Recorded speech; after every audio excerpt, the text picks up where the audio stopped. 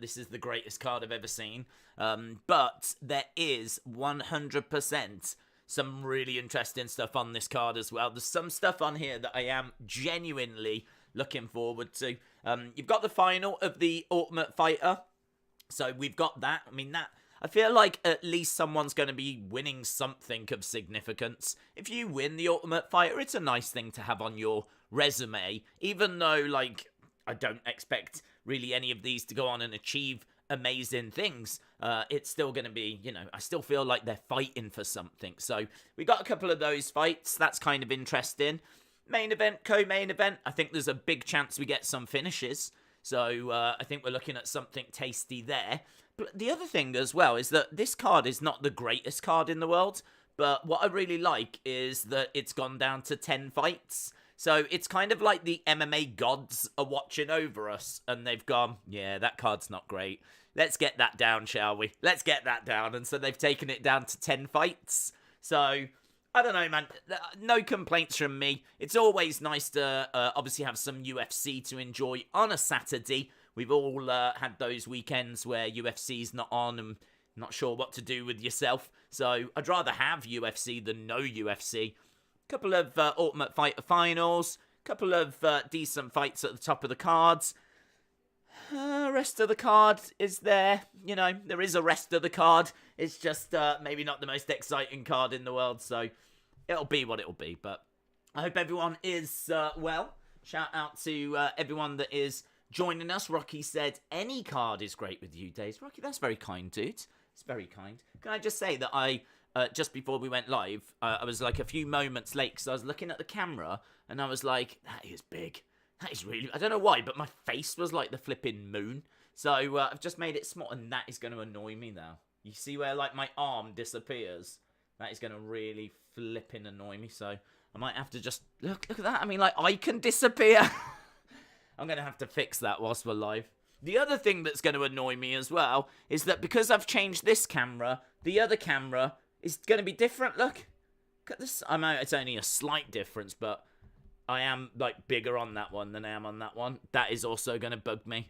So these are little OCD things that are going to get on my nerves. So, but anyway, you're not here for that. You're here to talk about the fights. Let's get to, Rocky said, if we get to 500 likes, will you show us your dong? Great question. Absolutely brilliant question. Get to 500 likes. I will slap you. I will slap your dong all over this screen.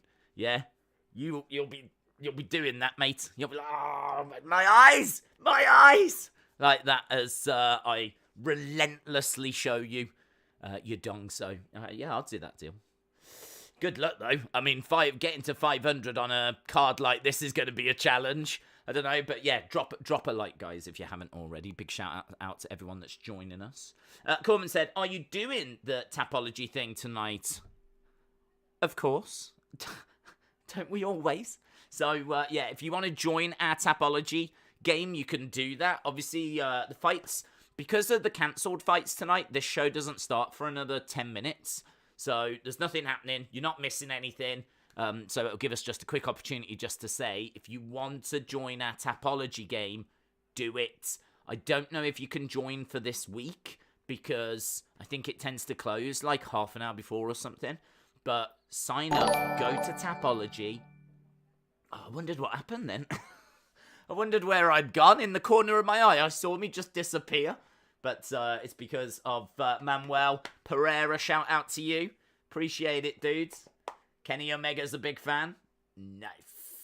So, yes, you can go over to Tapology, create an account, and then what you do is you do your predictions, do your picks, make your picks, and then join Pick'em group, and then find Wrestling Days League,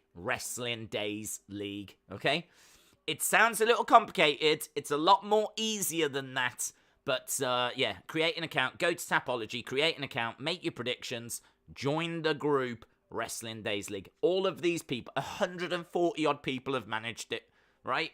140 odd people is where we are. So if you are sitting there going, oh, I don't know, that sounds like a bit of hard work, 140 people have found a way of doing it, and it's easy, right? So you can do it as well. Sonny, shout out to you. Hope you are well. SCL Handpan said, do you think McKinney will still be grinning when he gets sparked? Do you think McKinney will lose that fight? I've got McKinney winning that. I've got McKinney winning. I mean, he is coming off a loss, but he's taking on Eric Gonzalez. I mean, Eric Gonzalez has got power, but I really am not seeing much from Bailey's him. got a chair. I mean, he's got eight Bailey finishes. Smile on the He face does of have power. I don't think he's as athletic or as explosive as Terence McKinney is. So I've got McKinney winning. So, I don't know. To be honest, I thought everyone would have McKinney winning his minus 1,000 favourite. I mean, he is such a firm favourite. I would imagine he's probably on quite a few... I don't know. Would you put him on parlays? Is he worth putting on parlays? I don't know. Manuel Pereira, thank you so much, my friend. That is such a generous donation. I wish you'd put a message on, though. I wish you'd put a little message on, a little thing on there. And then I would read it out, and then if it was funny, we'd all... And even if it wasn't funny, I'd still make myself laugh. Because you've been so generous. I mean, I can be bought. That is literally what we're learning. I can be bought. My emotions, my reactions, they can be purchased. So, Manuel, I really appreciate the support, dude. But next time, put a message, or even put a message, and I'll try and see if I can see it and read it out. But I hope you are well. Hope you are ready. And Manuel, have you joined our Tapology thing? You should do it. You should do it. If you're such a big supporter of the channel, you should jump over there, play the game. Sunny says, Days, hello. Hope you are well. I'm good. I'm feeling good. I'm feeling... do you know what? I've just really, really enjoyed this past week. I've actually had a really enjoyable week. Haven't been anywhere. Haven't necessarily done anything, but we've just really got stuck into this channel. Like, I feel like the past couple of weeks, like, we've obviously turned the focus up and, you know, it's been great. I've really enjoyed it. So I know that doesn't really work for the UFC community. There's been a lot of pro wrestling content, but either way, I've still enjoyed it. And I'm enjoying something a little different. You know, here we are with UFC. Which, as I've said before, is great. It's a different change of pace. James said, did something happen at the end of SmackDown? It did. It did. I won't ruin it for you, James. I won't ruin it for you. We should do a poll. Yes. Good shout. Let's do it. So, who wins? We probably will go straight to our first match when we're up and running. Let's go back to this home page. So, first one's going to be Bueno Silva taking on Stephanie Egger. We can break it down, actually. Because, as I said, I think this first one... by the way, those pictures, that is not Bueno Silva and Egger on screen. If anyone is joining us going, well, they've changed. That is not them. Let's change this over. Where are we? There we go. So, you can see the odds. Egger coming in at minus 135. It's got them here. So, minus 135 for Egger, plus 115 for Bueno Silva. It is worth actually just pointing out a couple of the things that are on screen, because I do get asked quite a bit about stuff that's on screen. So, odds tend to be right here in the middle. So, you can see if it's a minus number, then that person is the favourite. If it's the plus number, they're the underdog. The bigger the plus number, the more underdog they are. The bigger the minus number, the bigger favourite they are. So that's quite close. I would say that's quite close. Not much in it between these two. But they do have Stephanie Egger as the favourite. The other thing, nationality right next to their profile picture. So I think, is that Switzerland? Feels like Switzerland. And that feels like Brazil, definitely. So Brazil... I think that's Switzerland. I'm really not sure, but I think it is. And then we've got the record there, 7-2, and we've got 8-2-1. So a lot of information just in this top section here. And then obviously as you go down, you got the height, the weight, the reach, the stance, orthodox or southpaw, both of them being orthodox. Signature strikes landed per minute. So how many strikes are landing per minute on average. So you can see there that Bueno Silva 4.25 every minute, 1.69 for Egger. So straight away volume easily with Bueno Silva. Significant strike accuracy. So This is how many shots they're throwing that are actually connecting, actually getting through. Very similar on that from these two. So Egger, 62.7%. Bueno Silva, 61.6%. Again, very close. Not much in it. Egger, just that little bit more accurate. But, I mean, it's so close, it doesn't really matter. It's not like the signature strikes landed per minute, which is very one-sided. Then you've got takedown average. This is where this gets interesting. You can clearly see the striking volume with Bueno Silva, but you can clearly see that the takedowns are with Stephanie Egger. 2.87 takedowns on average compared to none from Bueno Silva. So Stephanie Egger is 100% looking for takedowns. She is coming in looking to get this fight to the ground. Bueno Silva is going to keep it standing, use that volume. She is a striker, so she is going to try and get this done on the feet. Egger is going to try and get those takedowns and get it down to the ground.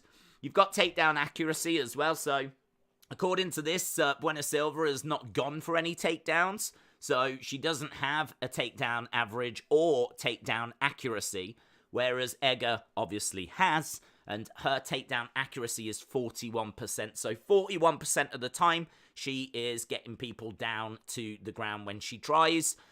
Not the greatest. I mean, also not the worst, but not the greatest. That definitely could do with being higher.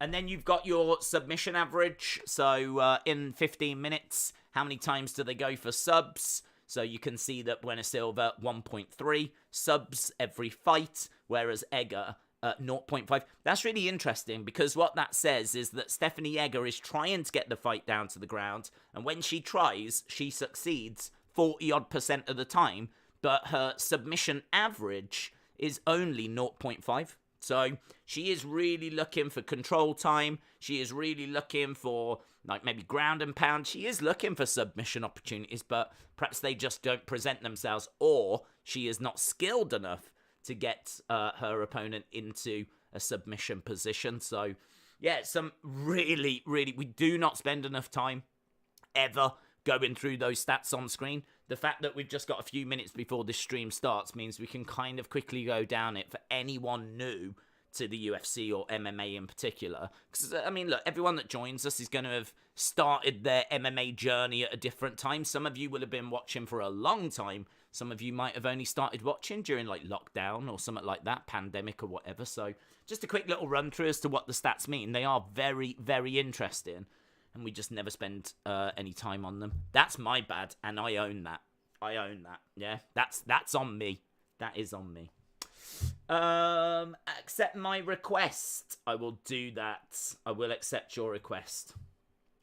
For some reason, though, it's because the fight's about to start. I was going to say, the stats just disappeared off screen, so let me deal with that first. I think in about half an hour, we go to the prelims. We might have one early prelim to deal with. Then we go to the prelims, and then obviously main card coming up at about 3 o'clock. So let me go and just accept this thing on Tapology. I will then go into the proper breakdown, and we can do that. There you go, Mohammed. You have been accepted. You now take us to 148. 148. So 148 people are playing the Tapology game. If you want to do that, as we said, go to Tapology, sign up. You can join it over there. Wrestling Days League.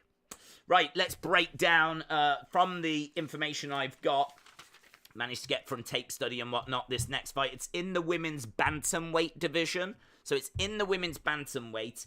Silva, as we said, a striker, advantage on the feet, strong, physical, can survive when she's in bad spots. We've seen her before getting into bad positions, being put into bad positions, and surviving and finding a way out. So she's quite durable in that sense. Fairly well-rounded. She's a bit heavy on the feet. Good Muay Thai, though. Heavy knee strikes. Really like her knee strikes, actually. That is something that always stands out from her fights. And she's taken on some good level of opposition. So she's 8 wins, 2 losses, 1 draw. She's taken on Stephanie Egger, who has got limited striking. Her striking's not that advanced. She's all about the grappling. She's got a judo background. She's got back-to-back finishes. She's improving with how aggressive she is, which is good to see, actually, because that's something that did need to be turned up. Looks to clinch and get the fight down to the ground, likes to drag her opponents down to the ground, use her weight to kind of get them off balance. She's a good fighter, but she is someone that I think is definitely live to be upset here. She's definitely someone that I could see losing this fight. I do like Bueno Silva in this spot, so Bueno Silva is my pick. When we get to the fight, we'll go over to see what you lot think in the poll. I just think Silva's got decent enough skills on the ground, certainly with her jiu-jitsu, to be able to weather anything that Egger throws at her. And I think that the advantage on the feet is significant enough to say that Bueno Silva's going to get the win on this. So, as we said, only 10 fights this week. Only 10 fights. We've been having weeks where there's been about 13 or so. And actually, the card should have started already. This card was meant to start, I think, about an hour ago. But sadly, we did lose a couple of fights. The Jason Witt fight and the Ariana Lipski fight, both of those have fallen off the card. So we are down to 10. Manuel, shout out to you, dude, says, my UFC journey started at the first Ultimate Fighter, but I've known about it since the Royce Gracie era. Yeah, I mean, do you know what? I would say probably about the same for me as well, actually. I would vibe with that. I was aware of UFC in the 90s, but that was largely because of WWE. And, like, when Ken Shamrock came into WWE, and he was being, like, heralded as the world's most dangerous man. And, you start to see more about his background, and that kind of really opened the door for me. But it wasn't a world that I really jumped into. It was a world I became aware of, but it wasn't a world I jumped into. But yeah, I would agree. I would say, like, when the first Ultimate Fighter happens, and the emergence of Anderson Silva, I think those things definitely, and Brock was a big one. When Brock comes in, that's massive for me. So it's kind of all around that mid-2000s, going into like 2010 kind of time. That's when I'm really, really coming into it then. But yeah, it's been good. It feels a bit weird at the moment. I feel like last weekend was a decent show. It was all right. I think UFC London was a disappointment. But I thought last weekend was all right. I mean, I thought that match between Nunes and Pena was absolutely fantastic. Really enjoyable stuff. I just think that we just need some bigger fights, to be honest. Last week felt like a bit quiet for a pay-per-view. Just seems like that fight, that Nunes-Pena fight, just didn't grab the attention that I think UFC wanted it to grab. Haven't seen the numbers on it, but you can normally just tell by how many people are around. Like, I think we ended up doing about 40,000 for a pay-per-view. And we are normally pushing like 80 to 100. So, I mean, look, unless we've done something exceptionally wrong, I think that that gives me the kind of vibe that it was a bit of a quiet one for UFC pay-per-view standards. Obviously, we got some big pay-per-views on the horizon, though. Some massive shows on the way. So, I mean, maybe none more so than Oliveira against Makhachev. I think Oliveira against Islam Makhachev is going to be absolutely monstrous. I think the pay-per-view buys on that are going to go through the flipping roof. Islam Makhachev has got a great following. And obviously, him going for a title against Charles Oliveira, I mean, that thing is going to be stacked. It's going to be stacked. That is going to be big time. So, yeah, that's going to be massive. I don't know what Diaz and Chimaev is going to do. I really don't know. I saw the video for it earlier today, the hype video. Looks really good, but I just don't know. I mean, Diaz is skilled. No one's saying he's not. He's a legend. People love him. He's a fan favorite. Blah, blah, blah, blah, blah. He's also over the hill. He's also done. He's also dead in the water. He's also not relevant in 2022. I just think that the sport has kind of moved on, and he deserves to be, say, co-main, top of the card. I mean, Chimaev, killer, and people are going to tune, and popular, and people are going to tune in to see that fight, but is that really a main event in 2022? Is it? Maybe I'm wrong. I mean, to me, I don't think it is. To me, that's a co-main event. I'm just going to be straight up honest. I think the Diaz name is done. I think it's took too much damage in recent times, even though nothing but respect, fan favorite, all of that. I just don't think top of the card. I think he's completely out of touch with reality as well. Didn't he want Ngannou? Didn't he go into Dana and ask for Ngannou? So I just sort of feel like he's a little bit, I don't know, off with the fairies at the moment, as always. Days KSI is going to have to find a new opponent. Unbroken says you need to dress sexier for these Saturday night streams. I don't know what you think this is, but to be honest, I don't know what you think you've clicked on here. This isn't dating days. Who have you got in Dustin against Chandler, says John. I've got Poirier. I feel like Poirier is the better fighter. I think that, Michael Chandler is a great fighter as well. I really respect him, but he almost got the job done against Charles Oliveira, but he does fall short. No shame in that, because Poirier falls short as well. I think whatever Chandler does against Tony Ferguson, as eye-catching as it was, I think Ferguson's washed. So you have to take that with a pinch of salt. You could maybe make an argument that whatever Poirier does against McGregor is irrelevant, because maybe McGregor's washed. We don't know.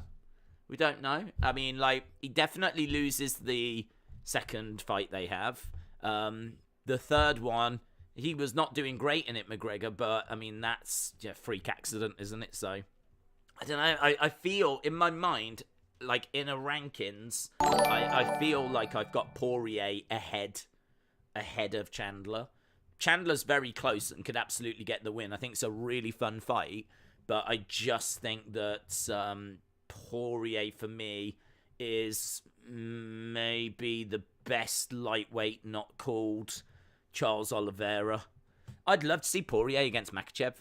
Because that one I really don't know as well. With this, I'm not sitting on the fence. Chandler or Poirier? Poirier. I think that he's got a nice striking. I think he's got great ring IQ. I don't know if his ring IQ might be his path to victory, actually, because he really knows when to be going and taking the fight down. He knows when to be using those leg kicks. We saw the leg kicks against Conor and how devastating they were. Poirier's got a lot of weapons. And there's, he can do it on the ground. He can do it on the feet. He's good with his leg kicks. We saw him, going down, trying to wrestle with Khabib, which is obviously never going to work. But, he's got skills, and he is well-rounded. And in my ranking, I've got him ahead of Chandler. But the great unknown is Islam Makhachev. That's the great unknown. Just don't know what to expect from Islam Makhachev, because to me, he's unproven. Islam Makhachev, we just have not seen him fighting anyone. Have not seen him go up against anyone of note. So, him going up against Charles Oliveira is either going to be the arrival of a megastar, because if he wins that, he's a megastar. You could argue he's a megastar anyway, but, he will be the king. He will be, if he can beat Charles Oliveira, because a lot of people think Oliveira's right up there pound for pound, and if Makhachev can beat him, and it looks good, we've got a mega star on our hands, because he's got that kind of Muslim following, that Russian following. He's very, very popular already in certain circles. And I think, I don't know if he's exploded into America yet and he's really grabbed the American fans. But if he can beat Charles Oliveira, he'll be hitting everyone's radar. So, yeah, Islam Makhachev, it's sink or swim time for him. And I don't know what he's going to do. I really don't. Is he going to sink or is he going to swim? How is he going to do against Charles? Charles Oliveira is proven. You know what you get from Charles Oliveira. He fights. He can. He's really good when his back's up against the wall. We've seen him in some bad situations. He was in a bad situation against Chandler, as we said, and he managed to weather that. There was a few moments, I think, against Poirier that he had to weather as well. And he came through all of that, and he just seems to look stronger as the fight continues. Like, if anything, in the first round, he doesn't look that great. And then as the fight continues, he tends to, like, grow into the fight. So I wonder if, like, Makhachev's going to look good early, and then Oliveira will grow into the fight. And then I wonder if Oliveira will just catch him with something. But catching Islam Makhachev with something seems unlikely. It seems unlikely. But I just haven't seen him really be tested. So, yeah, honestly, there's some massive... As much as we're saying last week was a bit quiet, there's some massive, massive fights on the horizon. Just Nick, shout out to you, said, if you could main event a card, who would you fight? Dude, I mean... my first answer would be, like, flipping, I don't know, Jojo Siwa or someone, because... I think I stand a chance in that. Although, you know, maybe not. I don't know. Maybe she does, like, kickboxing for fun. I have no idea. But, yeah, I ain't going to sit here and say Ngannou, am I? So, yeah, I wouldn't be doing that. The only thing I would think is, like, would you choose Conor because you're guaranteed to get red panty night money? Do you know what I mean? Like, it doesn't really matter who Conor faces. He's always going to do numbers. So, you know, do you just take someone easy to beat so that you get an easy win, but you're not going to get that much money for it because who's going to want to see it? Who's going to tune in? Or do you take the Conor fight and then, you know, against Conor, yeah, you're going to lose, you're going to get hurt, but you are going to get paid as well. So, I don't know. Do you know what? My answer might be Conor. For the red panty night money, that might be my answer. You got to think about these things. You need a good strategy. Let's go down. Terence McKinney, Hype Train. Are you reminding of that talking scene in the aeroplane movie? You are reminding me of the talking scene in the airplane movies. I have no idea what you mean. Is that the comedy one? Was that Airplane? Because there was one that was like a disaster one, wasn't it? That might have been Airport. I might be getting them confused.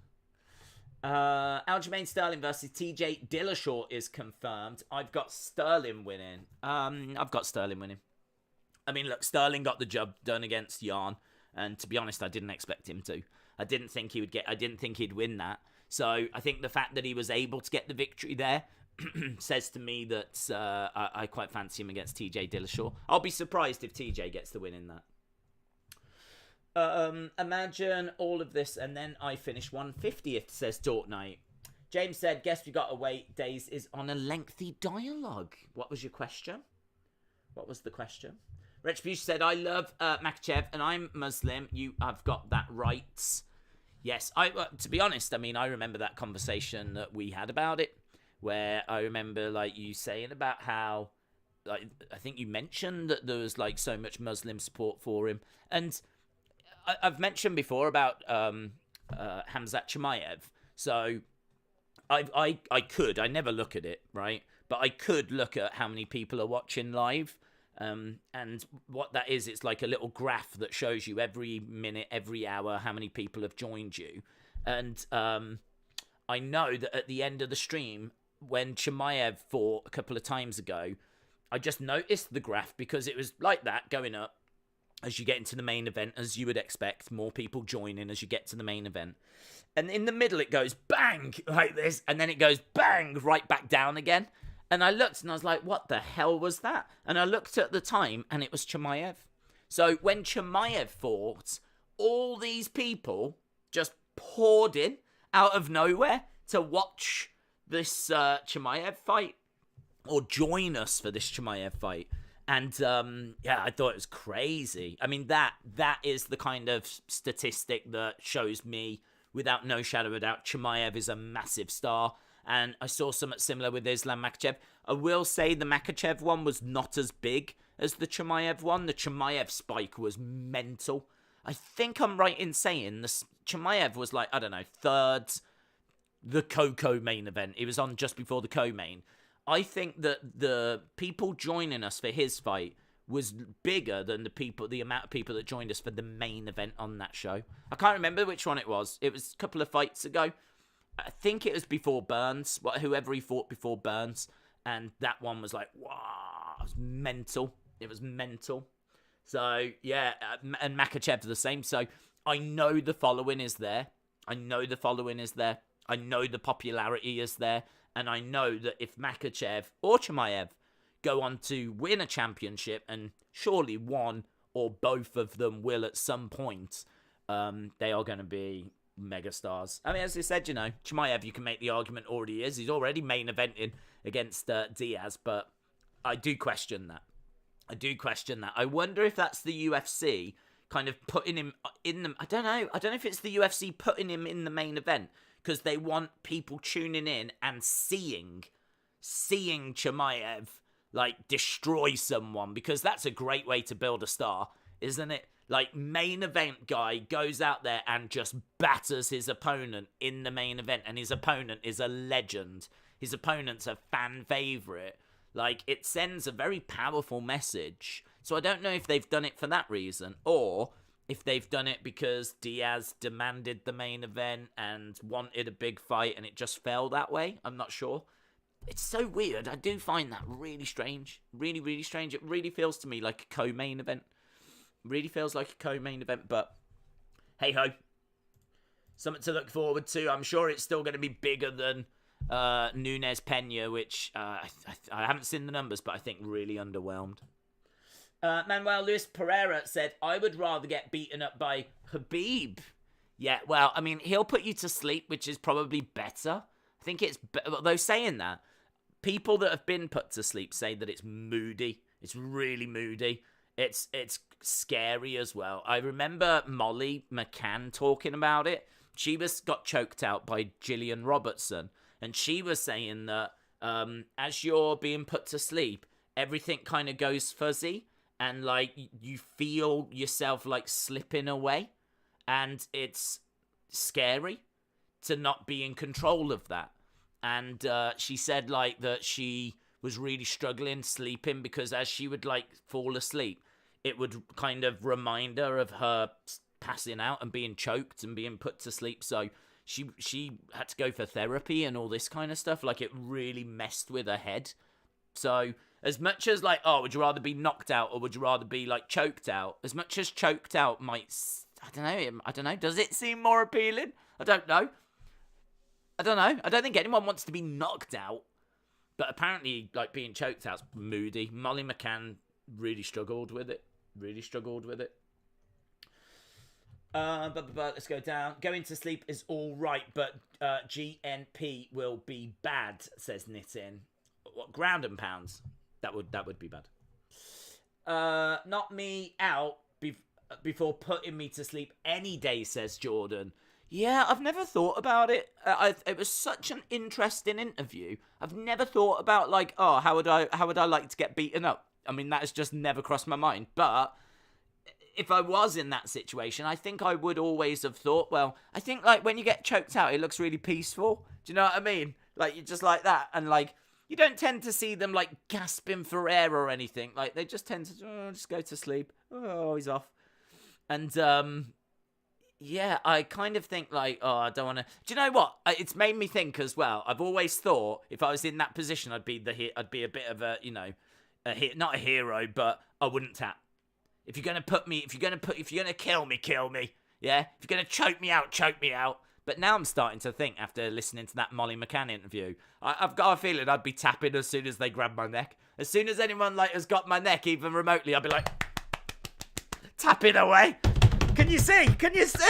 Tapping the referee and everything, going over to Dana, slapping him on the head. I'm tapping. Yeah, it completely changed my my mind. It completely changed my perspective on what I would do if I was getting choked out. I've come to the conclusion I would tap quicker than anyone's ever seen before. Hayden, shout out to you. How are you doing? I'm doing good. I tell you what, though, I'm being flipping cheated here. I was expecting a fight. I thought we had a fight on the early prelims, and we don't. So at the moment, we've just got pundits talking about Luque against Neal. That's going to be co-main event. That'll be a lot of fun as well. And they're just also talking about Ultimate Fighter winners from the past. Tony Ferguson, Carla Esparza, Kamaru Usman, Juliana Pena, Bisping, Rashad Evans, Matt Serra. Current or former champions. 9 of those have gone on to be either current or former champions. So they're really building up. I don't think this current crop is as good, though. This current crop doesn't look as good. Although, I'm sure you already know what I'm about to say. The brother of Kamaru Usman is in one of these fights. Usman's brother is on this card. So I haven't seen much of him because I haven't seen much of the Ultimate Fighter this year. And I'm intrigued, but from what I have seen, doesn't look that great. It doesn't look that great. It kind of looks like all the fighting genes went to Kamaru. But yeah, Mohammed Usman, heavyweight, big guy as well. Big guy. He is in the Ultimate Fighter heavyweight final. He's taken on Pauga, I think you pronounce his name. And both of them battling away. Usman coming in as an underdog. He's got a record of 8-2. That is going to be our co-main, well, our co-main. Because after that, we got Luque against Neal. And then we got Santos against Hill. Whew. I have got down my predictions. Can you see if you can add me? Yeah, I can do that. Don't forget, if you want to join our game, we've got another couple of people. We've got Dork Knight that's joining. You have been accepted. And we've also... Oh, God, more. We've got Song Madong. Song Madong, you are in. We've also got L. Stanley. You are in. And Pootie Chang. Yes. Pootie Chang. There we go. Boom. All accepted. So, yeah, if you want to join our Tapology group, you can do that. Wrestling Days League. You never want the oxygen cut off, says Unbroken. Can you accept Fortnite? Done it.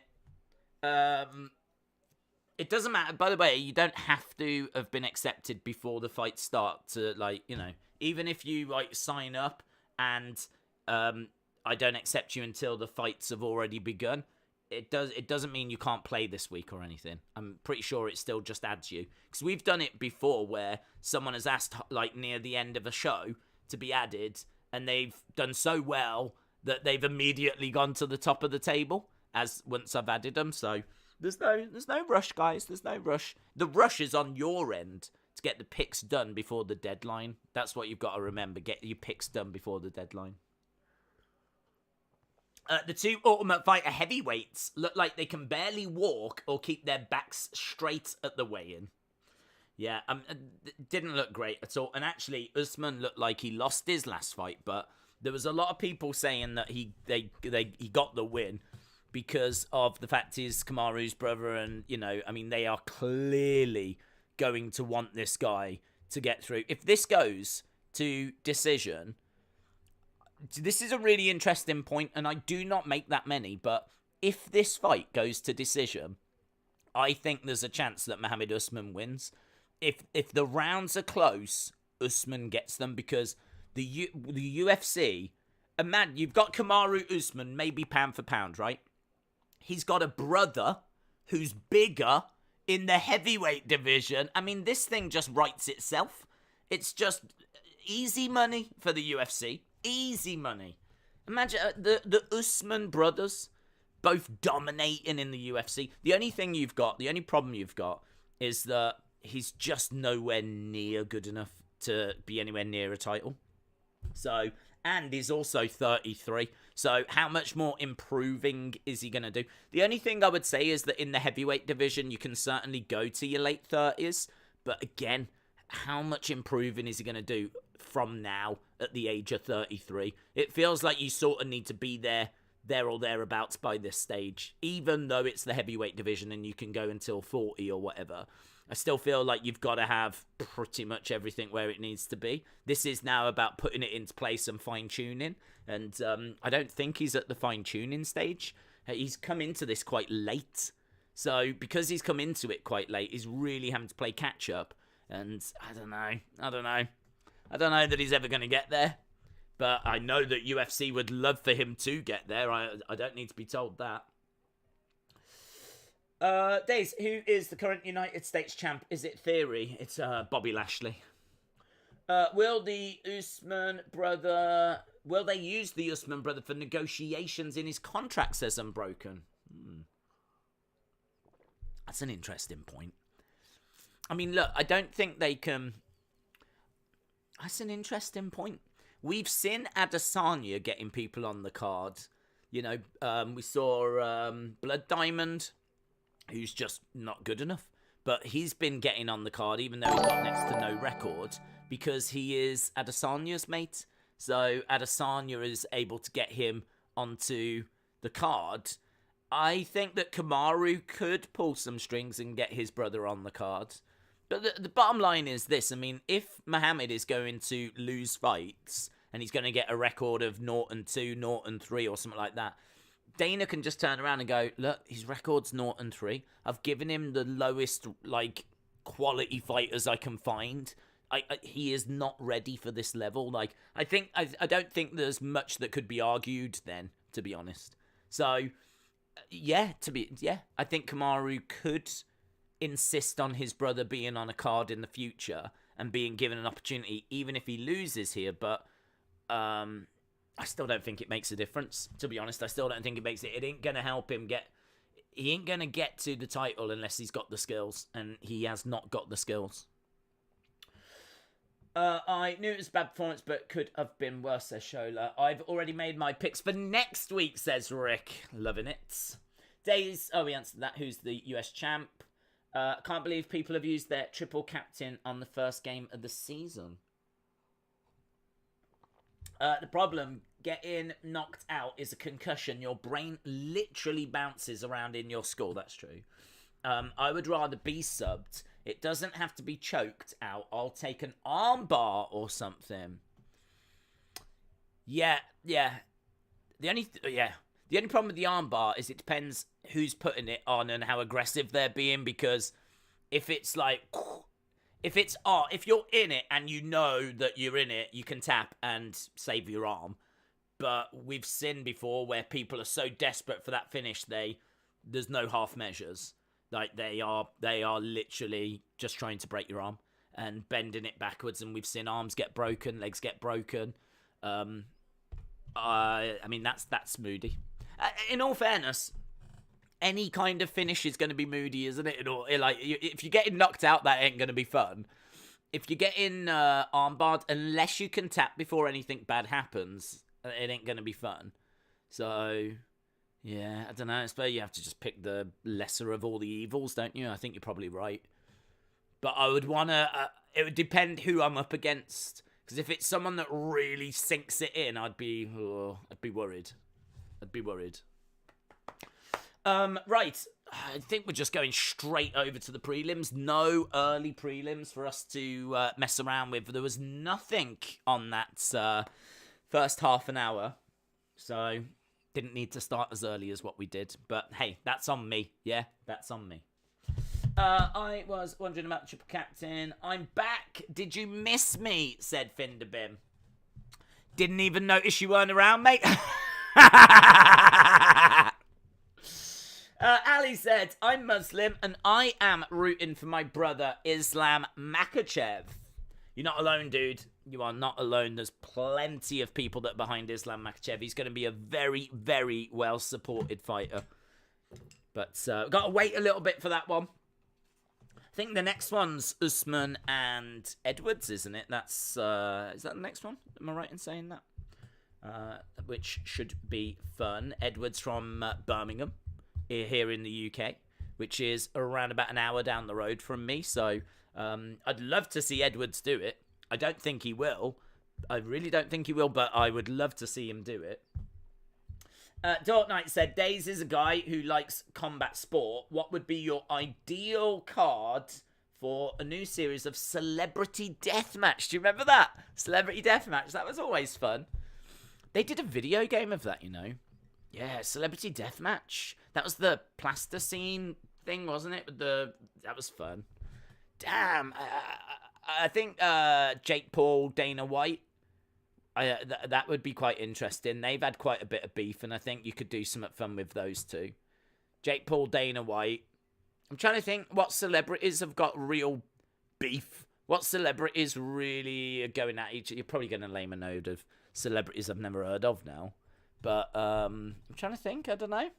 Not really up with current celebrities. I really don't know. I keep seeing, like, there was some, what was his name? Blueface or someone that I saw on Twitter punching a girl. I think she had hit him first. But I was like, who the hell's Blueface? Who the hell's this person? But honestly, like, the Twitter was going mental about him, so he must be a big name. I feel like you need Cardi B in there. Cardi B against Nicki Minaj. I think they've had a bit of beef. You could maybe do that. That's about as relevant as I get. I don't really get any more relevant than that. I don't really get any more relevant. You missed my super chat. Oh, I'm sorry. Do you know what? I mean, I need to change the alerts because I never hear when they come through. I thought there was meant to be like a jingle or something. Good day, Days and community. Hope everyone is well. Scout, shout out to you. Shout out to Australia. Hope you are well. Certainly doing well at the Commonwealth Games, you cheeky little rascals. David said, for your information, start time next week is 4:30 Eastern time. So that'll be 9:30 UK time. That's a little bit earlier than usual, but it's all right. We'll be here for that. Right, we are going over to our first fight. We've waited a long time, but it's coming up. Stephanie Egger, back-to-back wins, both of them finishes. Finished 6 of 7 wins, 3 by knockout, 3 by submission. She is a judo black belt and getting ready to step inside the cage. A dentist. Here we go. A dentist seems to be the one who created cotton candy. Without a doubt, William Morrison, the dentist, made sure that others in his industry kept bringing in a lot of clients. Hang on, so you're telling me a dentist made cotton candy because he knew that it was bad for teeth? Is that what you're telling me? Coach Co normally with some very interesting facts. And I want clarity on that one. Don't come around here doing half a job, yeah? Jake Paul KSI was confirmed, but it fell through. KSI is now fighting Swarms. Will you be doing the KSI fight? I don't know. When is it? I don't even know when it is. Talk about people I've never heard of. Who the hell's Swarms? I mean, in all fairness, who the hell is Alex Wasabi? Bueno Silva making her way down. Little bit of a shimmy on the go as well. So, Silva making her way down. This is our first fight of the evening. 10 fights tonight. Do you know what? I don't even need Fight Pass on because we didn't use it. Scout said, love the accent. You sound like a true blue Aussie. No, it's truth, mate. Yes. True blue Aussie. What is a KSI and Swarms? Don't know, mate. I think they're diseases. Fred Jones Towns said, I worship Jesus. Okay. And I'm rooting for people who think like me. Okay. Thank you. How do you know that, though? How do you know who thinks like you? Please respond. Will Jesus show you that? Please respond. I'm not making fun. I'm not making fun. I'm just asking, how do you know? How can you root? Like, who are you rooting in this one? Edgar or Bueno Silva? How do you know who roots for Jesus? Maybe they both are anti-Jesus. I don't know. Edward said Swarms is a rapper. That's what you say. Read up about the cotton candy and dentist, and it does appear to check out. Silva has got this in the bag. KSI is fighting on August 27th. Can we watch the fights on here? Sadly not. Sadly not. If I put the fights on here, then I will be taken down. You will be taken down. We will all be taken down. Dana White will come and get us all. But what we can do is we can certainly go through the fights as they occur, share our thoughts and feelings. It's a little bit like an online diary. They always point to the sky. Yeah, but you don't know that until after, do you? You don't know that till after? Or do you mean during the intros? When they say their names and they're like, Stephanie Egger! And she goes like that, then you know. But that means you can't place any bets, can you, until you actually get to the fight? Unless you drop them like a DM and just go, excuse me, how do you feel about Jesus? I am now totally watching to see if we're gonna give one of them. What about if they did like Jesus and then something happened and they no longer like Jesus and you didn't know, and so you actually bet on them not knowing that they no longer like Jesus? This is a flipping minefield, isn't it? It's a minefield. She loves Jesus. She roots for the Mexican fighters. Wrestle with Andy. The good thing about MMA is any fight can become the greatest fight in the history of our sport. That's so true. Never has a truer word been spoken. Wrestle with Andy, I hope you are well. Here we go. We are underway. Round number 1. So we do finally have some action. I am also going to refresh ESPN. That is an ESPN issue, yeah. ESPN are being a bit slow tonight. There we go. Before anyone's like, oh, you haven't got the stats. It's not me, it's ESPN. Kick coming in by Bueno Silva. Egger grabs the leg. Looking for a trip. Good work by Egger. Down goes Bueno Silva. Bueno Silva over by the cage. Egger driving her ass in her face. She's got her down. Bit of ground and pound on the go by Egger, trying to rain down the right hand, and forearms coming down as well. Bueno Silva trying to turn over to the side. Hammer fist coming down by Egger. It's one-way traffic at the moment as Bueno Silva finds herself on her back. Not a good position for Bueno Silva, but she should be able to deal with this. And she's got an arm! She's got an arm! Was there a tap? What's happened?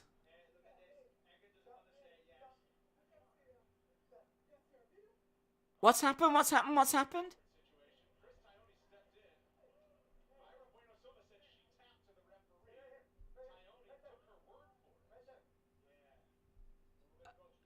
We're going to go to a replay. There's apparently accusations of a tap. They're going to show up a video.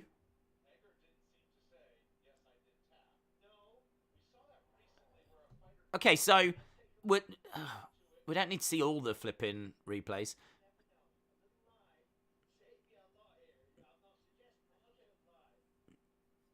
So, yeah, we don't need... Why are they showing all this? Okay, so she gets the arm. She's got the arm. Bueno Silva's got the arm. We're looking for a tap. Can't see. Oh, hang on. The hand's over there. You're not going to be able to see.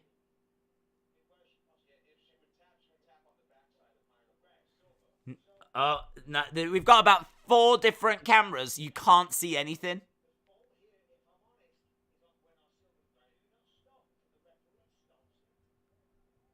Can't see. There's no camera that's going to show.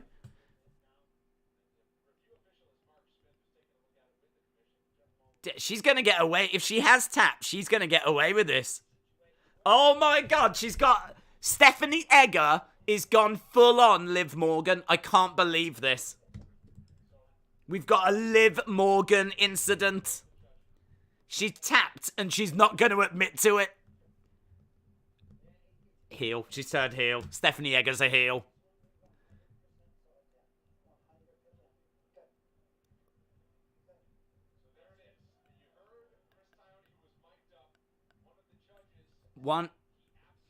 One of the judges 100% saw a tap.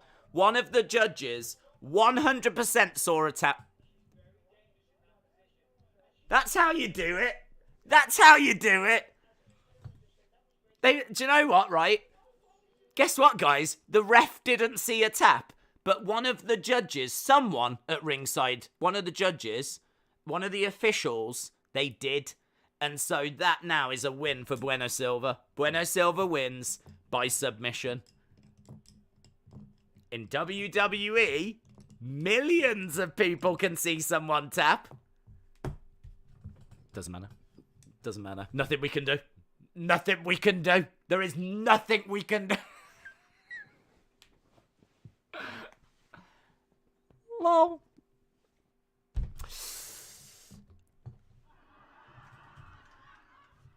Right off the bat, controversy. Controversy.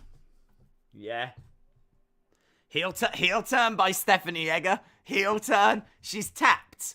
A judge at ringside said, I definitely saw a tap. And Stephanie Egger's like, what? What do you mean? I was scratching. I had a mosquito. I was trying to get rid of a mosquito. It was so annoying dealing with a mosquito whilst I was fighting. I was trying to get rid of it. It wasn't a tap. I can't believe it. Vector, Sue, shout out to you. Suey. Look, Bueno Silva's in tears. So emotional. I think she felt it. I think she felt the tap and she thought that victory was about to be taken away from her. Oh, I love it. It's juicy, isn't it? Did she really tap? You can't see. No. Bueno Silva's like, no. Yeah. Look at that. Egger went to shake her hand. Bueno Silva's like, no. No. I worked hard for this moment. And she tapped. Look at this. Oh my God. Someone send this to Liv Morgan. Send this to Liv Morgan. Bueno Silva's like, I worked hard for this moment. And she tapped. And Egger would not admit to it. Wouldn't admit to it. Didn't admit to it. Look at Bueno Silva, all emotional, upset. Felt like a victory was about to be taken away from her. Does this ring any bells, WWE?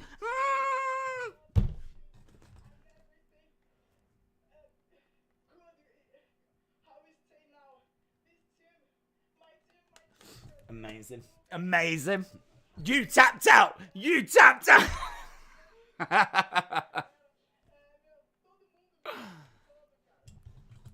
Boo! Ronda Rousey. Ronda Rousey. What we need now is we need Kayla Braxton to send a tweet out showing support for Stephanie Egger. We need Kayla Braxton to come out and say that she is disgusted at some of the comments you lot have been making about Stephanie Egger. And that next time Stephanie Egger speaks, you hush your mouths. You hush your mouths. Myra Bueno Silva, look, she is so emotional. She really felt like that victory was about to be taken away from her. I should imagine Ronda's on the phone. As soon as she gets up, back Ronda will be on the phone. I'm pleased this one came through for you. I was cheated as well. Yeah, crazy moment, innit? Crazy to open up the show that way. Why is she crying? She, I think it's because she really felt like, she said that she worked really hard for that moment. And I think that just the emotion of almost having that being cheated from her.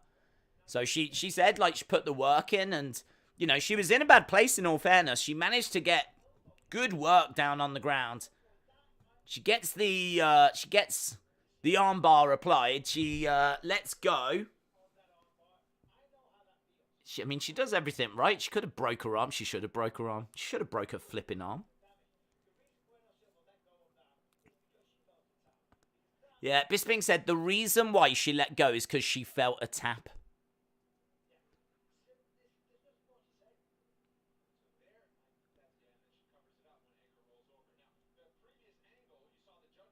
Oh, God, it's amazing, isn't it? This feels worse. At least Liv was choreographed. Where's Egger's honor? Is there no Battle of the Belts? I don't know. What was that tonight, is it? Jacob said, I felt a tap.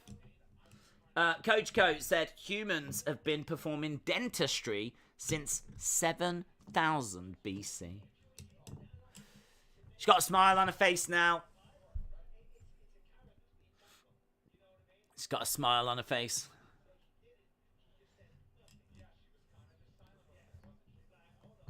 I don't understand why. Someone's going to have to explain this to me. But I don't understand how Stephanie Egger tapped. The ref didn't see it. And Stephanie Egger hasn't won. She's not won. She's not one. I'm so confused. I'm sure WWE taught me that if the ref doesn't see it, then the person that taps wins, don't they? That's how it works. If it seems like I'm loving this, it's because I really am. I really am loving this.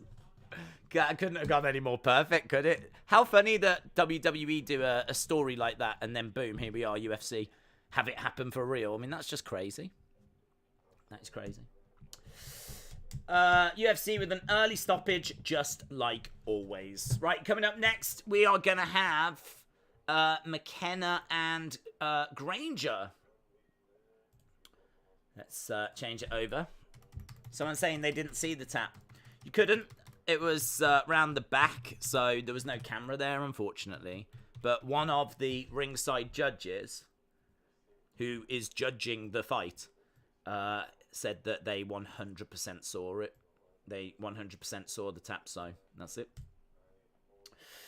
Right, mate. So, next up, McKenna against Granger. Oh, I know that won't be to everyone's taste what just happened, but I do a little bit of controversy. I'm here for that. Right, we've got McGregor at minus 230. We got Granger at plus 190. McKenna, she is 5 years old. She's the youngest person to ever compete in the UFC. You can see the picture over there. It's got her hair in, like, ponytails. Her parents told her that they were going to Disney World, but they've slapped UFC gear on her and shoved her in an octagon. So, in a way, it's a bit off, but she loves it. She loves it. And it means that the parents can go off to the casinos. And, like, in a way, I think what they do is they treat this a bit like a creche, like a nursery. They drop McKenna off whilst they go around to the casinos and, like, you know, just have a nice time. And then they come back and pick her up. And they're like, did you have fun with your friends? Kind of a thing. So she loves it. She loves it. And the UFC take good care of her as well, so she's fine. So, yeah, she is going to be in action. She's got, for a 5-year-old, good wrestling. She looks for takedowns. She is the smaller fighter, but you would be. She's improving. She's got limited ring IQ, but you do at that age. So, yeah, amazingly, she's coming in as favourite in this. She's coming in as minus 230 favourite. She's taken on Miranda Granger, who's going to have a huge reach advantage. I think legit, has it got it on screen? 10-inch reach advantage. 10-inch reach advantage for Granger. So 10-inch reach advantage, poor takedown defense. She's very aggressive on the feet. She has been away for a few years. She had a kid. There's lots of unknowns around her as a result. So this is one that it's really hard to know which way it goes because I really don't know. I feel like McKenna is favourite and probably rightfully so. But Granger could get the win here. We just really don't know what she's going to look like, having been away for as long as what she was away for. So I'm going to go McKenna. The disrespect to our Welsh warriors. Listen, this ain't a flipping... I don't know if you can call Corey McKenna a warrior. Maybe you can. I don't know. Right? I don't know. But I don't look at her and see a warrior. If that's your warriors, if that's what the Welsh warriors look like, come on. You've got better warriors than that, I'm sure. AJ Usyk is in 2 weeks. Enigma says, acknowledge me. You've been acknowledged. Poll, God, do you know what? I cannot see the flipping poll. The poll is not on screen, is it? So because it's not on screen, I never flipping remember. Right, you lot went with Silva. Let's see what you've got with this next one. Ooh, it's probably going to be a little bit of a wait until we get to this next one, in all fairness, because that last fight ended quite early. McKenna against Granger. Who wins? Let's go Minnie Mouse. What team do you support? I support Man United. I also support Stourbridge because that's where I was born. It's a little town. So I support Stourbridge and I support Man United. Man United play tomorrow, I believe. So I think it's Brighton. See how they do. I'm feeling quietly optimistic about this season. Don't think they'll win it, the league or anything, but I'm still feeling optimistic.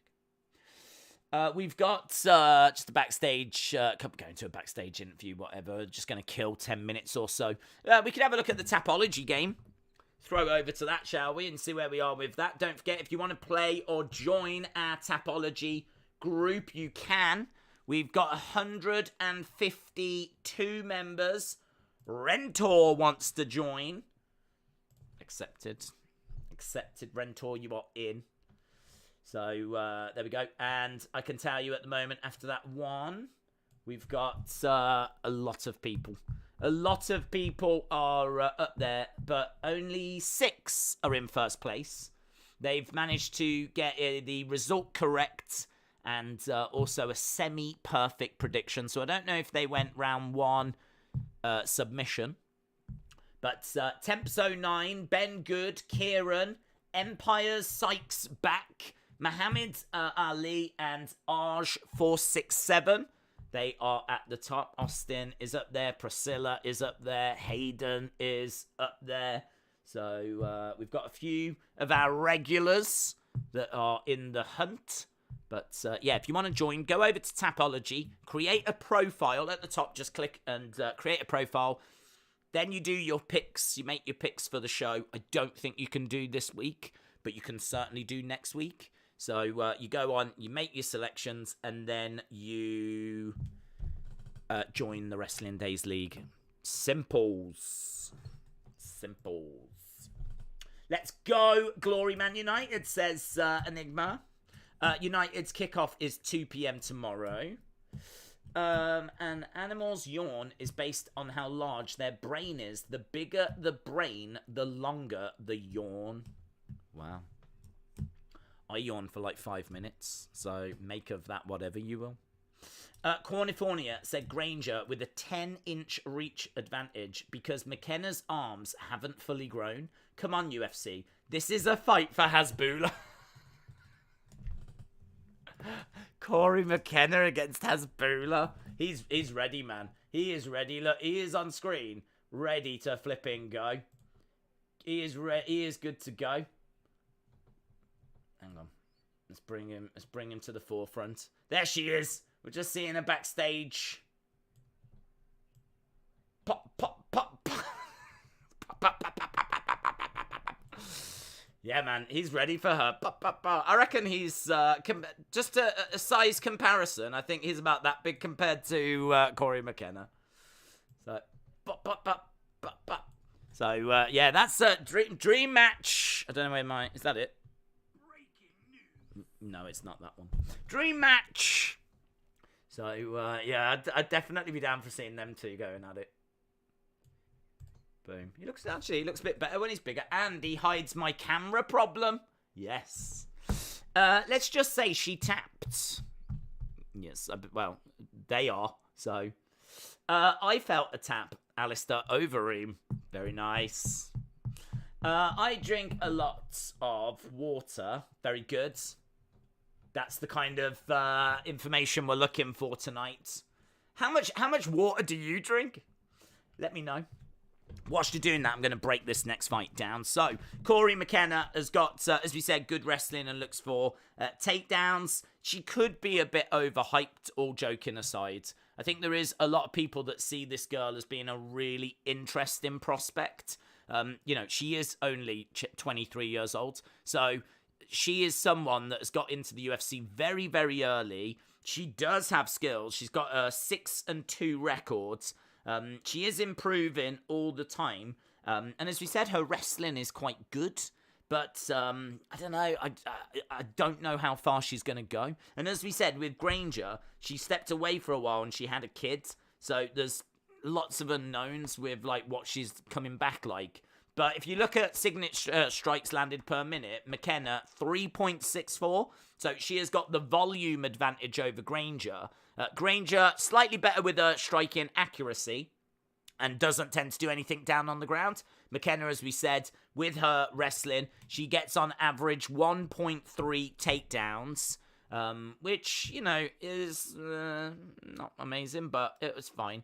And 44% on takedown accuracy. So, yeah, but is that 10-inch reach advantage going to be enough? Because if you look at the volume is with McKenna. I expect McKenna to be able to get inside, really negate that reach. She knows she's got to close the distance, get inside and trying to grab, get against the cage, drag her down, look for takedowns.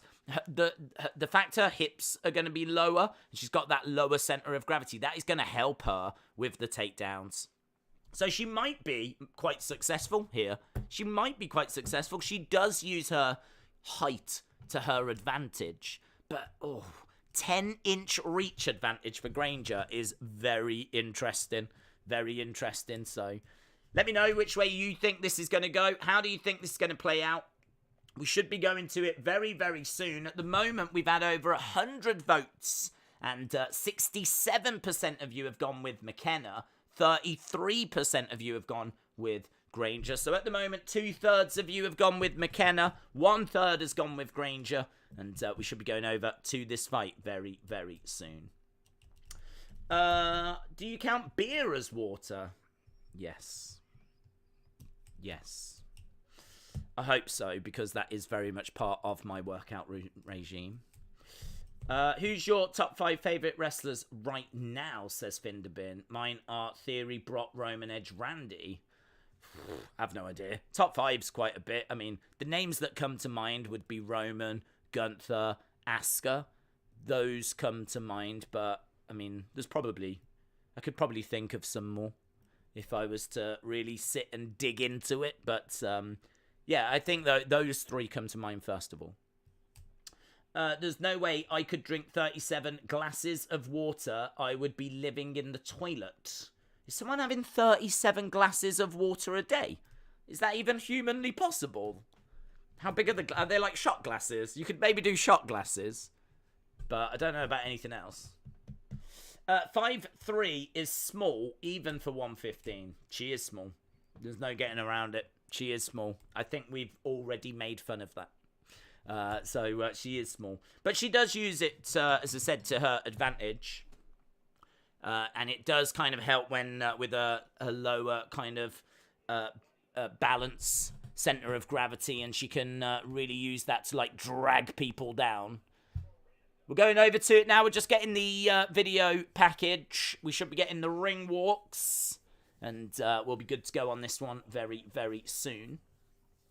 Rocky McKenna taps Nunes in less than a minute. The judges saw the tap. I should add that actually to the winner scroll. I do like to have the winner scroll on screen. So I always like to have the winners going across. So we can add that. Let's go down here. There we go. So Bueno Silva. Silva wins by sub. There we go. Boom. Boom. McKenna is this generation's happy warrior. What the hell is that? I have no idea what that is. I don't even know what that is. I've pressed the button and I don't even know what that is. There we go. Tom Brady drinks 37 glasses of water a day. Oh, maybe that's the secret then? Perhaps you can go on to become the greatest football player of all time if you drink 37 glasses of water a day. Don't know. Perhaps there's something in it. She'll be taller when she hits puberty. Yeah. 13 years to go. She's a Joe Rogan at 5'3" on her tippy toes. She'll be taller. 5'3" is pretty huge. Can I get added to the Tapology group? Sure. Of course you can. I'll do that right now whilst we're just waiting for this fight to start. Are you going to the right? Yes, you have. Kung Flu, you have been added. There's been a few people that went to the wrong group. There's 2 groups on there. One is closed now. That was one that was for, like, members on the channel. But the one that we use on here is the Wrestling Days League, which is bigger, in all fairness. The one that was for, like, the members, which I've shut off now, is it's got 50-odd people in it. The one that you're looking for is the Wrestling Days League. That's the one that we use on here. That's now at 154. 154. Right, let's go up. Switch over. Is it a terrible idea to get a takedown and say, I felt a tap and celebrate with the boys, says Luke. Is it a terrible idea to get a takedown, say you felt a tap, and then celebrate with the boys? No, that sounds great. That sounds like a perfect evening. I mean, it's good. Do you know what? Fair play to UFC that the judge has come out and said that they saw it, because none of the flipping cameras did. And if that judge hadn't have come out and said that he'd seen it, I don't know what they would have done. I suppose the fight would have had to have continued. But I don't know. I really don't know. Would they have just put them back in that position? I really don't know what they would have done. It would have been really interesting. What if that judge had money on the fight? Turns out he had money on the fight and he never saw it out. That'd be the controversy, wouldn't it? Here we go then. Both fighters inside the octagon. McKenna has got the shortest reach of anyone in the UFC. Her reach is 58.5. That is the same reach as a beetle. Ringo. Right, we've got Miranda Granger coming in as an... Imagine if you was taking on a 5-year-old with the shortest reach in the UFC and you come in as an underdog. I mean, wouldn't you just quit MMA? Wouldn't you just give it up? Wouldn't you just think to yourself, this isn't for me? I should definitely go and do something else. Right, here we go. Corey McKenna, minus 190. Fighting out of Wales. Bouncing around. Cumbran, Wales. Right, let's get it on. Let's get going. Keith Peterson, the referee for this one. Macy Barber watching on in the crowds. She would have got away with it if it weren't for those meddling judges, says Simple Kind of Man, yes. I'd love to see an interview with Stephanie Egger after, see what she's saying. Because what can she say? Is she saying she didn't tap? I want to know. Right, here we go then. We're underway. We've got McKenna in green and we've got Granger in blue. Nice strikes coming in there by McKenna, closing the distance well. Standing her ground in the centre, bouncing around as Granger comes in. Front kick, but falls short. So Granger on the outside and McKenna trying to let that left hand go. Nice low kick there. Feinting with the left straight. Landing an outside leg kick. She's doing well with the striking, man. When she steps into the pocket and she gets those straights down the middle, they are landing for her. McKenna looking quite good.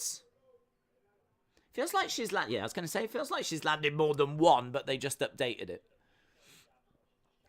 That was nice. There was a lovely left to the body and the right kind of overhand coming in. Nice little combo there by McKenna. But the problem is that she's now been grabbed by Granger. She's up against the cage, but McKenna switches the position. So she's got Granger up against the cage now. So we're over by the cage. McKenna in control. She's managed to grab the leg of Granger. Granger's got the head of McKenna. And hasn't really got it in a guillotine, but McKenna using her low level of gravity, leaning and putting the weight onto that leg. Into a seated position goes Granger. McKenna stepping over. Again, no, Granger getting up to her feet, but McKenna picks her up, slams her down. That was good. That was good by McKenna. She picks up Granger, slams her down. She's got her on her back now. She's got her on her back with McKenna on top. McKenna in full guards. We're not in the center of the octagon, but we're more towards the center than we are towards the cage. And as we said, McKenna on top. Nice takedown. Looks like she's trying to transition. She's into half guards. Half guard here for McKenna. Strike coming into the side of the head. It's a McKenna round. Easy at the moment. I think a lot of you was being quite disrespectful before the fight started. And as I was saying, she's a very good fighter. Pay more respect. She's doing well here in this first round. If McKenna wins, I'm going to cut off my dong. Says Dong Fu Master. Let's all remember that. Let's all remember that. McKenna doing well here, Dong Fu Master. Doing well. There's less than 2 minutes to go. She's got Granger down. She's all over her at the moment. Strikes coming into the side of the body. What I like about McKenna in this position is she is working. She's not just lying there on top of her. She's constantly trying to throw that left and right. Digging into the body, digging into the side of the head. Driving and grinding the forearm against the head. She's not just like lying there, getting the control time. She is being active as well. She's up to 18 total strikes. 4 for Granger. 23 total strikes for McKenna right now. Got just over a minute to go. She's got head and arm, but it doesn't look like it's really in, and she lets it go. And again, you know, still working, still grinding. Definitely a McKenna round in this one. Definitely a McKenna round. I picked Granger. I think I've made a mistake, says Sonny. Okay, never mind that. No dongy chop chop, says Dong Fu Master. I'm sorry, I have to take your first answer, Dong Fu Master. I'm afraid it's too serious. We can't ignore it. If you say it on the internet, then you have to commit to it. Right, we've got half. Oh, look at that. She is in side control right now. She's gone from full guard to half guard to side control. McKenna in a very dominant position. Side control is a very nice place to be. Very nice place to be. There's really not much defense that Granger has got. If she can get... She's managed to grab the leg, though. She's trying to fully mount. She looked like she's trying... It's there if she wants. She's got head and arm as well. She's got head and arm that she's got.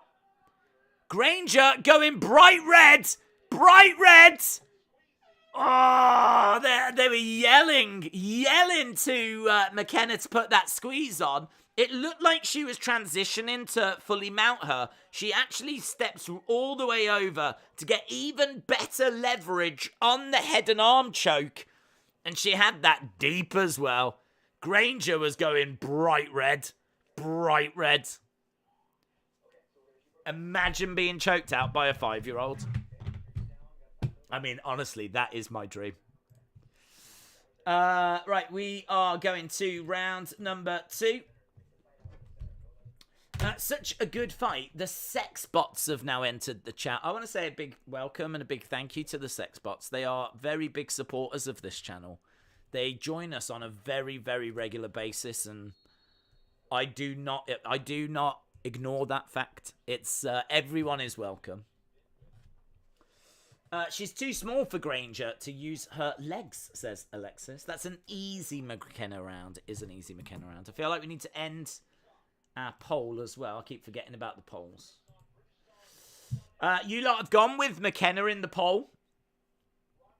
Respect. Here we go then. Round number 2. Round number 2.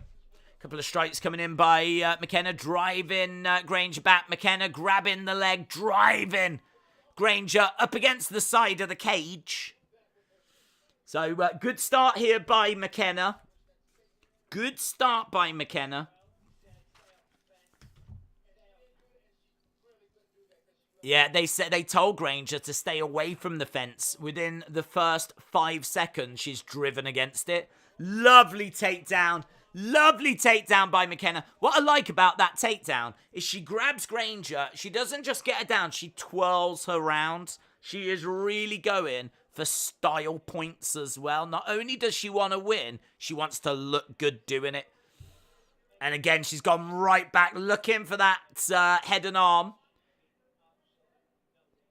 She's gone right back to that. And is she tapping? She's tapped. She's tapped. Granger taps. Granger taps. Oh, McKenna wins. McKenna wins. It is a victory for McKenna. Amazing. Very, very good. Why do they faint from like 20 feet away? Well, I mean, if you've got a 10-inch reach. Where is Dong Fu Master? Dong Fu Master. You know what you need to do. You know what the people are going to demand. How do you feel about Karrion Kross returning? Says awesome wrestling. Flipping love it. Went crazy over it. I don't know if you saw. I mean, we've done so much on it. We've done like a whole video talking about it. We've done a Raw review. We do a watch along. We've done a Raw review. We've done a video talking about it. I've put up my reaction to it. So, I mean, there's plenty of stuff on the channel for it. But brilliant. I think he's a very credible fighter, and I'm excited that he's back. She tapped, but did the judge 100% see the tap? That's true. It's very true. She's going to turn around and say she didn't. She didn't tap. That's what she'll be like. I didn't tap. She's going to do a Stephanie Egger. Did you see my super chat? I did. Janny said, "Is it just me, or does Hill look really psychotic?" Ooh. Let's go. Her family lives on my street, says Andrew. There we go. Part is in the street then, because not only did she win, she absolutely dominated. She won the first round. Took her no time at all within that second round to get the job done. So a very impressive performance from McKenna. There we go. Smile on her face. Where does that leave Granger now?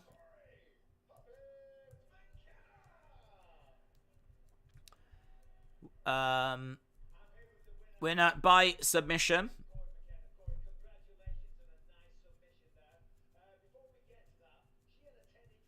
She had a 10-inch reach advantage.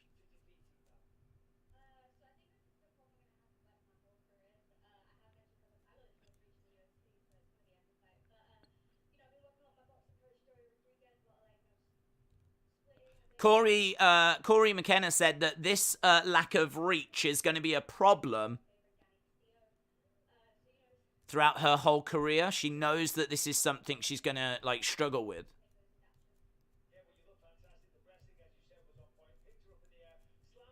But she knows how she can like neutralize it. Interesting. Right, let's go. I think I see someone in the chat there. Let's try and make sure we're keeping up to date with everything.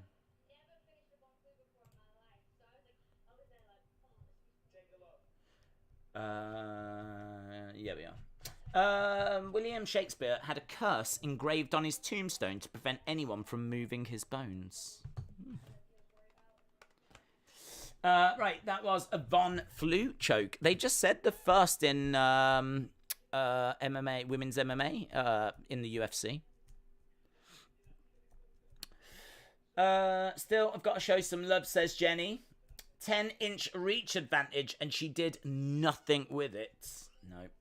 See that quite a bit, to be honest. I mean, like, reach is something that is looked at a lot, but very, very rarely, like, plays a part. Quite often you see people with these big reach advantages just not capitalizing on it. Not, like, being able to, like, use it to keep their opponents back and, you know, keep them at bay. I mean, honestly, it was no problem whatsoever for McKenna to close that gap. No problem at all. Ian said Jessica Andrade has got a 62-inch reach and became champion. 58.5 isn't too much difference. Unbroken said Shakespeare created more words in the dictionary than anyone in history. God, you lot are loving the Shakespeare facts, aren't you? Is this fight night that dull? Is this fight night that boring for you that we've had to break out the Shakespeare facts? I mean, I know it's not the greatest fight night. I am not going to sit here and tell you that it is. But I think the two fights we've had so far have been good. I mean, controversy galore in the first fight. Second fight, really good performance by McKenna there. Thought she did a really good job. So, yeah, I don't mind that at all. We're going to be moving on. Battle against Sato is going to be our next one. Battle against Sato. Coming up very soon. We need to add McKenna to our winners row. Have a look at Tapology. McKenna won by sub. There we go. Boom. Let's go over to Tapology then. I don't know if this has updated. I might have to manually update it. Let's hit the refresh. Don't forget, if you want to join, you can. We're at 154.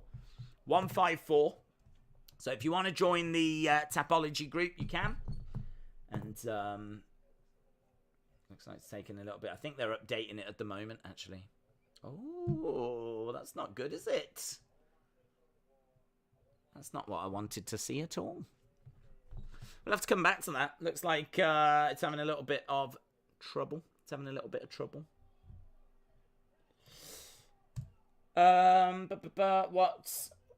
That's what she said when she chopped off my dong.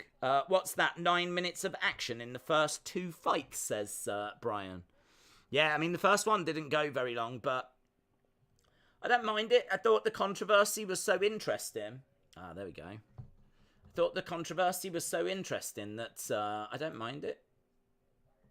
Something a bit different. Ben has rocketed to the top. So Ben has gone to the top. 165 so far. 2 correct. 1 perfect. Perfect. And the other one semi-perfect. So Ben is at the top. Then we got Temps. Then we got Empire. Sykes back. Then Muhammad Ali. They're all joint second. Fowler. Craig. Hayden is up there. Austin has disappeared. Where's Priscilla? Priscilla is in the mix as well. Brian is in the mix. The mother is up there. William Hensey is up there. So a few familiar faces, but Ben in the lead at the moment. I don't know if Ben's in the chat. If he is, you're leading at the moment. Lipski fight was cancelled. It was, yes. It was. Sonny said Shakespeare is the... Oh, Jesus Christ. Is the second most quoted writer in English, only losing out to the Bible. Goddamn Bible.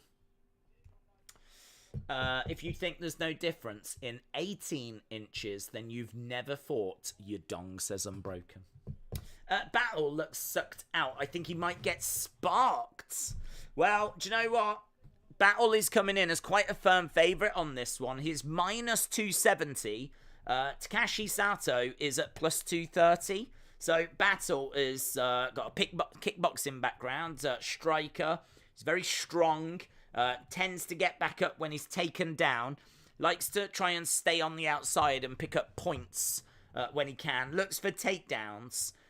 Might tease going for takedowns just so that he can land a few shots. He might like feint the takedown, come in with like a hook or a shot to the body or something. Something that we tend to see him do. Takashi Sato is a striker. He looks for the big shots. If you actually look at his significant strikes landed per minute, I mean, he lands 2.28. If you actually look at Brian Battle, 7.10. 7.1 significant strikes landed per minute, which is not bad at all. So, quite impressive volume from Battle. He is, as we said, taking on Sato, 2.28. You can see the accuracy is a lot better for Battle as well. 57.8, 41.1 for Sato. Takedowns as well. 1.3 for Battle, 0.35 for Sato. The only thing I would say is that the sample size is obviously very small for Battle. He's not long been in UFC, so you can't really gauge too much. But so far, his numbers looking good. Coming in with a 4-inch reach advantage. Sato is a power puncher, an aggressive kickboxer. He's got good movement. He can sometimes be guilty of keeping his hands low. But I fancy Battle here. I've got Battle winning this. He's coming in as quite a firm favourite. Minus 270 is pretty good. Pretty good. So, yeah, I feel like the odds are probably right. Probably where they should be. Maybe a touch wide, but yeah, I've got Battle winning it. Let me know who you've got. We'll jump into the chat and do get another poll going. So, who wins? We've already been live for quite a while, actually. We started at like 12:15. It's already nearly 2 o'clock in the morning here. We've only got just over an hour to go until we're at the main card. So, it's quite a quick one this week. Because there's only 10 fights, it'll go quite quick. It'll move quite quick. They're just showing us Battle. Last fight, defeats Gore by unanimous decision. His record is 8-1. Taking on Sato. Takashi Sato finished his last 7 wins, 5 in the first round. So Sato definitely brings an early storm, but I don't know. I don't know that he's going to be able to get it done here. Not too many Japanese fighters in the UFC anymore. Not good for Sato for training. I don't know where he trains, to be honest. I mean, it's a good point. If he's training over in Japan, the level of, like, competition over there. I've said this before, though. I find it so surprising there's not more. When you think of martial arts, you always think of Japan. I always think of Japan. And you're absolutely right. Like, I don't know. I don't know if they're just not doing a good enough job of finding the talent, or is the talent not there? I don't know. Has the sport evolved to the point where, you know, high-level Japanese martial artists that are, like, skilled, highly skilled in, like, certain disciplines, is it so evolved that those superstars just could not perform very well in a mixed martial arts environment? Don't know. It is something that constantly surprises me that we do not get. Or is it to do with the popularity of UFC in Japan? Maybe there's some great fighters over in Japan, but it's just the popularity of UFC is not as great. I genuinely don't know the answer to that. I don't know the answer to that, but I am surprised there's not more. Just like Thai boxers, they need more. The fights this week are in Vegas. We're at the Apex. We're back in the Apex. Shakespeare created the 5-second rule for dropping food, says Unbroken. I wish that was true. I feel like it's probably not true. Where is FDG going? Who's that? Frankie de Jong? Don't know. I mean, I feel like if he's going anywhere, it's probably Chelsea. He'll either stay at Barcelona, but I think they're going to force him to drop his wages. I don't know how they're going to force him to do that, but because he's signed a contract. But if he does move, I think he'll want Champions League. So I don't think he comes to United. I imagine MMA fighters in Japan would go to Rising instead. Yeah, they would, but isn't the money going to be better in UFC? Like, surely they would want the better payment, you know? I feel like no one's going to pay as well as UFC. Maybe I'm wrong on that as well. I don't know. Perhaps Ryzen pays like incredible. But I was under the impression that UFC was the best payers. If you was a wrestler or UFC fighter, what would your walkout song be, says Nick. That's a good question. That's a good question. What would the walkout song be? Damn. Walkout song would be... I don't know. What would yours be? Give me some inspiration. Give me some inspiration. I think I'd want something... I don't know, you know. I feel like I would want something that really got the party started. Do you know what I mean? Like something that was a bit of a dance tune. So I think I'd be turning to like maybe the Prodigy. I think I'd be looking at like Firestarter by the Prodigy. Or yeah, something along those lines. I'm trying to think of like some really cool dance tracks that would like really get things going. Maybe...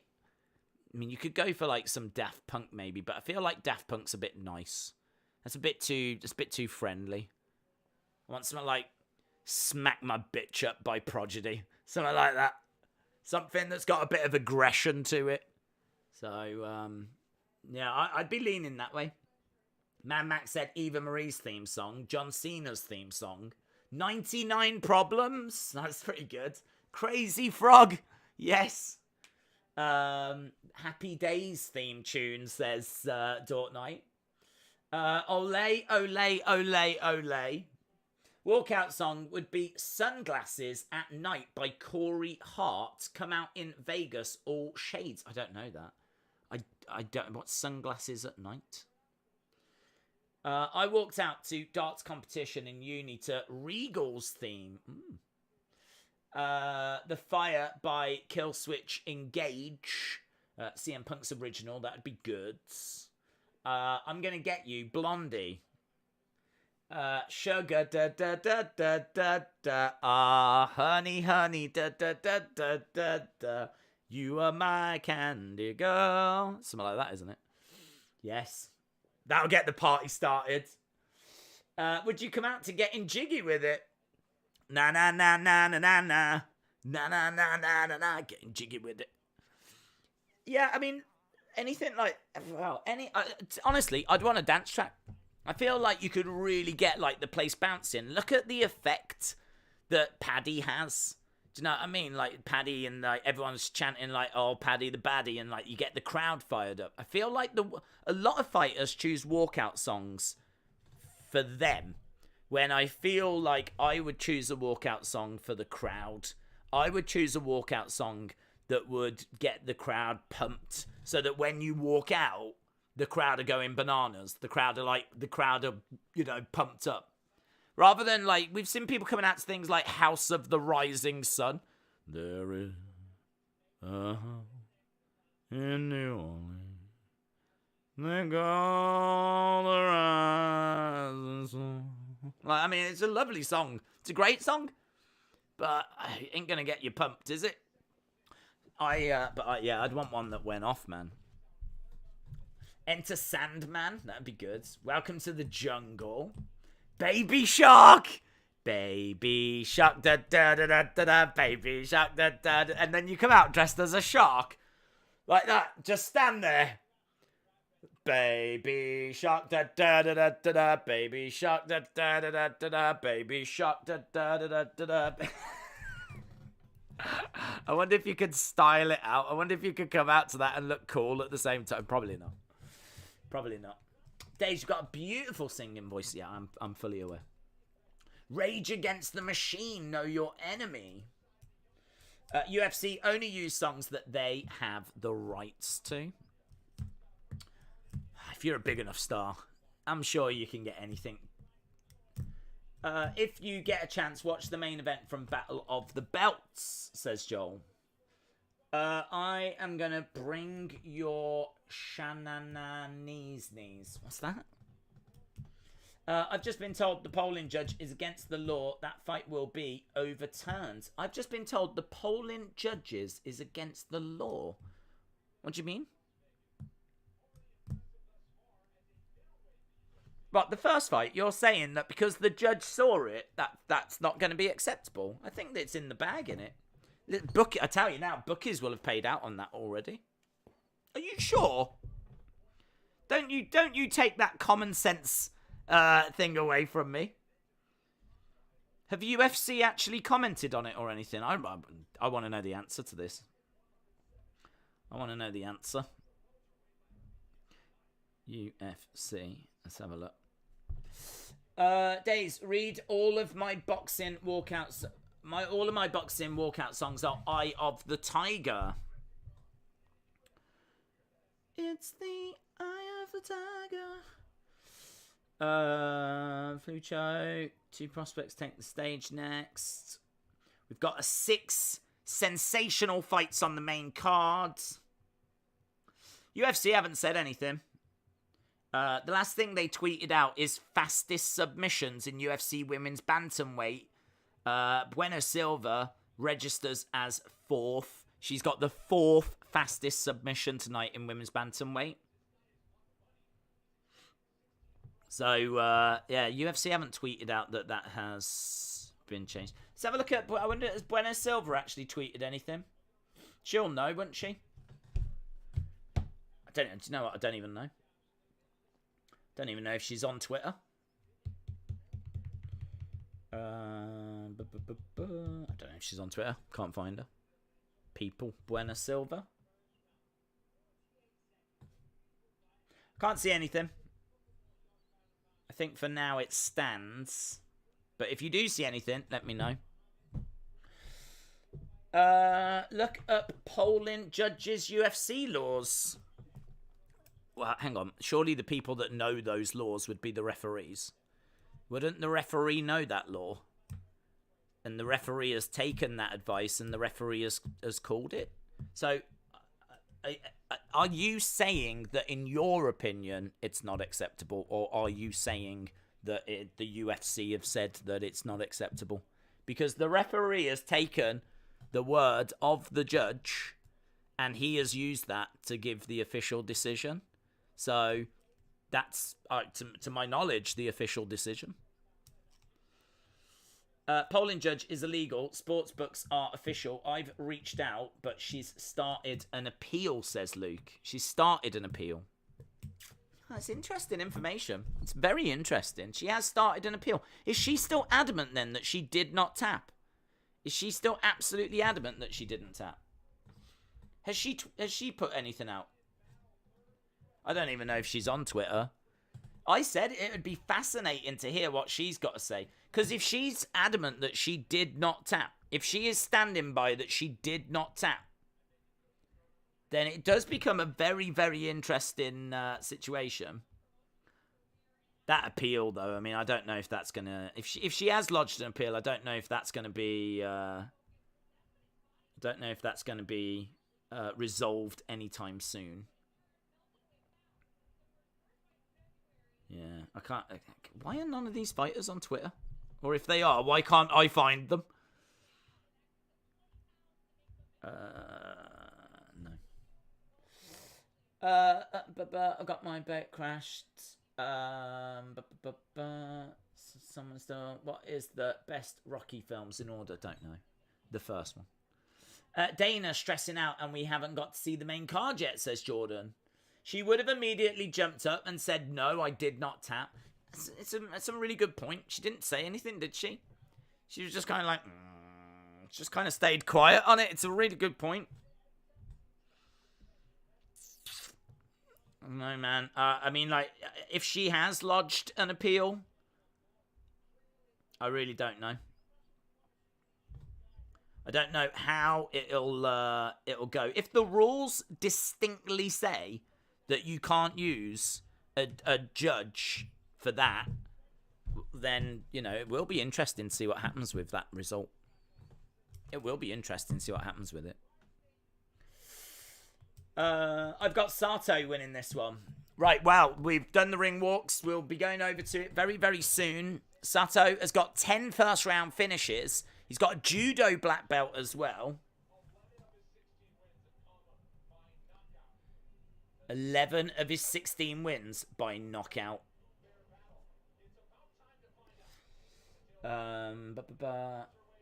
She didn't protest, it says TJ. Okay, reach, 4-inch reach advantage for Brian Battle. He's now coming in as a minus 300 favourite. Wait to see Battle get knocked out cold. About 45%. Right, here we go. We're about to get underway with our third fight of the evening. Third fight of the evening coming up. Sato fighting out of Tokyo, Japan. Tokyo, Japan. He's not got a great record, has he? He's 16-5, but he's struggled inside UFC.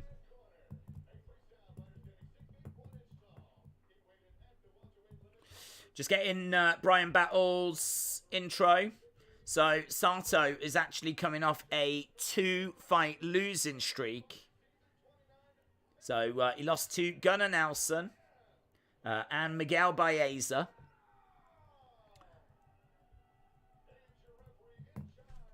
This is definitely a fight that Sato should win. Battle has only just arrived in the UFC, so this is big for Sato.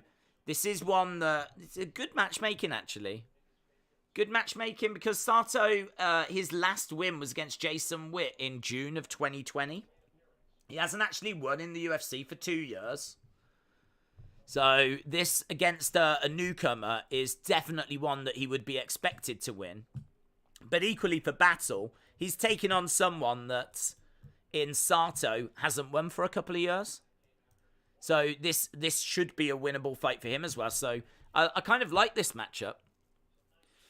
Nice kicks by Battle. He's looking very composed. He's just staying on the outside. Kick coming in, a little flick to the body. As Sato takes a step back. Couple of strikes coming in there by Sato. And again, low kick coming in by Sato as Battle takes a step back. Oh, he's knocked him out! Head kick! Wow, great! Head kick by Battle, and it's a KO! He's knocked him out cold! Sato is out! He's deaded him! He's deaded him! Oh, out of nowhere!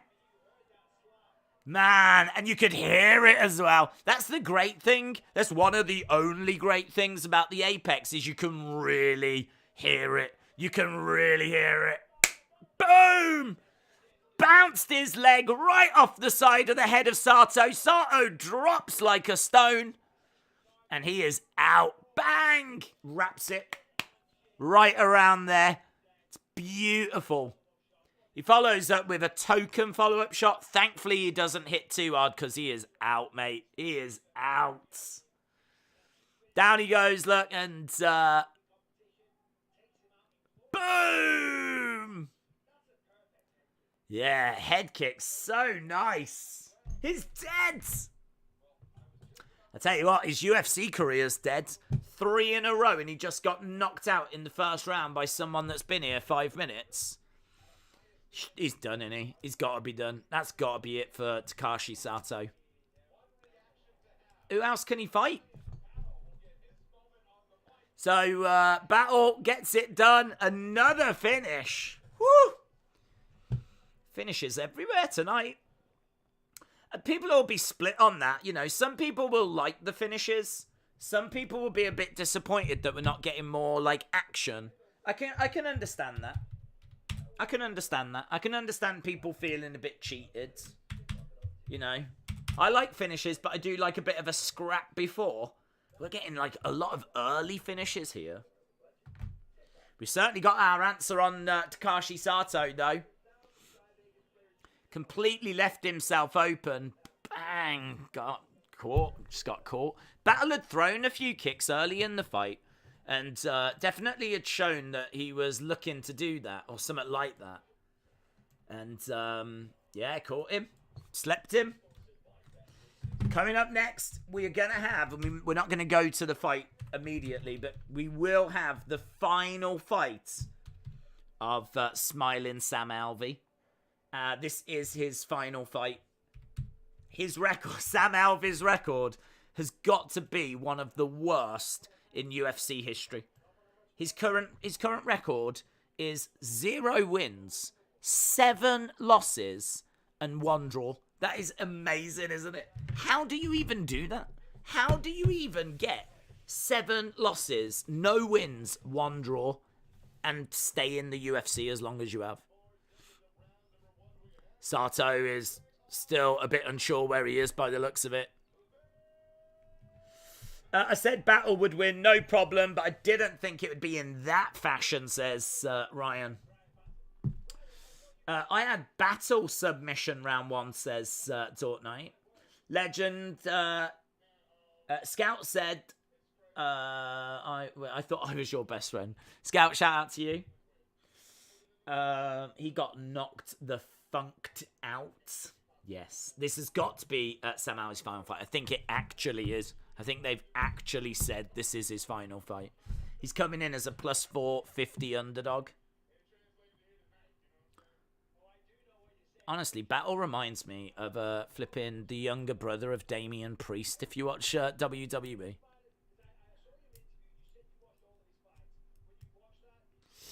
Beautiful head kick from Battle, says Vandera.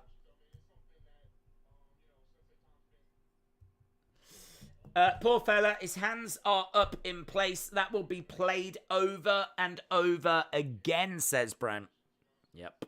It's a lovely knockout. I mean, it's the best knockout we've seen tonight. Mainly because it's the only one. But I think it'll probably still be, whatever happens, the best we see tonight. It's a real beautiful one.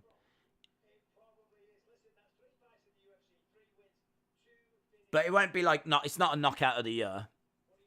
But it's a nice one. It will be shown a few times, that one. Alvey is a banger. That's why UFC kept him. Yeah, I think he is someone that's took a lot of fights on short notice as well, in all fairness to him. He's someone that never turns down a fight. He's always willing to give it a go. So, I will put some respect on him for that.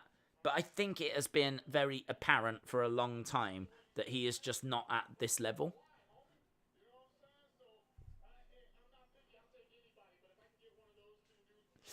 9th fastest head kick finish in UFC history. That landed in 44 seconds.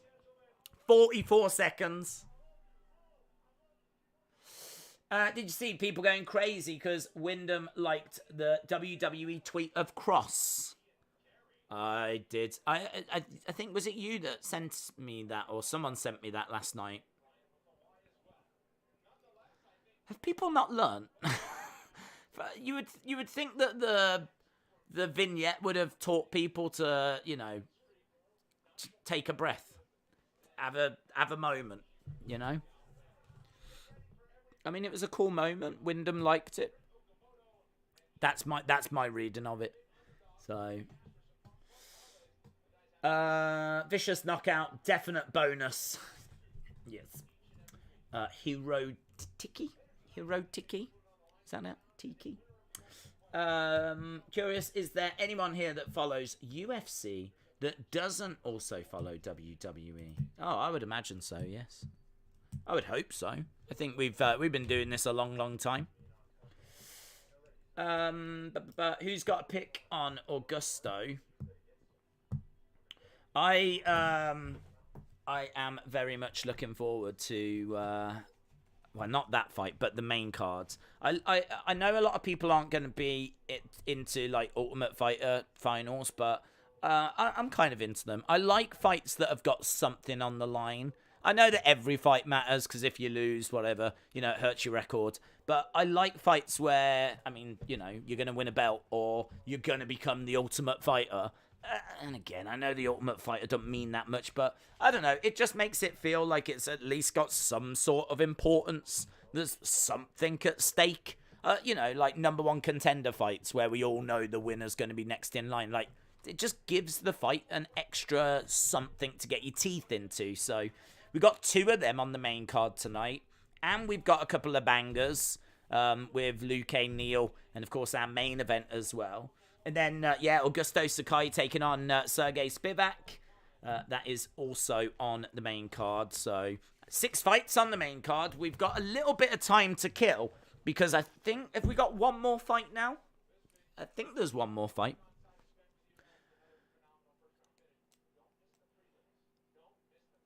Don't miss the prelims. They're just stressing because, well, I mean, if you've blinked, you have missed some of these prelims. There's been plenty of early finishes here.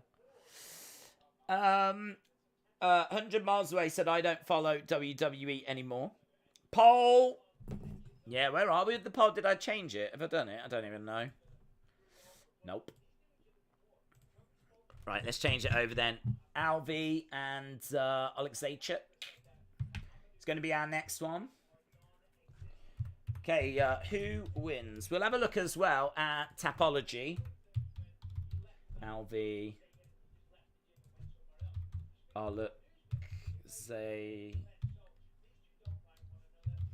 There we go. Less fights tonight. It's going so fast, said Burn It Down. Do you know what? It is going fast. We've been live for 2 hours, and it's absolutely flown. It's absolutely flown. So I do agree, it is going quite quick tonight. We will be at the main card in about 40 minutes. We've only got about 40 minutes, and then we will be at the main card. So I think there's one more fight to go on the prelims. We'll probably go to that in about 10 minutes time. They'll probably throw over to, and honestly, I think it is the Alvey fight. I don't even know how long that's going to last. I really don't know how long that's going to last. So I would imagine we'll be going over to the pundits at some point. I've also completely messed that up, haven't I? It's not Sato that won. It was Sato that was knocked out. It's Battle that won. There we go. Right, I said I'd go to Tapology. Let's do that. Here we go. So, let's refresh it, because I can't guarantee that that is up to date. Let's hit the refresh. There we go. Ben is still top. So, Ben is top.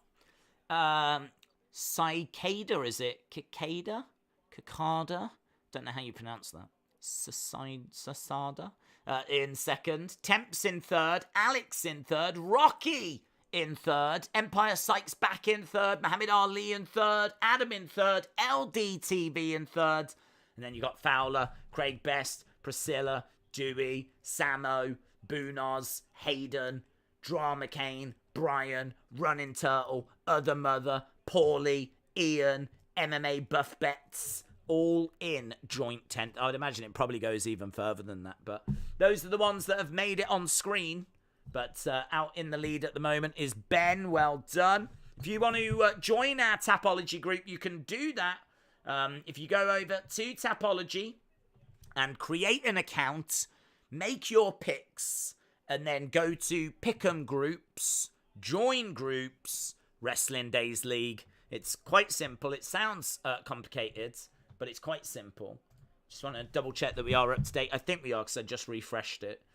We're at 154. 154 is where we are. So 154. 154 people playing and joining us. So shout out to all of you. Did you see that United are interested in Sane from Bayern? I did not see that. No, I didn't see that. They're going over to the pundits. So they're killing a bit of time. Past few weeks, you've uploaded and tried so many new things. It's been amazing. There is always something new to watch. I am loving the channel right now, says Burn It Down. Thank you. I'm pleased that people are enjoying it. I am trying. Let's put it that way. I'm trying. I'm putting the effort in. I'm giving it a go. So, you'll see plenty more of that. Jay said, I must be doing bad because I can't even see my name. Yeah, I think you are. I think you're actually so far down, you're a disgrace. So, just going to put that out there. William saying hello. Voting. Yeah, get your votes in. We've got this fight coming up. Oleksiejczuk at 62%. Sam Alvey, 38%. Might as well just break this down whilst we're waiting for this next fight to start. Hopefully not going to be too far away.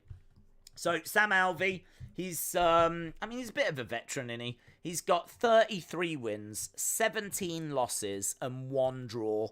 So, Sam Alvey, 0-7-1 in his last 8. His last win was 2018. This is going to be his final fight. He's a bit flat-footed, but he is tough. He doesn't throw a great deal of volume. He did used to have a really impressive chin, but just don't know. I just don't think it's there anymore. He used to be known for his durability, and I just don't think that you can't rely on that anymore. I think his chin's gone. I think his durability is going. He is tough to take down. He's always had decent defensive wrestling, and obviously he's got tons of experience, but he's just not UFC level anymore, in my opinion anyway. And he's coming in at plus 430 here. He's taking on Oleksiejczuk, who is nearly 10 years younger than him.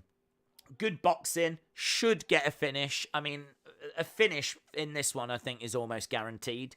He's got a speed advantage, he's quick, he's aggressive, he's durable, fights at a decent pace. He's got really good shot selection.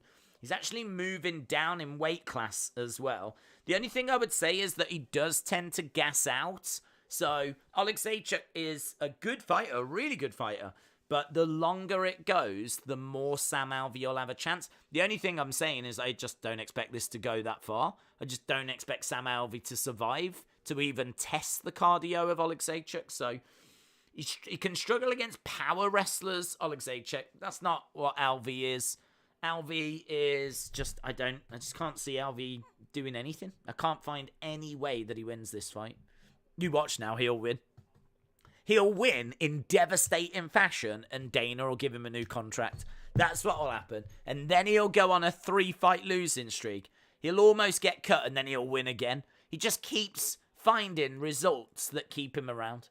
But I think Dana has come out and said, this is it. This is it. This is your final fight in the UFC. So, 36 years old, coming in here, and as we said, I expect Oleksiejczuk to get the job done.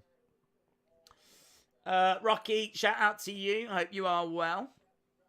I don't know when this fight will start. It might be like 10 minutes or so. We might still have another 10 minutes to have to wait. Let's go down. Alvey should get 0 votes, says Draven. Yeah, wow. Do you know what? At the moment, he's on 42%. So he's actually not doing too bad. I'm sitting here saying I can't find any way that he wins. 42% of you have gone, nah, he'll win. Okay. I mean, you could be right. I could be completely wrong on this. But I can't see it. As we said, we can have a look at his record, actually. Let's go over to stats. And there she is. Look, the cheater. Stephanie Egger. Did you tap? No, I don't think I don't know what you're on about. Tap? I don't know. I don't think I tapped. Tap? I don't know. I don't know what you mean. Let's go to Alvey. Boom. So, look at that. Look at that. Have you ever seen so much red in all your life? Look at it. It's amazing, isn't it? It's amazing. What a record. It deserves a round of applause. In all fairness, to have that record and still be in the UFC is, that is incredible. So he lost to Brendan Allen in round 2 by rear naked choke. He lost to Wellington Turman by split decision in 2021.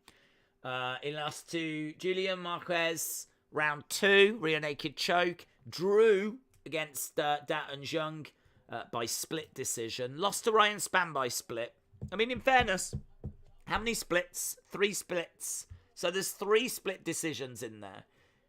He's lost by unanimous. He lost by first round. He lost by second round. As we said, his last win is actually Jean Vellante. And that was a split decision back in 2018. Really got to go back, man. Really got to go back. But when did he first join UFC? He joined UFC 2014. 2014. So he's been in a long time, man. 8 years. 8 years he's been in. And it's that run there. It's just that run there, which just it just doesn't look that great, does it? It doesn't look that great. Let's compare it to Oleksiejczuk. See how he's been doing. Has Alvey ever won? Says Rivy. Why is this so slow? Every time I press on a button, it takes flipping forever. I don't know if that's my processor or something. I must have one from like the 1800s. Kenny, the HBK. Couple of losses there for Oleksiejczuk. He's coming in off a loss against Dustin Jacoby, unanimous decision. He did get a couple of wins before that, a couple of losses before that as well. So far in UFC, he's got a record of 4 wins, 3 losses, 1 no contest. So, yeah, that's... I mean, it's still not the greatest record, but it's a hell of a lot better than Sam Alvey. But a couple of wins for him in 2021. He's yet to get a victory in 2022, but I quite fancy him getting that victory in a moment when we go over to that fight. The pundits are still talking about Bueno Silva and Stephanie Egger. We were talking earlier about the fact that could be appealed or whatever. There's no talk about that. There's no talk about that at the moment. We're with Rashad Evans. I wish, I don't know if they've done it on YouTube or anything, but I would love to hear from Stephanie Egger. Love to hear from Stephanie Egger. I really want to know what she's saying. I want to know if she's admitting that she tapped. Is she saying that she didn't tap? Is she saying that she doesn't know? Like, is she going to appeal it? That to me is one of the more interesting talking points tonight. Wanderlei Silva versus Nunes. We've already seen it. No new UFC news. I heard Triple H will be bringing back former stars, says Michael. We need your dong, says Shaquem. Klanvia says Kenny the HBK is me. Well, actually, I'll accept that now whilst I remember. You are officially at 155th person, so well done to you. They have just shown Sam Alvey, so we should be getting like video package going over to that fight very, very soon. He had 50 pro MMA fights. If he takes a beating tonight, he needs to call it a day, says Ryan. Yeah, it's true. He has had over 50. And I think that, you know, he's had a really good career. I think if you can just get to UFC, you know, you've kind of reached a bit of a mountaintop there. You've shown that you are one of the best in your sport. But to not only get to the UFC, but stay in the UFC and stay in the UFC for 8 years. I mean, if he walks away, there's no shame. I think at this point, though, do you know what I mean? Like, losing 7 of his last 8 fights, and the other one was a draw. I don't think there's anyone that thinks that he belongs there now. So, you know, it's right that he called that it's done. It's right that the UFC say that you're done. Even if he's a lovely person, he's always smiling. He never turns down a fight. He always turns up and fights as well. You got to give him credit. You got to give him credit. But it's time to call it a day, definitely. We should all comment on her Twitter just to egg her on.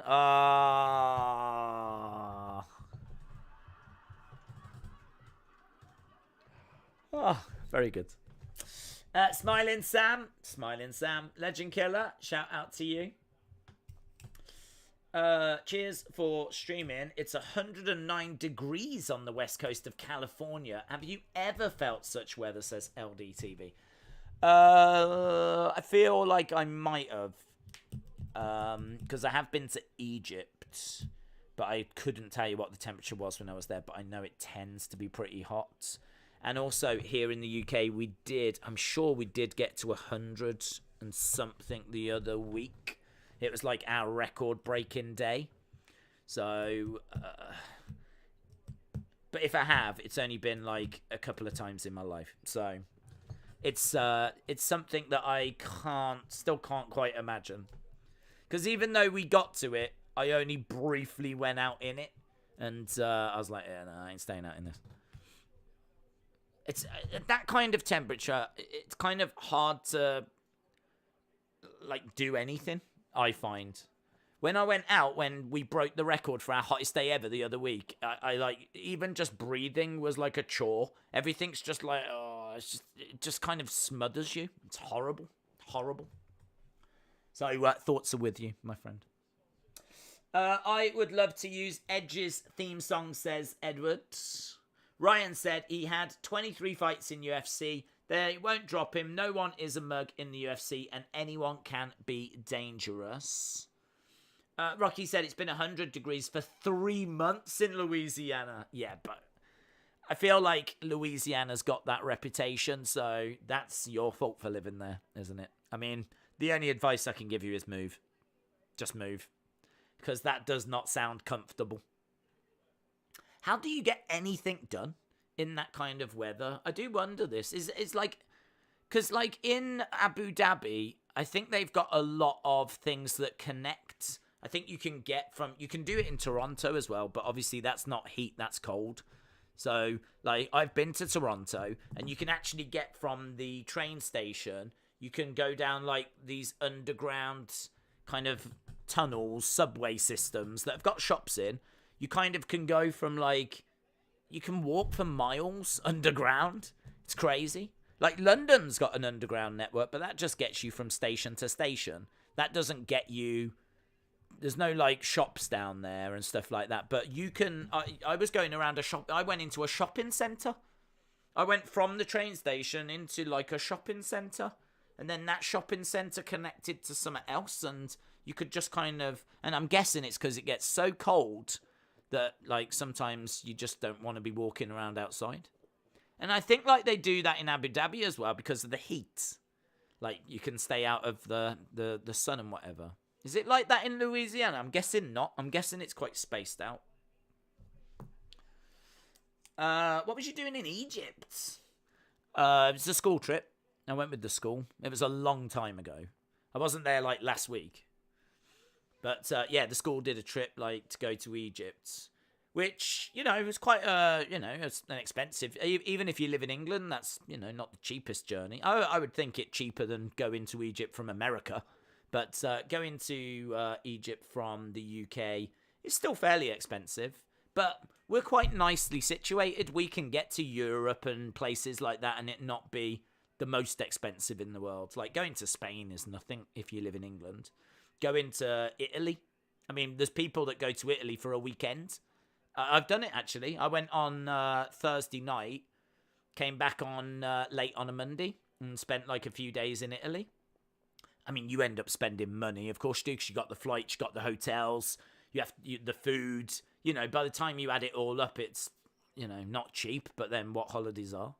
But you can do it. If you save up and you want a cheeky weekend in, you know, I don't know, flipping Croatia or something, you can do it. Alvey is not going to survive the first round. Bahamas said Singapore is similar. They've got a city underground. That's interesting. I loved it. I love Toronto. I've been to Toronto a couple of times. It's such a wonderful city. I really do love it. It's got a really good nightlife. It feels like, it doesn't feel like a big city, but it feels like a city that's got a vibe. There's things going on. You've got like the big tower and you've got the stadium, you know, you've got the Raptors, obviously NBA, massively popular team. And there's definitely, it feels like there's things that are like going on. And then as I said, you know, like the shopping was quite good and it was all connected underground. And I love it. I love Toronto. I'd like to go again, actually. Shakeem said you should come back to the US. There he is, Smiley. Yeah, I'd like to go back to US. I love the US. I've been to Florida flipping tons of times. 3-11 every time is a UFC dog. Smiling. Sam Alvey. There's Sam Alvey's family. All the kids are there, about to watch him get murdered. What if he gets sparked out and all the kids are crying? That will be my absolute favourite UFC moment ever. If Sam Alvey gets knocked out, he's busted open, the kids are screaming their faces off. That'll be the greatest. I want that as an NFT.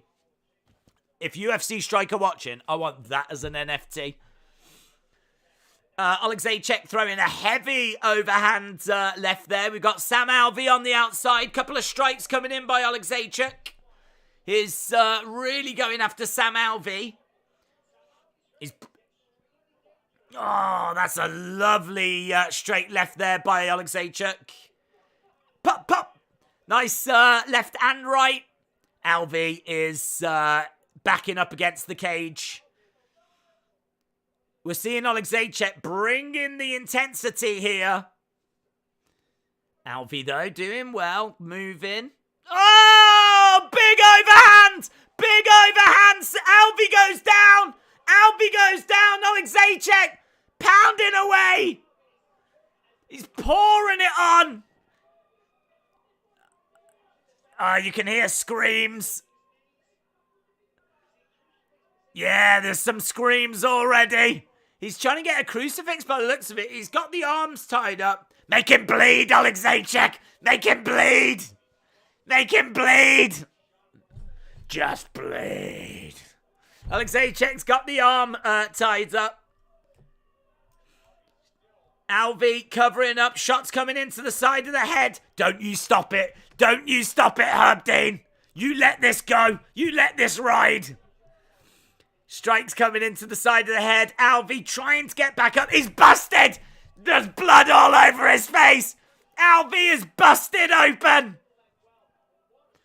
Uppercut there just misses by Oleksiejczuk. Little jab by Sam Alvey.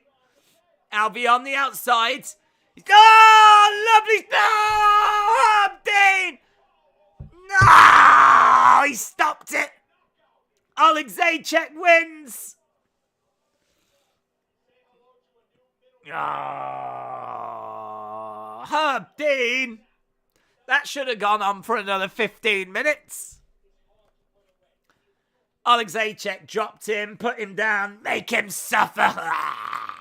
Show me the kids. Show me the kids. Is Daddy going to be all right? No. No, he'll never be the same again. I really like Sam Alvey, though. We're only joking. It's bants. It's bants. He's not smiling anymore.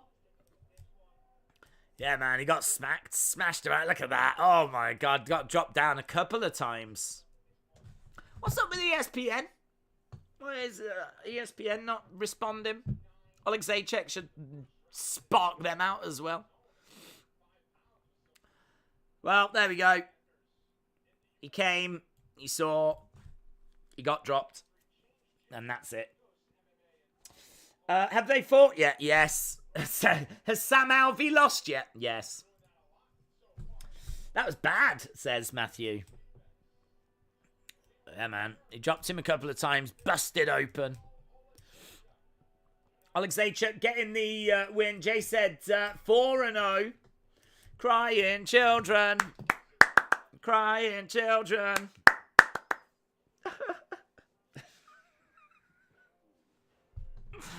I mean, he's going to be all right, guys. He's going to be all right.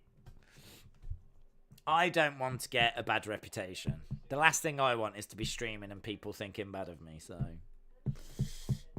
leave the memories alone, says Russell with Andy. No wins in his last 9. Keep him around. Keep him around. Let's move him to heavyweight.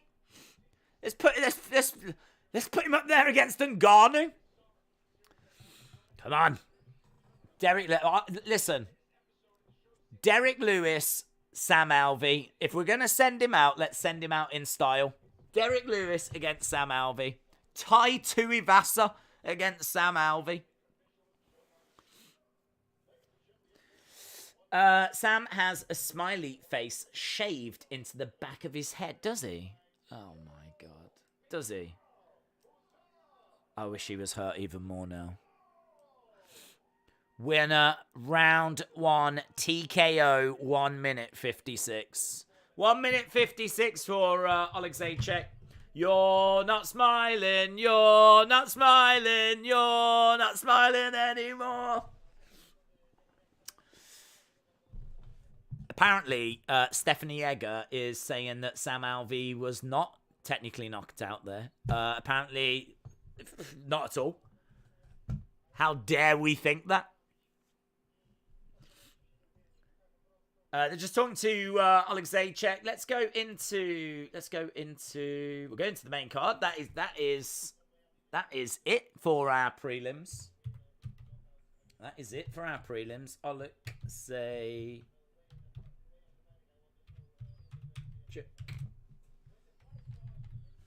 Oleksiejczuk wins by TKO. We said the exact same thing, says Rocky. Jinx. Dang, Sam's face hit Oleksiejczuk's fists too much in that fight, says Rivy. Just turn him into a punching bag, says JLNC. You're an orphan.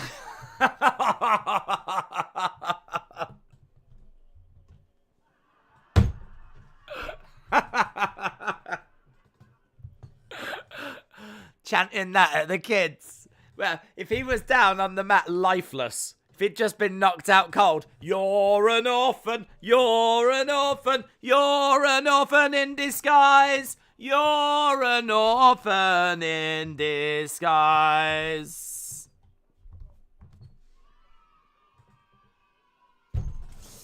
Uh, 12 minutes of fight time unless I've missed one, says Tim. Yeah, but that's what I tune in for. That's what I tune in for. Ernest said, you want him to fight Ngannou? Are you trying to send him to another planet? Yes. Yes. We don't need to worry about all this money we spend on fuel and propulsion. Ngannou will get him there. Hadouken! Off he'll go. Straight into the stratosphere. Bye, Daddy. Bye. How is Sam not released? Oh, he will be now. Don't worry. He will be now. No, Tim, you are right. 4 fights, 12 minutes, and 6.5 of those was the first fight. Janny said, one more fight on my parlay. Think I'm going to cash out now. Better safe than sorry. I'm a naturally cautious person. So cautious I don't bet. But if I was to bet, then yeah, I would have cashed out. Did Dana have a talk with the fighters in the back, like the Contender Series? They're all finishes so far, says Running Turtle. Yeah, the only problem is they are finishes, but they're early finishes. Like, there's not really much in the way of a scrap before. That one at least gave us a minute and a half. So we did get a minute and a half in that. But didn't our fight before go like 44 seconds, the battle one? You didn't get nothing out of that battle one. McKenna, you got a bit out of McKenna. At least McKenna got into a second round, so, you know, I thank her for that. In all fairness, Stephanie Egger tried to get more fight time, didn't she? She tapped, and then just went, like this. Did you tap? No, did you tap? Don't know. Yeah, but I need to know. I need to know if the fight's continuing or not. I can't remember. Can't remember if I tapped or not. So she tried. She tried her hardest. So I say that we need to put respect on Stephanie Egger, and we need to put respect on McKenna for at least going into a second round. But flipping, everyone else has let us down by either being too rubbish or too good. Right, where are we? We've got 14 minutes to go till we go over to the main card. 14 minutes to go. 6. Why have they put 6 fights on the main cards? I don't understand. We could easily have got one of those fights on this undercard. Easily. And then 5 fights on a main card's absolutely fine.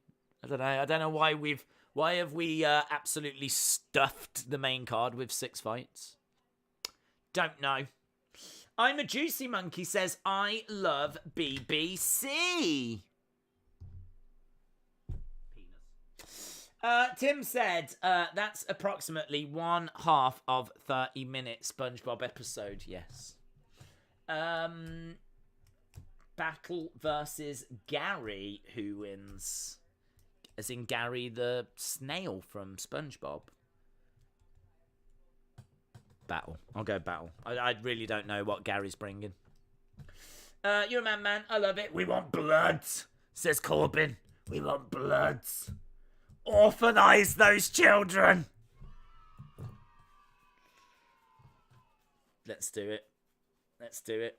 That would be nice, actually. And then at the end of the show, they could show all the kids and be like, if you want to adopt this child, call this number. I mean, I feel like UFC should do a bit of work. If they are going to do that, they should put in a bit of work to try and help rehome the kids. In all fairness, Sam Alvey's wife will probably want to keep them, but tough. You can't. We're gonna auction them off. So I just think that there's a lot of things you can do to make the UFC even more appealing. I think you can definitely grab headlines. You can definitely bring more eyes to the product, get more attention. It might not be great attention. It might be the attention of the authorities, but you can still bring more attention to the sport than what it's getting at the moment. And I think a child auction at the end will absolutely do that. Is Terrence McKinney the next fight? I am going to say maybe. I actually don't know. Let's have a look, shall we? Let's have a little look. We'll go over to, I don't know if they're in order on Tapology. I might have to go to UFC. At the moment, we've just got a little backstage interview thing going on.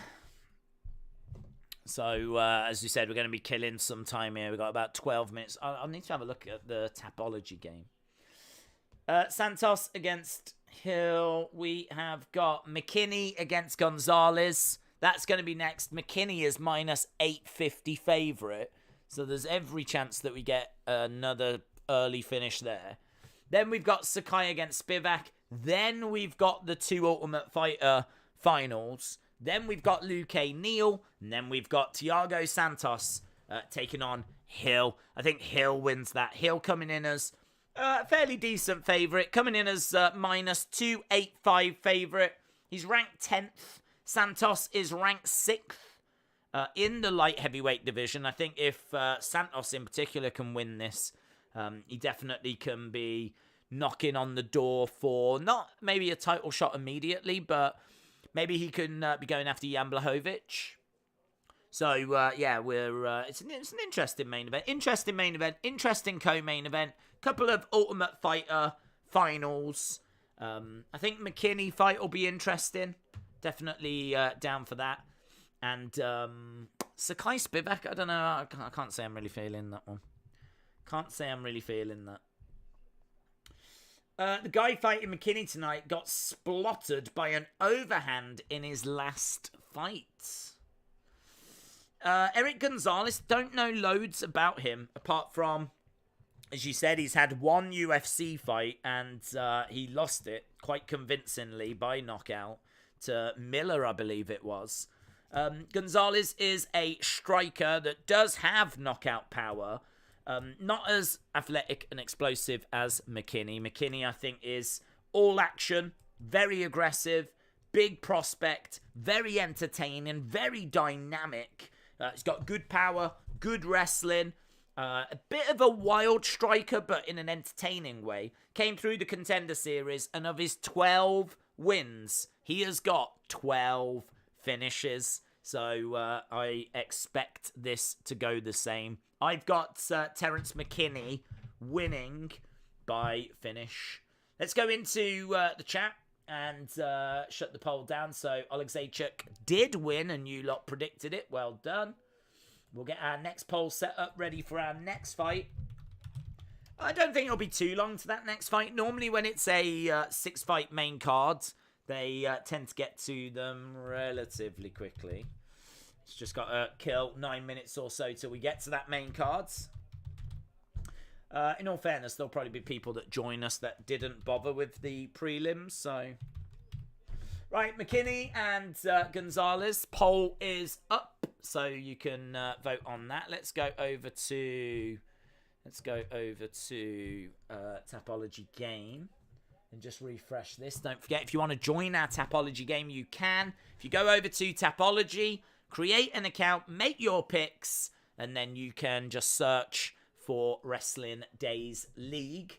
155 people are playing. And in first place is Ben at the moment. Ben in the leads. Then Empire Strikes Back. Then we've got a fair few people in third position. No sign of Austin up there this week. Austin normally doing very well. Struggling this week. I can see Hayden though. Hayden is up there. And Jay, you're absolutely right. Jay said earlier he couldn't see himself. You are, I found you, Jay. You're joint 19th. Joint 19th. Which is a bit of a disgrace, to be honest. I mean, that's really low down the bottom. Really low down the bottom. Joking. I tell you what I don't know about this is that why does it only display this many people? Like, where's everyone else? Because we've got 140 odd people, but it does cut it off there. So I don't know. Do you just not see the other ones or something? I don't know. Don't know on that. I'll have to look into that and see what's happening. But there we go. Right, boom. Did you know that UFC Paris is on at the same time as Clash at the Castle? It's like UFC and WWE are glued to each other. I know, it's flipping... It's so annoying. So annoying. Like, trying to do UFC last week was really difficult because I thought the card last week looked all right, but it just wasn't delivering. And you could tell by the amount of people that were joining us that it just wasn't grabbing the interest of a normal pay-per-view card. Normal pay-per-view card, as we said, I don't know, 80,000, around that ballpark for us, I reckon. But the interest just did not seem to be there last week. And then, like, watching, like, WWE putting on, like, just an absolute killer event from them last week. They killed it last week. They absolutely killed it. So, and I think they're going to keep killing it. They're doing some incredible stuff at the moment. So, yeah, it's so annoying. So annoying. I don't understand. Tapology sounds confusing, says Irish Rebel. It's not that confusing. It sounds confusing, but it's easy. You just go in at the top, create an account. You'll easily find where to make your picks, your predictions. And it says Pick'em Groups. Join group. You click that, join group. Find Wrestling Days League. That's what it's called. Go down, you find it. And then at the side it says join. I mean, that's it. So it sounds complicated, but it's easy once you actually get onto the site. Hayden said, I have got McKinney round 1 knockout or technical knockout. My actual name is Terrence, but everyone spells it wrong, says Unbroken. To have your wife and kids there, though, says Lonel. What do you mean? That's a good thing or a bad thing? They always want their families there watching, but I've got to think that it puts more pressure on you. I think I'd rather no one was there. I think you want the crowd on your side. I feel like you probably want the crowd on your side, but I think it shouldn't really make much of a difference. I mean, looking at someone like Usyk, who has made his whole boxing career, spent his whole boxing career going to other people's homes and home countries and fighting them. You know, there's not many Usyk fights that happen in the Ukraine, and there won't be. But he is constantly going to other countries and fighting people in America, in England, going wherever. Even this rematch is not obviously taking place in the Ukraine. He's going to Saudi Arabia, isn't it? I think that the rematch is in a couple of weeks' time. Just to tell you, in a couple of weeks' time, what I'm going to do is I can't figure out if it's going to be branded Joshua Usyk or if it's going to be branded UFC. I think it'll be Joshua Usyk. My plan is I haven't seen the undercard for Joshua Usyk, but it's probably not going to be that great. So I'm thinking that we watch UFC, because it is going to be UFC 280 in 2 weeks. So I'm thinking we watch that.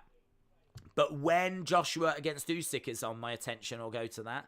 The only problem will be if Joshua Usyk is on at the same time as Usman Edwards. But they've got to avoid each other. Surely they'll avoid each other. Dana and Eddie Hearn are good friends. So I'm sure there will be a conversation where they try to at least get the fights to avoid each other. So my guess is that it will be UFC, and that will finish, and then I'm guessing that we go into the Joshua fight after, or maybe it's before. I don't know, perhaps they've worked it so that it finishes before the main card starts, or maybe it finishes before the actual UFC. Perhaps we can do 2 separate streams. I don't know. Actually, I'll look at that right now. I feel like that's something we should definitely get an answer on. So in 2 weeks' time, we have got UFC 278. It is Usman Edwards. That starts at 3. Early prelims start at 11 UK time. But what time is Joshua against Usyk? Joshua Usyk 2 time. Joshua Usyk 2. The event starts at 6. That's the same time. So both events start at the same time. But what time's the main event start? What time's the ring walk for Joshua going to be? 70,000 fans, blah, blah, blah, blah, blah. Eddie Hearn, Snow Baffle, Tactics, blah, blah, blah, blah. Joshua Usyk. Joshua last fought in Saudi Arabia. The fight begins 9. So that will be... Oh, that's going to be 9 UK time. Is that going to be 9 UK time? Oh, damn. We might be able to do 2 separate streams then. We might be able to do 2 separate streams. So I think what we can do is we can do Joshua Usyk. That finishes. And then we go straight into UFC. Oh, that could be amazing. That's how you do it. If WWE are watching. You don't go up against each other. You actually avoid each other. So, yeah, looks like we can do Joshua Usyk. And then, as soon as that finishes, go into...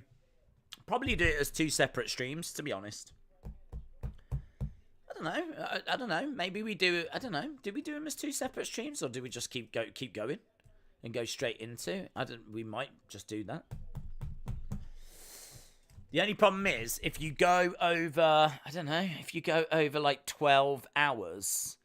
I don't think it saves the stream on YouTube, so I don't know. Something to think about. That's 6 p.m. UK time. Yeah, that's good, that is. So it starts 6 p.m. UK time, but UFC doesn't start until 11 p.m. So that's... I found out... So I know that might have been boring to watch, and I'm sorry, but that is big for 2 weeks' time, because that I can now officially say that we are going to do both events, and... that is quite exciting. AJ Usyk starting at 6. Rubdy Snuts. Shout out to you, my friends.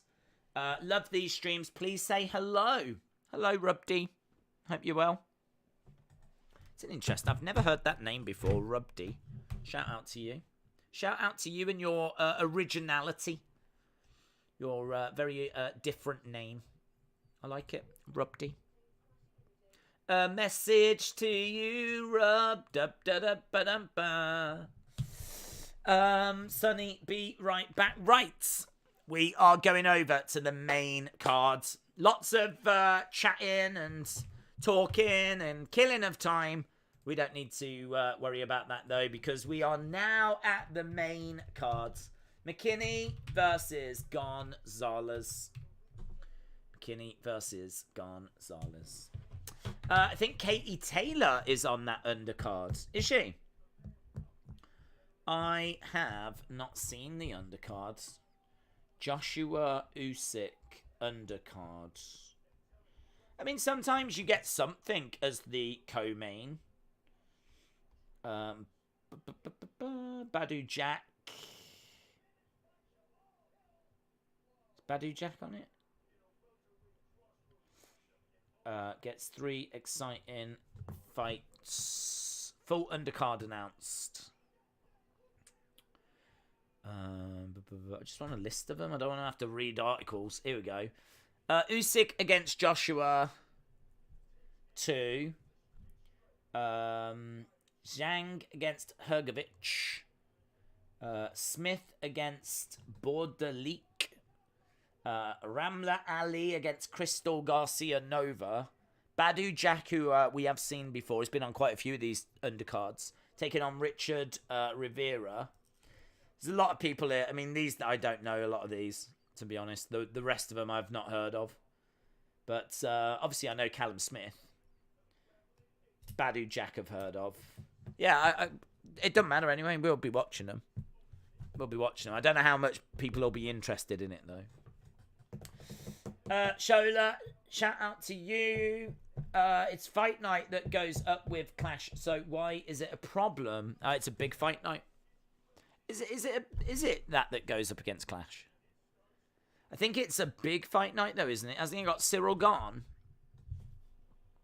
I think it's. I think we're going to France for that one. It's a little bit like UFC London. We are in Las Vegas. So we are over in the Apex. PLAJ UFC. It's a busy Saturday, says Shola. Yeah, Premier League's back. Some interesting results in the Premier League today. Time to get some ground and pounds. Let me know which way do you think this will go. Surely we're going to go to it quite quickly. 6 fights left to go. We've had a lot of early finishes tonight. So let me know which way you think this fight will go. I've got McKinney winning. I think he's going to get the job done quite convincingly. If you look, he's got better volume on his strikes, better accuracy, more takedowns, more submissions. A little bit less on his takedown accuracy, but who cares? His takedown average is 4.8 compared to Gonzalez 2.8. As you said, though, that's a very low sample size. So, light heavyweight rankings, Santos ranked 6th.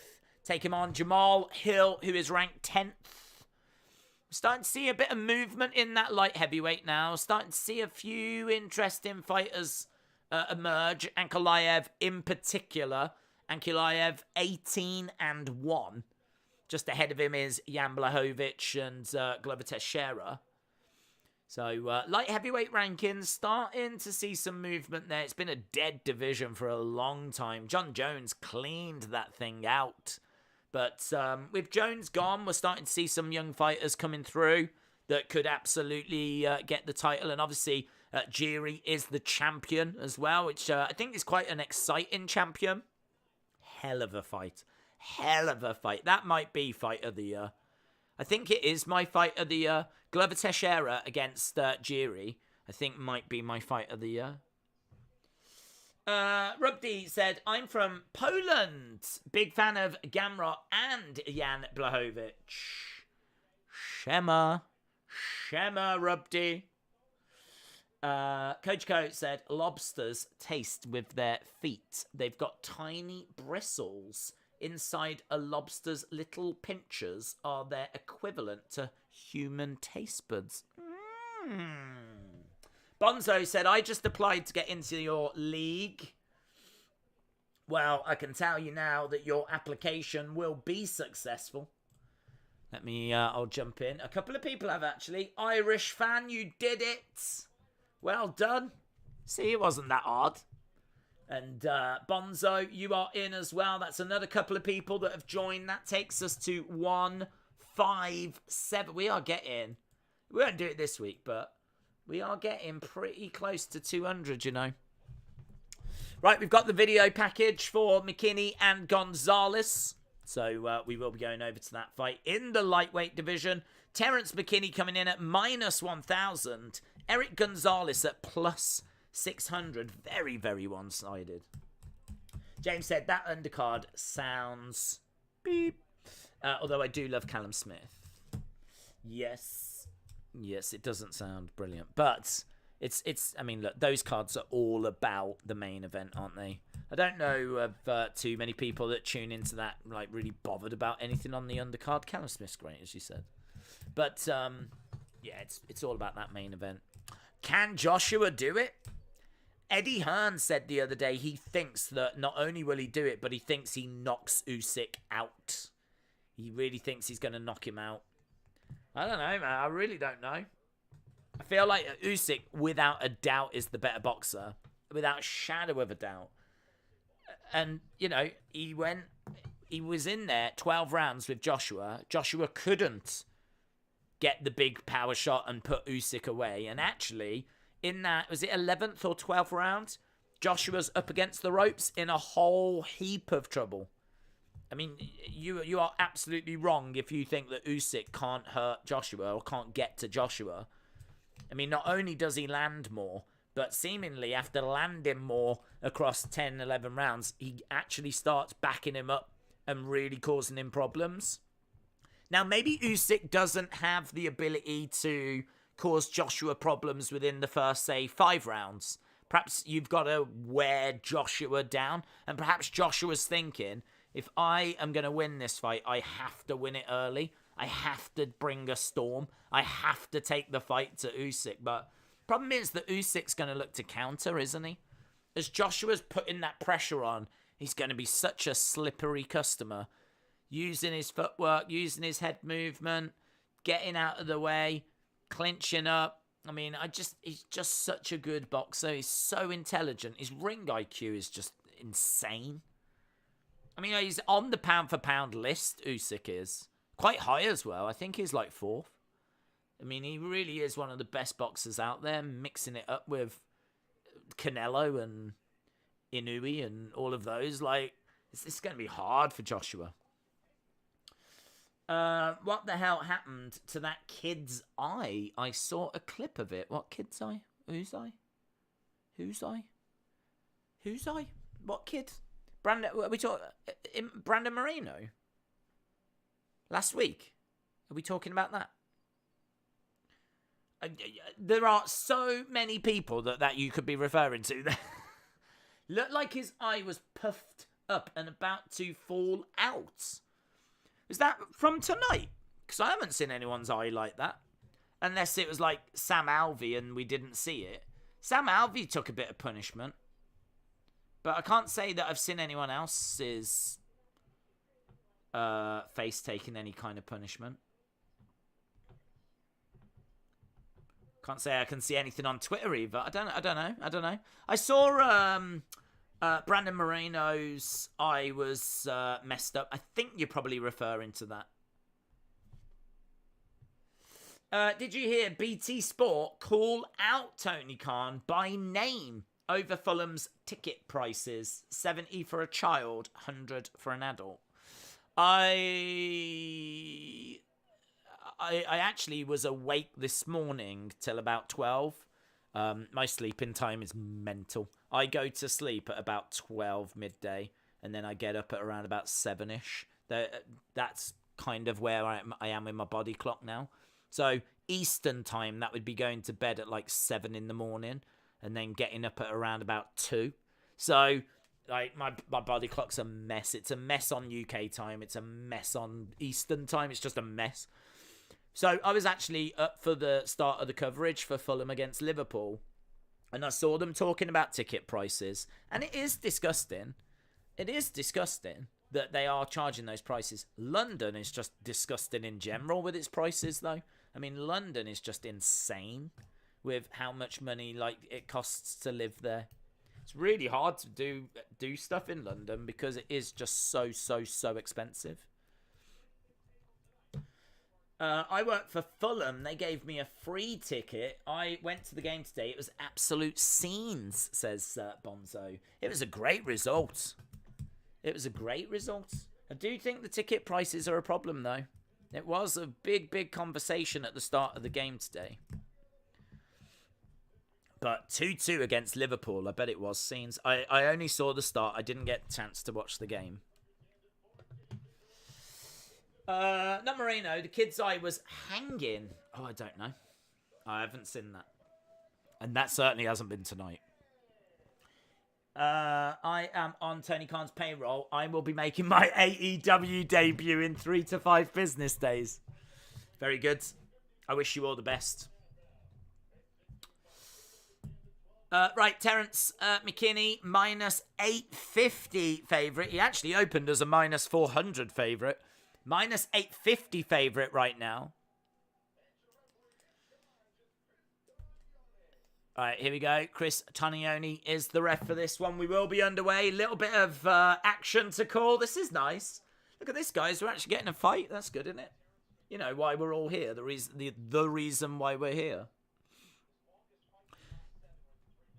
His longest fight went 3 minutes, apparently. Here we go, then. This we might not be here for a long time on this one. The reason this might have a 6-fight main card might be because of Terence McKinney, who's pouring it onto Gonzalez already, getting backed up against the cage. Gonzalez with a kick to the body. Outside leg kick. Oh, he lost his balance. Oh! He did slip. Gonzalez lost his balance, and he's really lucky that McKinney didn't put him away there. Kick coming in, and McKinney catches the leg. He looks really cool, calm, collected. McKinney with a couple of shots straight down the middle. Gonzalez trying to recompose himself.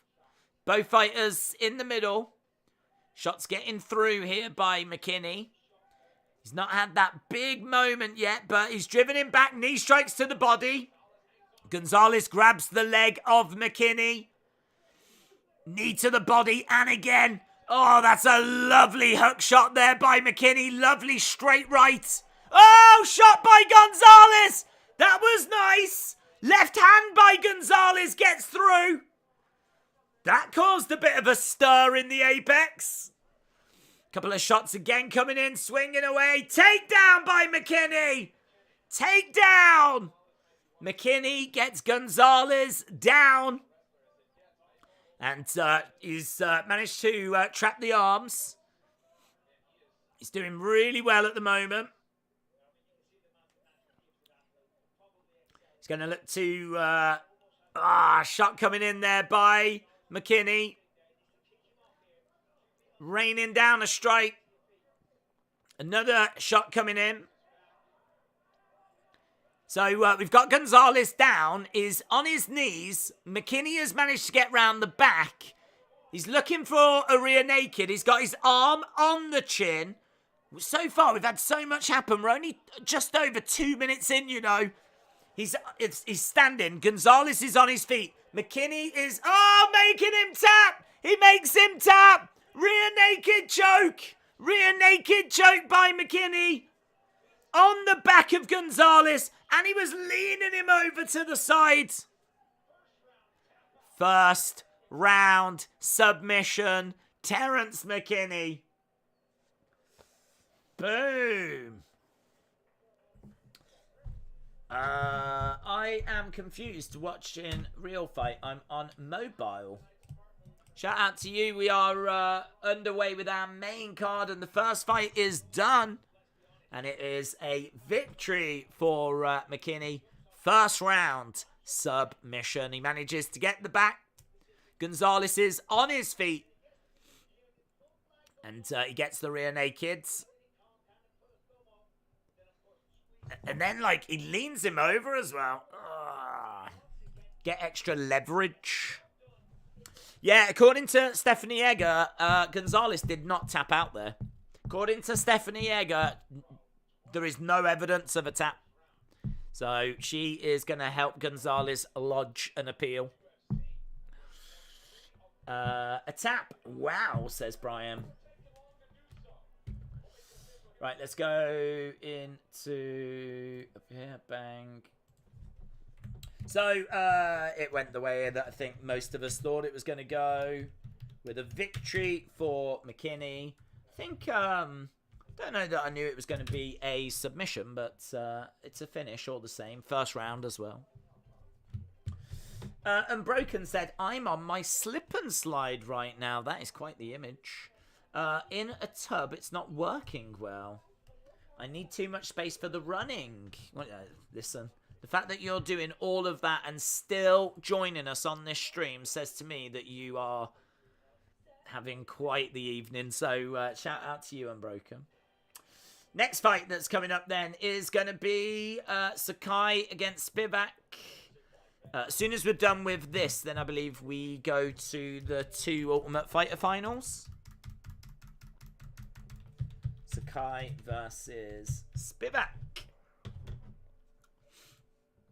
It's Gonzalez, a fighter. Why would you be allowed to submit him so easily? He is a fighter. He's just not a great one. If you are watching and you've not dropped a like, leave a like. Always matters more on pay-per-views than it does these ones. But it would be nice to at least try and get close to the 500 mark. But I don't expect that this week. It's not a very exciting card. I will be the first to admit it. Standing rear naked choke victory for McKinney. Terence always wins, no matter how you spell it. Terence McKinney, 2 minutes 17 it took him there. 12 first round finishes, 13 finishes in total.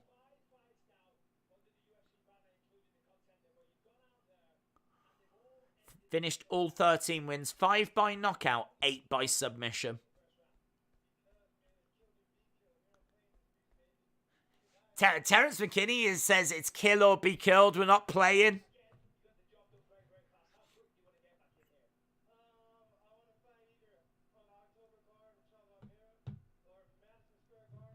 He says that he wants to fight on the October card or Madison Square Garden. He wants to get back in before the end of the year.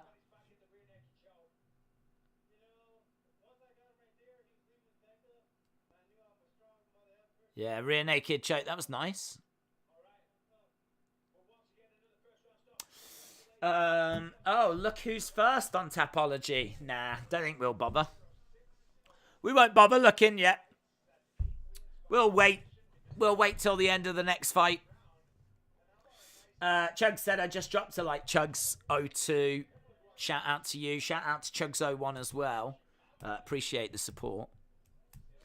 Right, let's change. Have I done the poll? Did I change the poll? No, I'm like with polls. Flipping rubbish. 83% of you went with McKinney on that one. Let's get the new poll up then for the next fight. Don't know how quickly we'll go to it. But I think they knew this first one was going to end quite quickly. So, yeah, I think we'll go to it now, actually. They're already previewing it. Sakai against Spivak. Here we go. Still don't know what day it is. I want Miller to win. She's hot AF. She's after this upcoming fight. Does Usman have a brother? Yes, she does. Miller. Let's have a look. Juliana Miller. I've actually got her winning the fight.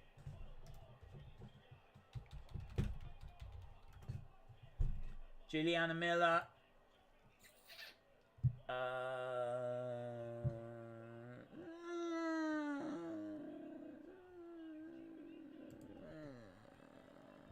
This is all right. I mean, you know, who am I to judge? But I'm gonna do that. Otherwise, I'll just sit here in silence. If I can't judge people, what am I gonna do? She's all right. She looks happy. I'll give her that. I got a picture. I'm not just gonna look at a picture and give you my reaction. But I don't know where it's saved. Is it downloads? There we go. It's all right. Look, she seems happy girl, doesn't she? Just seems all right. Look. Pleased to be here. I mean,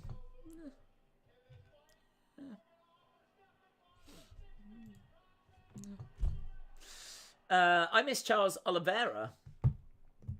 Paddy versus McKinney. What do you say? Oh, man, that'd be a banger.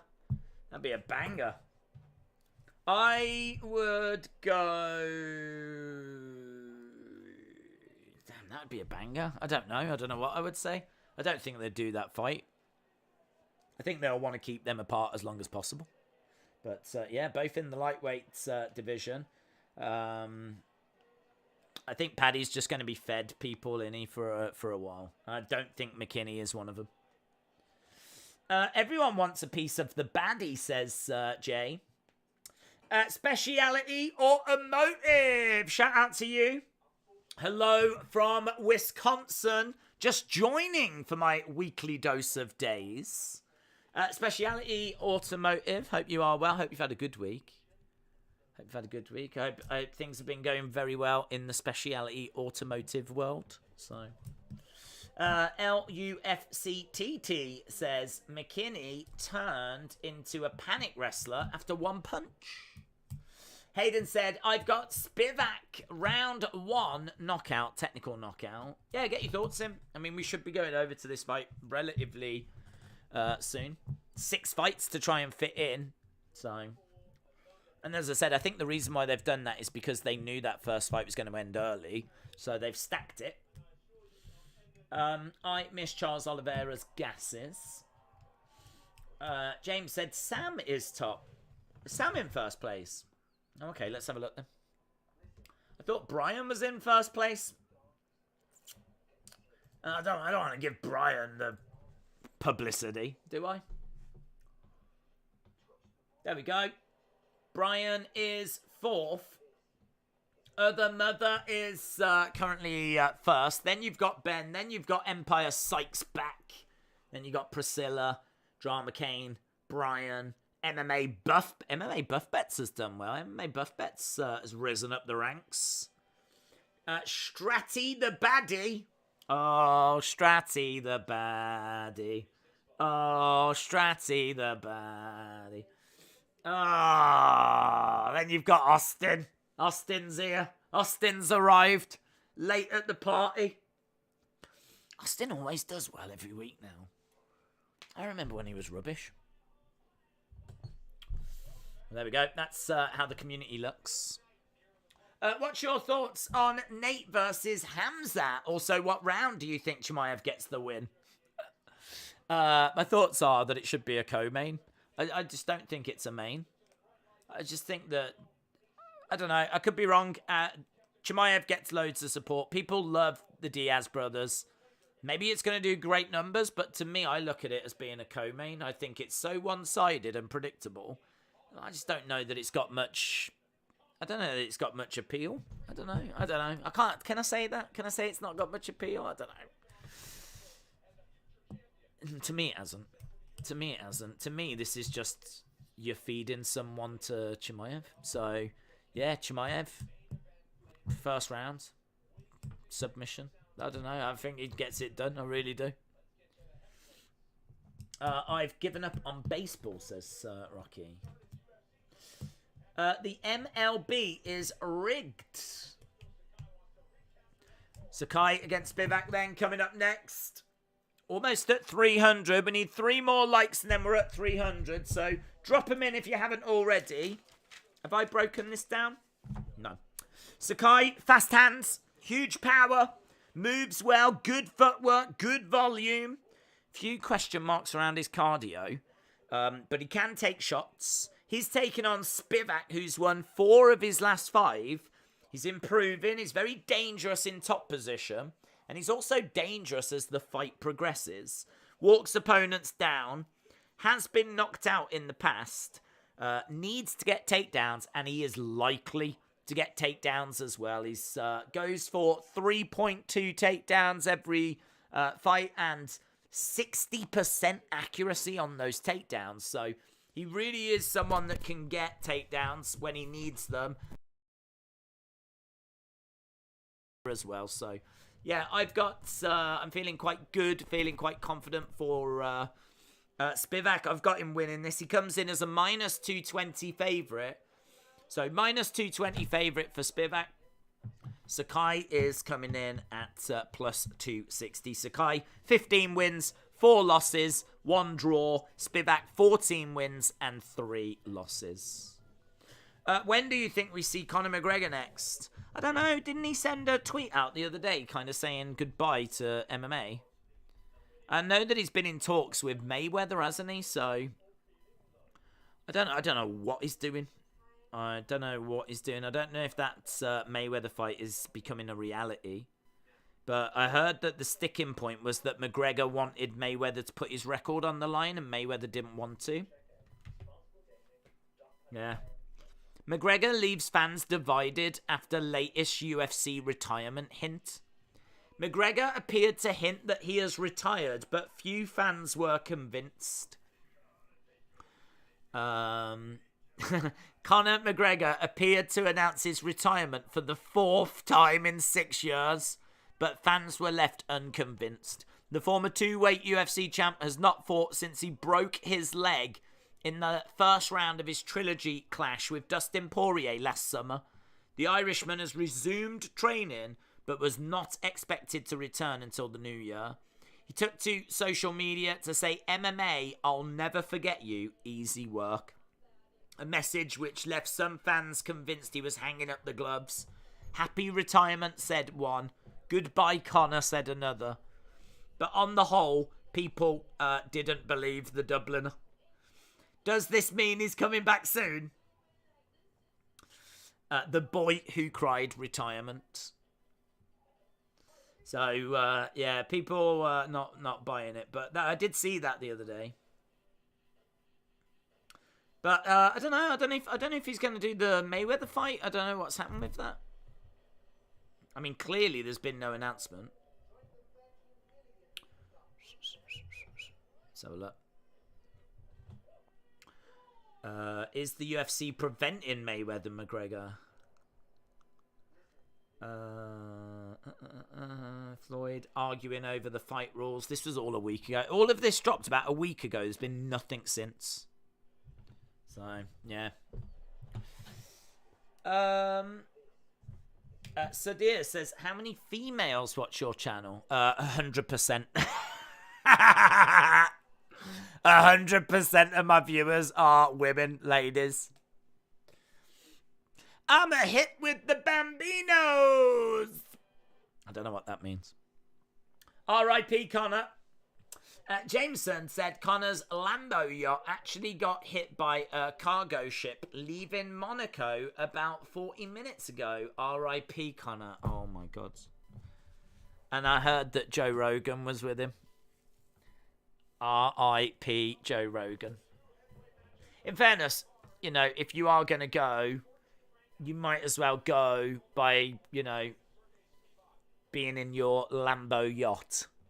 Do you know what I mean? In fair play, being hit by a cargo ship's not fun. But if you're in a Lambo yacht, there's worse ways to go. Do you think that Usman DNA runs true? I don't think so. He's going to act in the Roadhouse remake, so maybe he'll go and do that, says Chalmers. Oh, that's true. He did get that part, didn't he? Good night. Good night, Edwards. Edward goes as Notorious arrives. Amazing. In fact, we've got a few people jumping in. Hello to everyone just joining us. Hope you're well. If you are joining us thinking, oh, I wonder what's happened. Quick fights, that's what's happened. Lots of finishes. In fact, nothing but finishes. We either get nothing but flipping decisions or nothing but finishes. Let's see what this does then, shall we? Augusto Sakai ranked 14th in the heavyweight division. Days gets all the chicks, says John. Yeah, he gets all the action. It's true. If by action you mean ignored. Right, here we go. Here we go. Second fight on the main cards. 6 fights on this card, so 4 more to go after this. Fights on. Here we go. Okay, so we have got Spivak in white. We've got Sakai in black. Nice overhand right there by Spivak. Both fighters in the center, outside leg kick there by Sakai. Spivak has already got a takedown on Sakai. Sakai goes down. Spivak on top of him. He's got him over by the side of the cage. He's managed to get a guillotine on. Yeah, he's in a bit of trouble here. Spivak with a guillotine, but he pops his head out. Two big guys going at it. Nice takedown there by Spivak. This, obviously, of course, in the heavyweight division. Two heavyweights. Already seen some takedowns here. Now we're getting some ground and pound by Spivak. Throwing in some heavy shots to the side of the head. Forearm across the throat. He's doing well. He's doing well here, Spivak. He's managed to get Sakai down and he's keeping him down. He's in full guard at the moment. I'd like to see him doing a bit more ground and pound though. Oh, he's trying to get the arm. Again, he's driving the forearm into the throat of Sakai. Sakai down on his back. Spivak in control. Couple of shots to the side of the head. Hammer fist coming back by Sakai. Hammer fist by Sakai. Shot to the side of the head again by Spivak. Still only 1.5 minutes in here. The pace of this has been really good. Shot coming into the side of the head by Spivak. Sakai goes over to the fence. And again, another shot coming into the side of the head. He's doing well here, Spivak. He's doing well. He's all over Sakai. And again, problem is though, gassing himself out. Both of them do, in all fairness. Both of them run a risk of gassing each other out. Or gassing themselves out. Both up on the feet at the moment. You've got Spivak trying to drag Sakai down. Trying to get him down to the ground. And he breaks away. You've got Spivak going around the back of Sakai. Dragging him down. Getting him down. Still not got the stats, have we? ESPN is having a bit of a mare today. There we go. So, 2 takedowns for Spivak. 2 takedowns for Spivak. Total strikes 19-5. Significant strikes 4-2. Control time just over 2 minutes for Spivak. They just registered that 3rd takedown as well. Boo, that's lovely. Another one. I don't know if that's the 3rd or the 4th. I don't know if I'm ahead or they're ahead, but that might be the 4th that we just saw. But he's got Sakai down and Spivak in side control. Side control is looking good. Shots coming into the side of the head. Sakai manages to turn around. These shots are laboured though. Spivak's throwing in shots to the side of the head. They're like so slow. So slow. Right on the ear. And again, he's dragging him down. He's jumped on the back. It's all Spivak, man. He is absolutely dominating Sakai. He is dominating him. One-way traffic at the moment. Spivak on the back. Shots coming into the side of the head. Sakai trying to get back up to his feet. Spivak seemed to be looking for a rear naked. He's got the arm coming round. Oh, he's got... Oh, that was good. That was good. He had it and Sakai immediately spun round. Yeah, damn, that looked like it was in as well. It looked really nice, but Sakai able to weather the storm. Both in the centre. Both in the centre of the octagon. Oh, a couple of shots there by Spivak, driving Sakai back up against the cage. Yeah, brilliant work by Spivak. Sakai up against the cage. Knee strike coming in by Sakai. We're into 7 seconds to go. Knee strike again by Sakai. The only upset tonight has been Alvey so far. That is domination, man. Control time, 3:54. 3:54 control time. It was from start to finish. Is that a 10-8 round? I really don't know. Is that a 10-8 round? He never got to the point where he almost finished him, so maybe it's not. Maybe it's not because it wasn't a finish or close to a finish, but domination. They are thudding shots, says Alexis. Come on, Spivak, says Legend Killer. Notorious MMA said, who do you think wins out of Dustin Chandler? I'm going to go Dustin. I mean, I think it's really close, but I just think that Dustin, to me, is the measuring stick. I think that, other than, if Oliveira wasn't around, I think Poirier would be the champ. I would take Dustin over Gaethje. I don't know about Islam. I don't know about Islam Makhachev. I just really don't know. He's never been tested, so I just don't know how good he is. I know how good I think he is, but I don't know if he's better than I'd love to see Poirier against Islam. But I think he gets past Chandler. I think it's going to be a hell of a fight, though. Can't wait for it. Right, Sakai.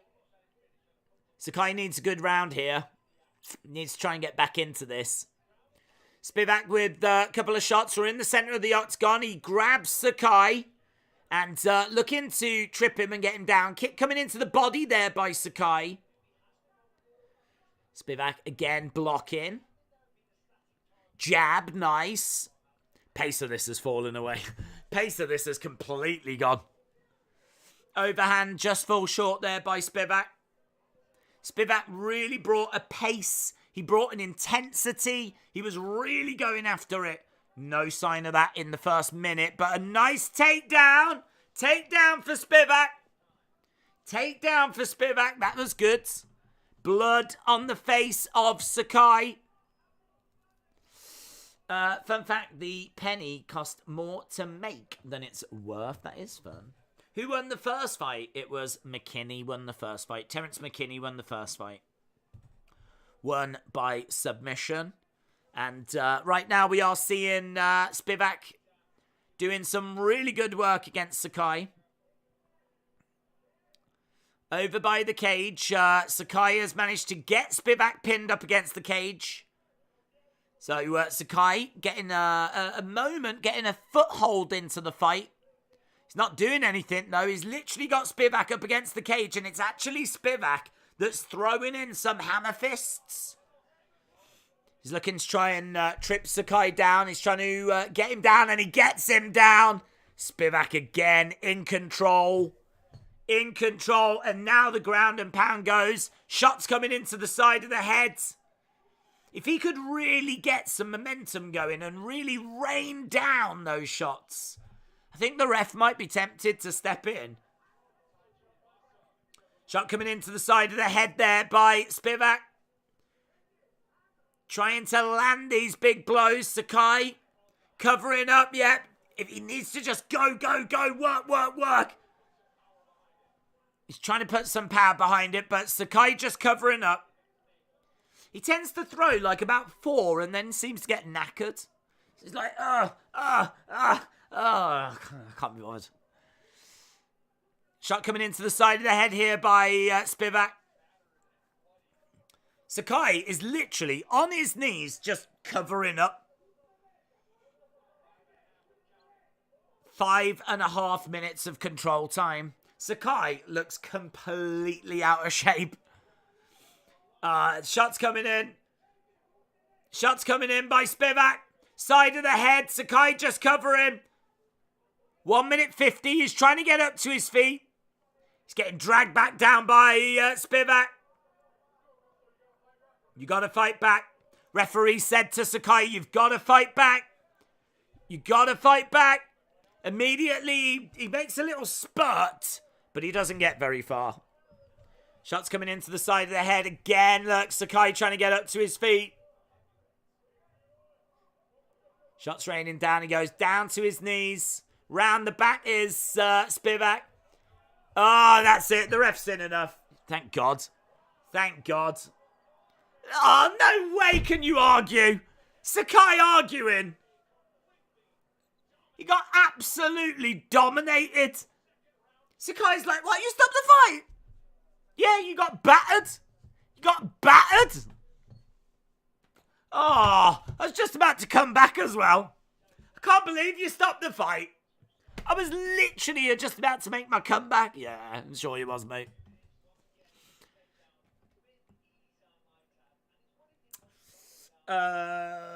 Knackered. Great words. Here we go. Yep, done. Done, mate. I mean, it was domination. It was absolute domination. How Augusta Sakai can have the nerve to turn around to the referee and go, oh, what? You start... Oh, I can't believe you robbed me. Sergey Spivak should get a number next to his name then. So he's not ranked, but he has just beat the number 14th ranked heavyweight. Spivak, TKO, boom. He would have lasted that round. He would have won. He would have won the fight. If only he had got through that, he would have gone on to have won that fight. He's absolutely been robbed. Did the judge see it 100%? It's a really good question. We need to ask Stephanie Egger what she made of that fight. I want her opinion on it. Stratton says 5-1. Damn. John said it was a good stoppage. I'm desperate to get some feedback from Stephanie Egger. Stephanie Egger news. Nothing.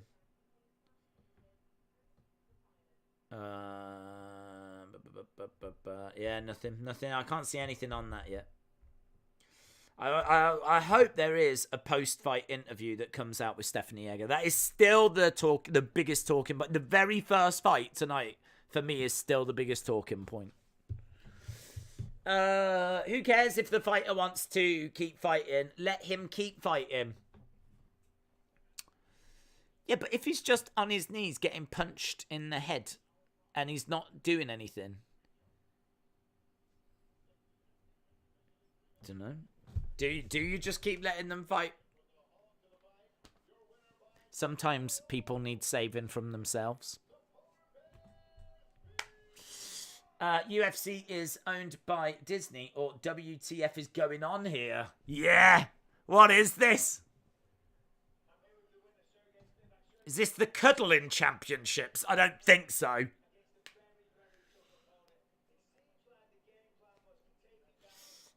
Sometimes you have to take domination to make the 3-1. What? We have got Spivak just saying a few words. Next fight is going to be the final of the Ultimate Fighter. Sometimes you have to take domination to make the 3-1 comeback. Spivak is a strong dude. Even those jabs sound like hammers. Well, he's got his phone in his hand. He's standing there talking to Bisping. This is his... is it the translator, maybe? Looks like he's watching. So he looks like a kid that's trying to watch something on his flipping phone. Maybe it's translating. Don't know. But he's got a translator there.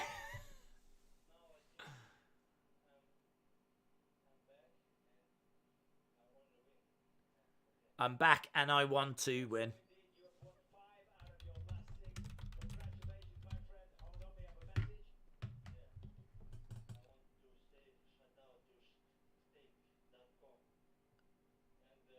He wants to shout out steak.com.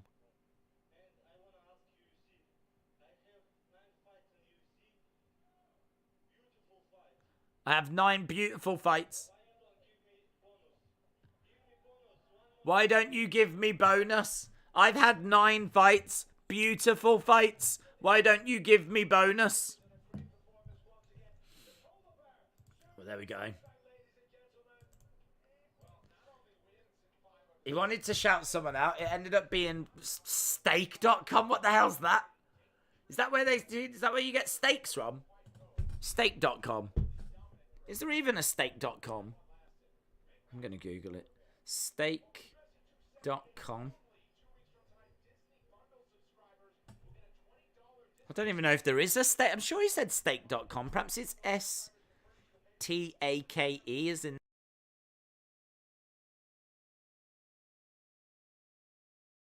.com. Steak. Oh, it is? It's a bookmaker's thing. Well, there we go. That was nowhere near as exciting. I thought it was going to sell meat. I thought they had hampers of meat. I was like, yeah. Tapology? Nah. Oh, days. We check Tapology. No. Oh, please. Yeah, go on then. Right, let's refresh it. It's a gambling website, I know. Disappointing.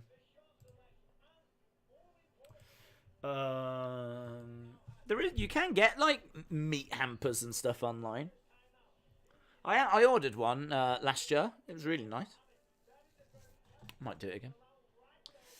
Right, well, I don't know if this is where we are, but apparently Other Mother in first place. Then you've got Priscilla second. You got Ben third. Austin fourth. Empire Sykes back in fifth. Fowler sixth. Joint sixth. With Adam and MMA Buff Bets. Dewey in joint ninth as well. With Millie and Stratty the baddie. So that's where we are. And we are building to our next fight. Brogan Walker. Going to be in action, taking on Miller. It's Miller time. What's up? Simbarash, shout out to you. Long time no see. How's the family and the old lady? Everyone is good, thank you. Everyone is doing good. Hope you are well. It's a sports betting page. They sponsor Israel as well, says Paulie. I'm trying to buy some Wagyu beef. What, on steaks.com? I hear it's very good there. Very, very good. They do a lovely T-bone. Don't eat steak. I've not had one in 30 years. It's pink slime. So, nothing like a good steak, is there? Nothing like a good steak. If you have a steak, how do you have it? Let me know. If you was to have a steak, would you have a sauce with it? Would you have it as the people out there that have it? Does anyone have it blue? Everyone have it? I've never had blue. I've had rare. Medium rare is what I go for. I go for medium rare. I know you're probably meant to go medium, but I go medium rare. And I've had rare, and I don't mind rare. I've never had blue. I think some places don't even do blue. I don't even know if you do blue in America. But blue is where you like literally show the meat, the grill, like, and that's it. It's just like it doesn't get cooked at all. Well, it clearly like that's it. And then you've got rare, and then you've got medium rare, medium well done. Medium rare, says Chalmers. Yeah, same boat. I'm a medium rare kind of a guy as well. Do you have any sauces on it? I don't, to be honest. Sometimes I have the reggae sauce that's here in the UK. I don't think you have that abroad. It's quite nice. Rib eye, olive oil, salt, pepper, medium rare. Oof, olive oil, salt, pepper. Very simple seasoning. I like that. And medium rare again. Another medium rare. James is medium rare as well. Brian's a medium. Ben's a medium rare. Medium well. Medium well for Scout with pepper sauce. Don't have pepper sauce that much, you know. I never have pepper sauce that much. I don't know why. Whenever I've had it, it has been nice. Mr. Pineapple said, I have well done, so I can give it to my dog. Can I be your dog? Sounds like your dog eats well. If it's getting fed well done steak. So, I personally like steaks anywhere from rare to burnt. Oh, what, you're not for... Yeah, I'm not fussy. If I was to have a well done steak, I'd eat it. If I went round someone's house and they gave me a steak that's well done, fine. If it was rare, fine. Don't really care. Yeah. It's good that way, isn't it? There are people that have to have it a certain way and they're like, oh, proper anal about it. Blue is great, says Deadman Talking. Really? You've had it? What does blue actually look like? Blue steak. Yeah, I mean, damn. Look at that. Look at that. That's a blue steak. That's a blue steak. Damn. I mean, you might as well just eat the animal. Mightn't you? Look at that. So, I would eat that, though. I would eat that. My understanding is that the bacteria and all the stuff that can hurt you is on the outside of the steak. So, as long as you do cook that bit, the rest of it should be fine. We are just seeing Killer Miller. She is in a bikini a lot by the looks of it. We went from days misspelling steak to a steak conversation. Yeah. Matt says, medium rare with sprinkles of OXO cubes. I have never done that. I really don't know how I feel about that. Does it work? I don't know. Scares me. Medium rare with garlic and thyme butter. Now that sounds amazing. That sounds amazing. I've never done that, but that sounds amazing. Garlic and thyme butter. I could definitely get with that. Have you ever had an orange steak? I've never even heard of an orange steak. Do I want to Google that, or is that some sex thing? Orange steak. No. There's orange beef, but I can't see anything for orange steak. Do you think your fellow countrymen will lose if Leon takes the title? No. Leon, I don't think is a name. If I went to ask my mom or like someone in the street to name an MMA fighter, they might be able to name Conor. I don't know that they would be able to name anyone else. To be honest, I don't think they could name anyone else. It depends who you approach. But Leon Edwards is not a name that resonates with people here at all. So if he did win, MMA fans would lose their shiz. But the average person on the street would not even know. That's sad, innit? Sad. It's a shame that like fighting for a title is not kind of the same as fighting for a boxing title. Are you a fan of seafoods? Yeah. Yep. Cute overloads. She is cute. Oh, here they are. Look, here's the simps. Here's the simps. Simps are here. Simps in the house. Simping ain't easy. I've got the image. There she is. Look. There she is. Guys, if you are a simp and this is the kind of thing you're into, then leave a like on the stream. Maybe I should just do that now. When there's like someone people say looks quite cute, just put a picture up and just go, look. If you like this, leave a like, hit the subscribe. Yeah. Do it for Juliana. Juliana Miller wants you to do that, guys. Yeah.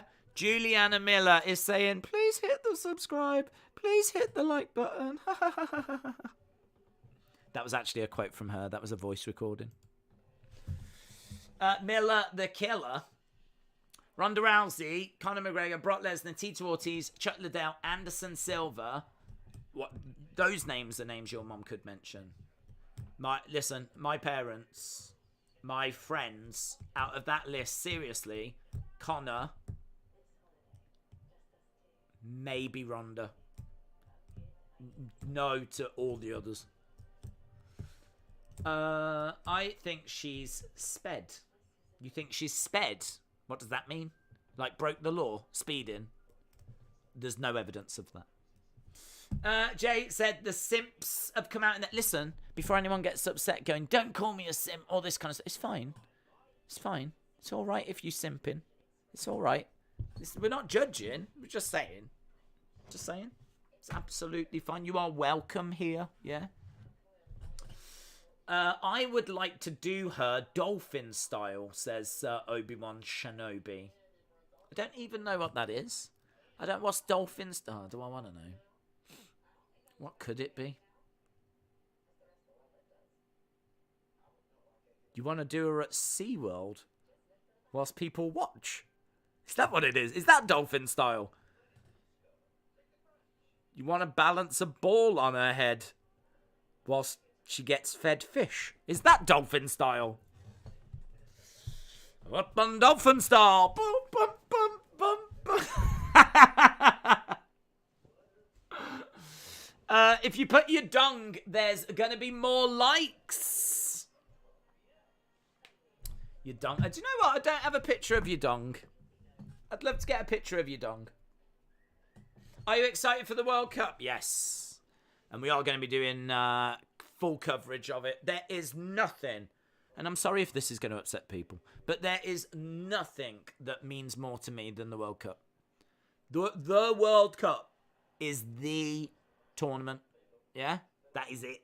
If England win the World Cup, I could not think of anything greater in my life than England winning the World Cup. That is my everything.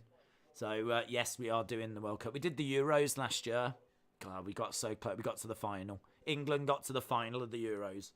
But we were in the World Cup, and USA are in the World Cup. In our group, we will be doing England versus USA. Oh, my God. I know. We're going to do your dolphin style. Up on dolphin style. Up on dolphin style. Just Nick, shout out to you. Nothing wrong with simping. I simp for days. And that is why I love you. Just Nick, shout out to you. Your love is appreciated. Your simping is appreciated. Can I just say, this girl's quite cute. Her opponent's quite cute. Brogan Walker. We're all simping after the wrong woman. We're all simping after Juliana Miller. But Brogan Walker, who's got better experience, striker, but she does tend to tire, can give up her back sometimes. Oh, Juliana Pena in the house. Juliana Pena.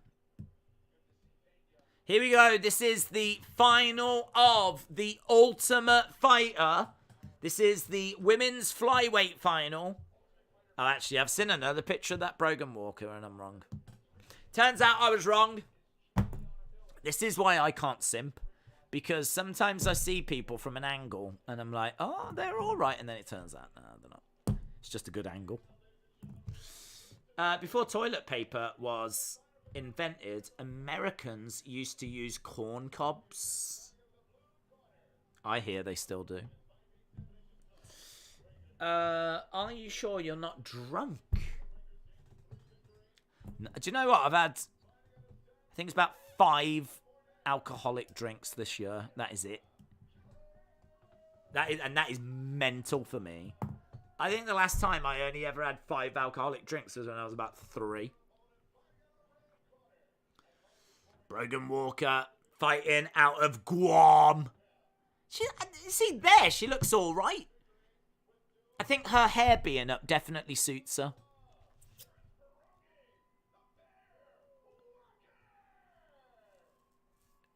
Right, here we go then. Which way is this going to go? I don't think I had the poll. Did I put a poll up for this? Probably not. Nah, I'm a flipping disgrace. I'm a flipping disgrace.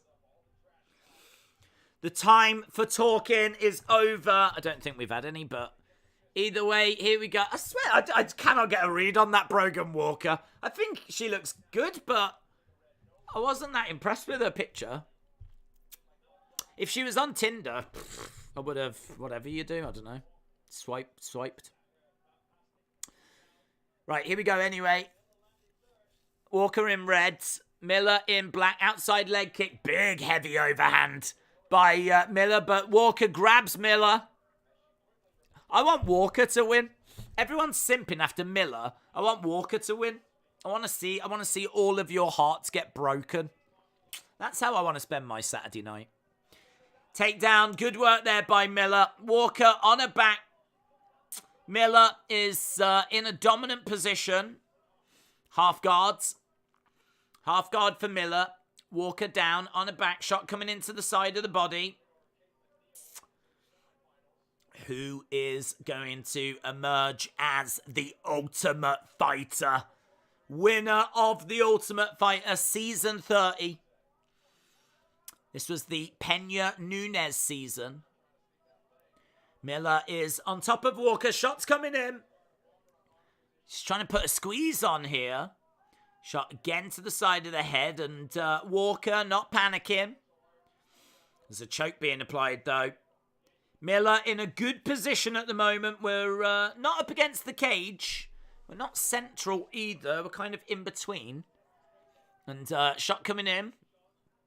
Walker is being moved over, or she's trying to move over to the side of the cage. At the moment, you just got Miller on top, just raining in these strikes. She might look better after a few punches. Bonkers said, I simp for days. Chalmers said, is this the fight of the MMA simps? I don't know, I can't say I saw too many simps simping for Walker. But plenty of people simping for Miller. And right now she's doing well. She's winning. Shot coming into side of the head. The shortest war in history lasted 38 minutes. She is destroying her. She is controlling her. It is one-way traffic. Elbows by Walker. I mean, there's nothing she can do. We're only halfway through the first round. But right now, Walker on her back, Miller on top. We've been in this position for how long? It feels like hours. Miller not able to really do much, though. She's managed to get, well, half guard, but it's kind of... It looked like side control, but good work by Walker to get her into full guard again. And shots coming in by Miller. We got less than 2 minutes. Fists raining down. I think a lot of the guys want Juju in a dominant position, says Ben. Neither of these women are attractive, says Retribution. Y'all have got bad taste in women. Well, I mean, look, some of the simps we've got, I think, are at beginner level, so they're just starting out on their simping journey. You got to start somewhere. Walker on her back, and again, you know, can't get up. Miller on top. Shot coming into side of the head. Nearly 3 minutes control time for Miller. Shot coming in there by Miller. And, yeah, I mean, look, they're going, they're going at it. They're not just, like, lying there. They're constantly, like, trying to get shots off or trying to get into better positions. It feels to me like Walker's trying to get into a triangle position, you know? I feel like those legs are, like, climbing up a little bit. She's got to watch that arm, Miller. She's grabbing the arm, actually, Walker. I thought she might... Yeah, she's going for the arm bar. She is going for it. She's going for the arm bar. Ah, couldn't get it. Couldn't get it, but it did look like it was there for her. That was nice, though. Good work by Walker. I like the fact she's not just lying there. Strikes coming in. We've got about 16 seconds or so to go. Matt said, I've heard that the BBC are covering them. Mate, BBC... all over this. Absolutely all over it. BBC all over Miller. And there we go. End of the round. End of the round. Time for a bit of ground and pound, says Chris.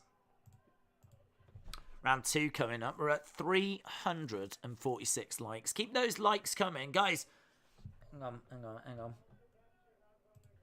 Hey guys, it's me. Juliana Miller.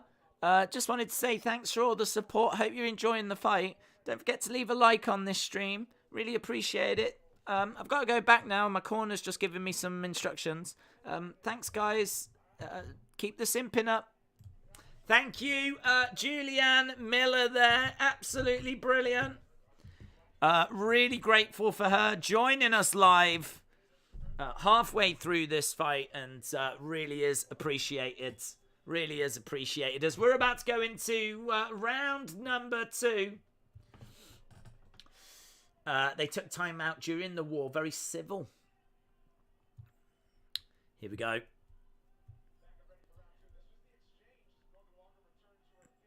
Oh, there's a little... What was that? There was a little summit between them just as she got up to her feet. Miller just seemed to grab her for some reason. I don't know why.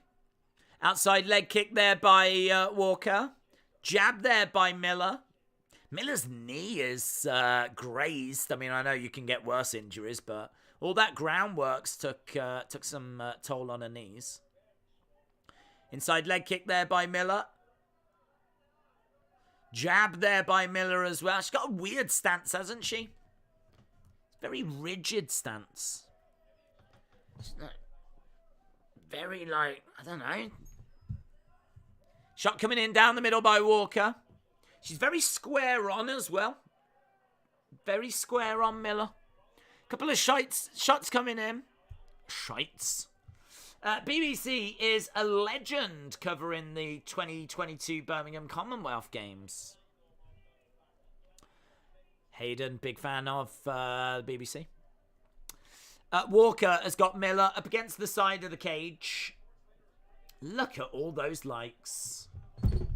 That's what happens when you get a celebrity endorsement. Takedown by Miller. Walker down on her back and didn't take long. And here we can see Walker grabbing the leg, though. She's managed to grab the leg of Miller.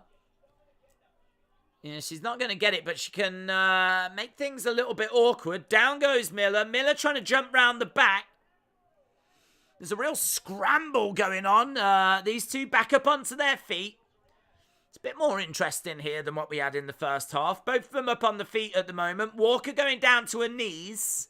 Miller's managed to get round the back. Miller on the back of Walker. Can't see exactly what she's got at the moment, but she's definitely got the arms. She's got her arms underneath the arms of Walker. I don't think she's on the chin, though. She's trying to get the chin. She's trying to get it. She's trying to get the rear naked choke. It's on the chin.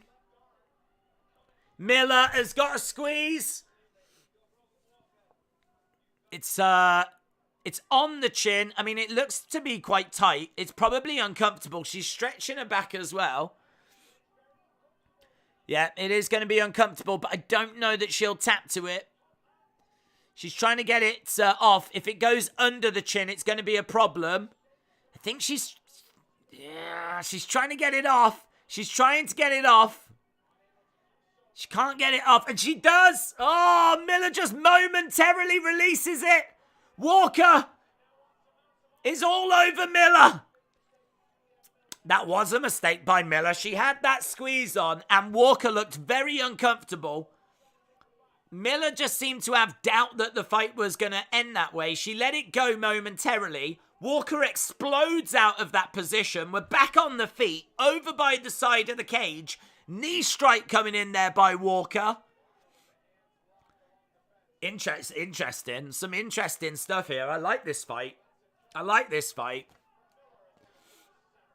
Shot coming in there by Walker. Drives Miller back against the cage. Miller reverses the position. I feel like the first round is a Miller round. This round, I think, is probably a Miller round as well, but it's fun. It's definitely fun, and Walker's still in there, battling away. Just over a minute to go. She is willing. Well, Miller is in control again. She's got Walker pinned up against the cage. Ultimate Fighter flyweight final. Down goes Walker. Walker goes down. Miller takes Walker down. Shot coming into the side of the head. 45 seconds to go in this round. Clean sweep for Team Pena in the finals, says Tim. Miller is gassed. Looks like she's winded. She still looks like she's got a bit more than Walker, though. She's managed to get Walker down. Miller in side control. And I think she's going to have taken these first 2 rounds. Miss Clown, hope you are well. Rocky said, I knew this was going to be a good fight. It's been good, yeah. Do you know what? It's been a fight. On a night where we've not had that much action, we're actually getting a fight. We might be about to go to a 3rd round. Oh my God. Oh my God, we're going to a 3rd round?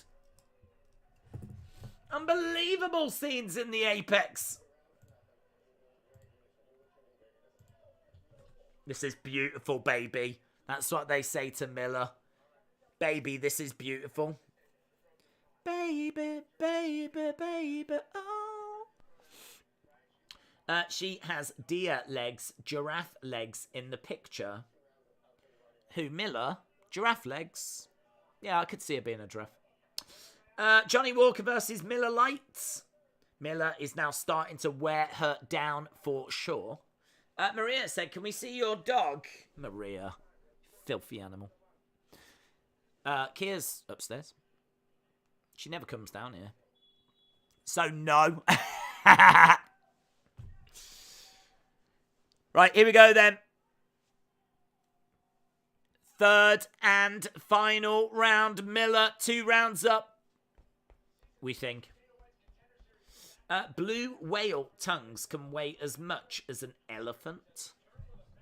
Damn. Boom. Here we go then. Round number 3. Miller, Walker. Walker needs a finish. Oof. Comes forward. Gets caught there with a shot. Miller in the centre. Jabbing forward. Backing up again. Inside leg kick there by Miller. Jab coming in there by Miller.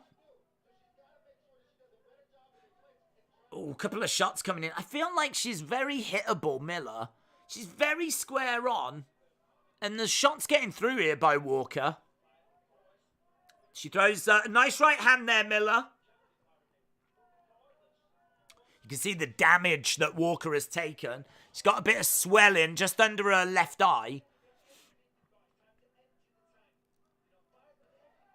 Inside leg kick there by Walker. Miller is up 2 rounds. Walker needs a finish. Kick to the body there by Miller. Kick coming back by Walker. Hook shot coming in by Walker. Miller again moving over to the side. Nice hook coming in by Walker. Straight jab there by Miller. The striking's quite slow as well. It's like, knee strike coming in by Miller as Walker drives Miller up against the side of the cage. Miller, I think Miller knows that she's just got to get through the next 3 minutes, 20 seconds. A few strikes coming in there by Miller.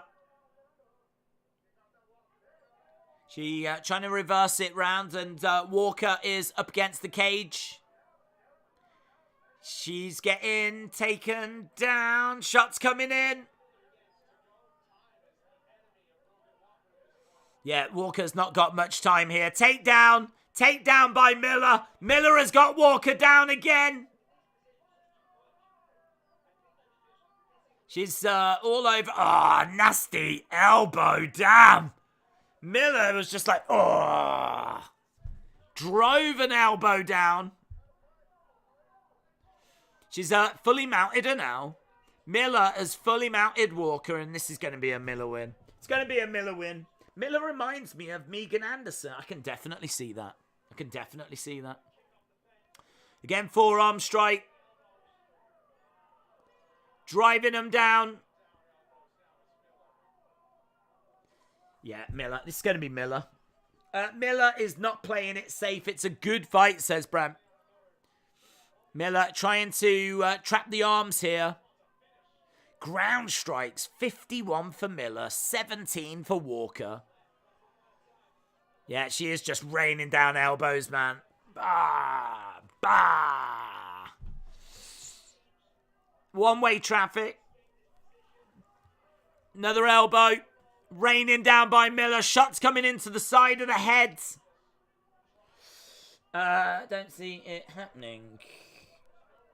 Get that sub, says Rocky. I don't think it'll be a sub. I don't think it'll be a sub. It might be ground and pound. Yeah, she's really growing into the ground and pound as well. She's getting more vicious. Oh, man. The ref is looking here. The ref is looking. Walker's trying to get Miller off. If anything's going to happen, it's going to be a Miller win by ground and pounds. Yeah, a big... and it is, you know. It is. Oh! Crotch chop. Crotch chop. Crotch chop. Yeah! Suck it! Crotch chop by Miller. As soon as she gets the win, she gets up.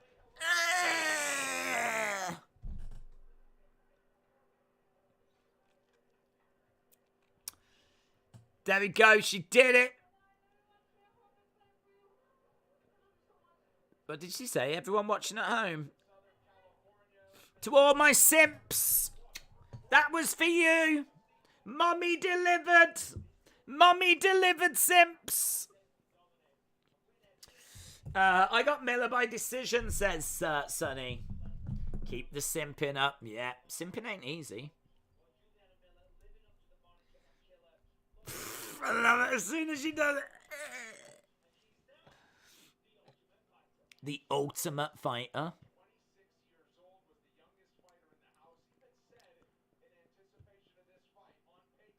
The youngest fighter in the house, apparently.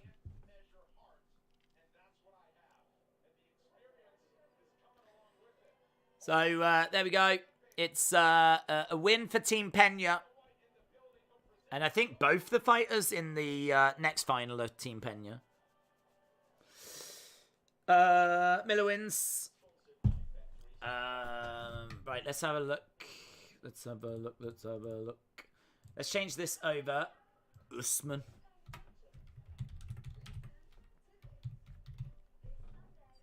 Usman, he is the brother of Kamaru Usman, for those that didn't know.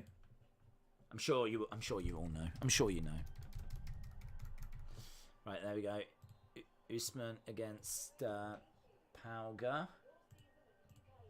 Let's go over to Tapology. See what that's done to our game. Don't forget, if you want to join the game, you can do. Go to Tapology, make your picks. Go over to Wrestling Days League and join the group. I think that's updated. I think it's updated. Other Mother in first place. So I think that's the latest on that. I mean, we haven't had the official decision, but obviously it got stopped early, so we know that it is a win for Miller. Be interesting to hear from her, though. Dana White in there, chatting with Bisping. Miller's heart was so much bigger. Solid stuff all round.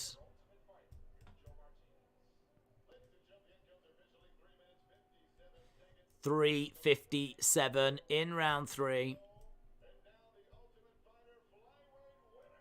Ultimate Fighter, flyweight winner. She goes to shake my hand.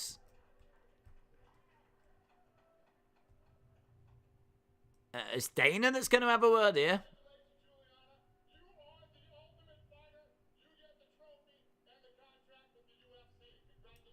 You get the trophy and the contract. Congratulations, says Dana.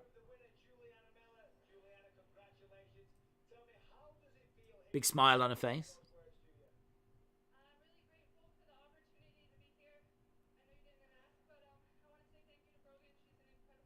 I'm grateful for the opportunity to be here.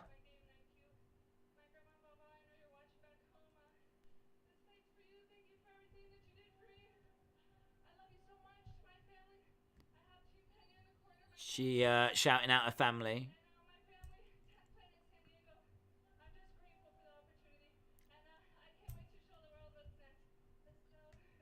I'm grateful for the opportunity, and I can't wait to show you what's next. Usman loses on the ground, having gassed out.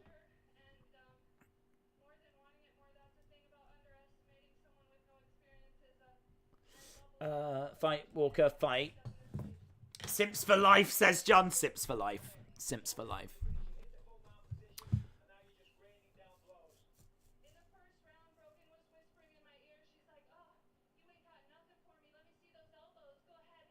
Ah!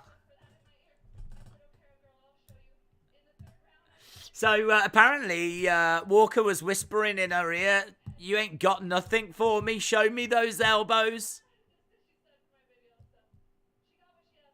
She got what she asked for. So Miller, that's cool, isn't it? So apparently Walker was whispering in her ear, "You ain't got nothing for me.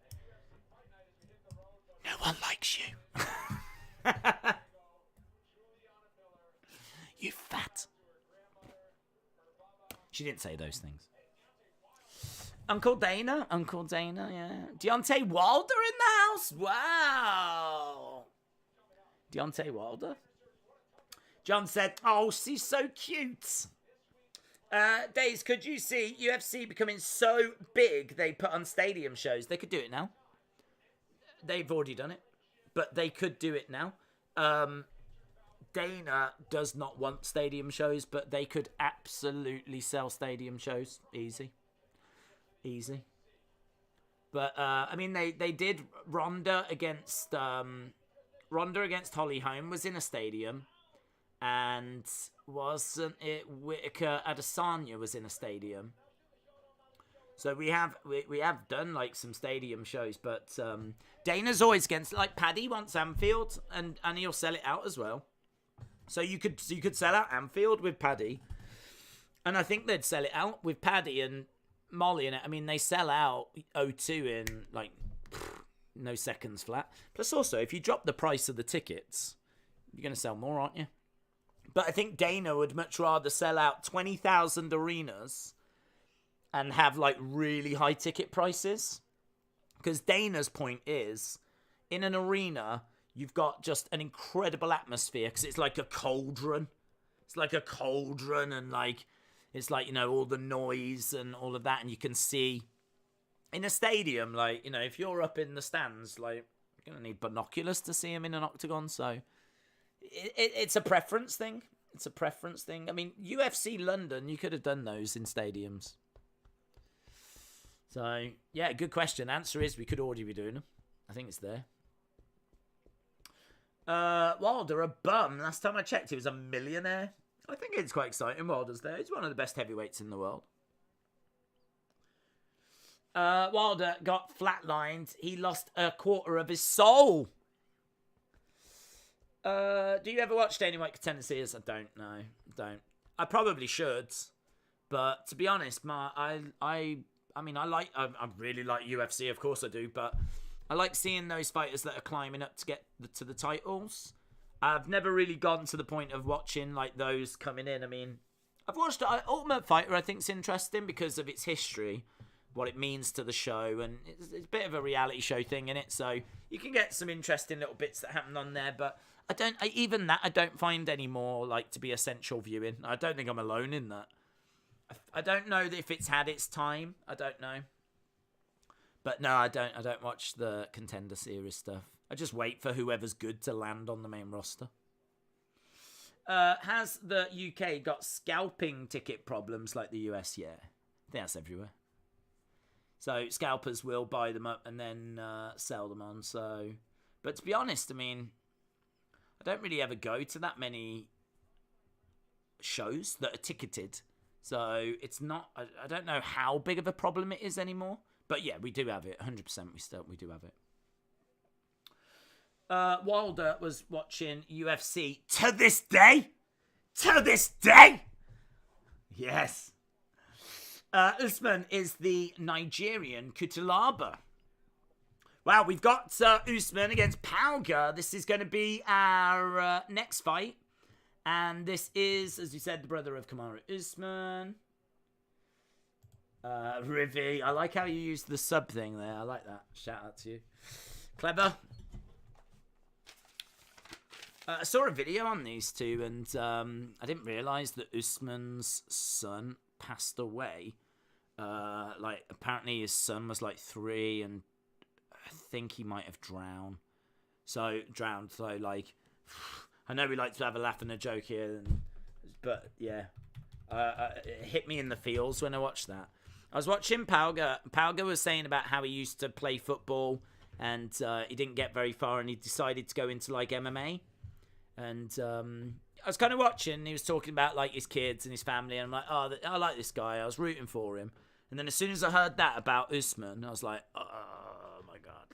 So, as much as, like, Usman is maybe not a great fighter, wow, for what he's been through and everything, like, I'm right on his side. I'm right on his side. Do you know what? I don't know who I want in this, because both of them seem like nice guys. Both of them seem like, I know it's not about that, but yeah, it was such an interesting video. So I didn't know much about either. And I think Pauga gets it done. He's coming in as minus 250, but it's going to be really interesting. Brent said, how do we make Tapology predictions? You go on Tapology, sign in, and then I think on the left-hand side, there's a list of, like, events. You click on the one you want to make the predictions for, and then I think you can make the predictions that way. But you won't be able to make them for this show, because obviously this show's already underway. The two men behind you are staring at me. Yeah, they're my bodyguards. Time for some heavyweight nut shots. Damn. Yeah, damn. It was a pretty heavy video. Oh, I think they're showing it now, actually.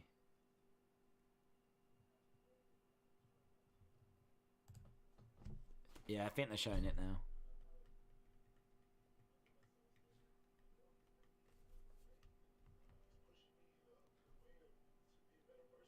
He's pushing me to be a better person.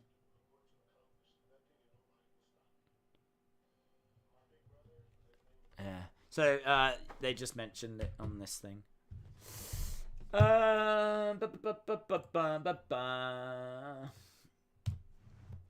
Usman is a lot bigger. The background mugshots are creepy AF. I don't know. I feel well protected, though. I also feel like every time I lean over it, I feel like Hasbulla's basically just knocking me in the Brent says, thanks. Welcome. Those two men behind Days are trying to sniff his freshly conditioned hair. Don't drop the soap. It's all excellent advice. Damien said, I just got done watching Battlegrounds Championship Wrestling. I was watching Bully Ray. He had a match and Ken Shamrock was wrestling, was he? Damn. Didn't know Ken Shamrock was still doing stuff in 2022. Hope he's well. Shout out to Ken.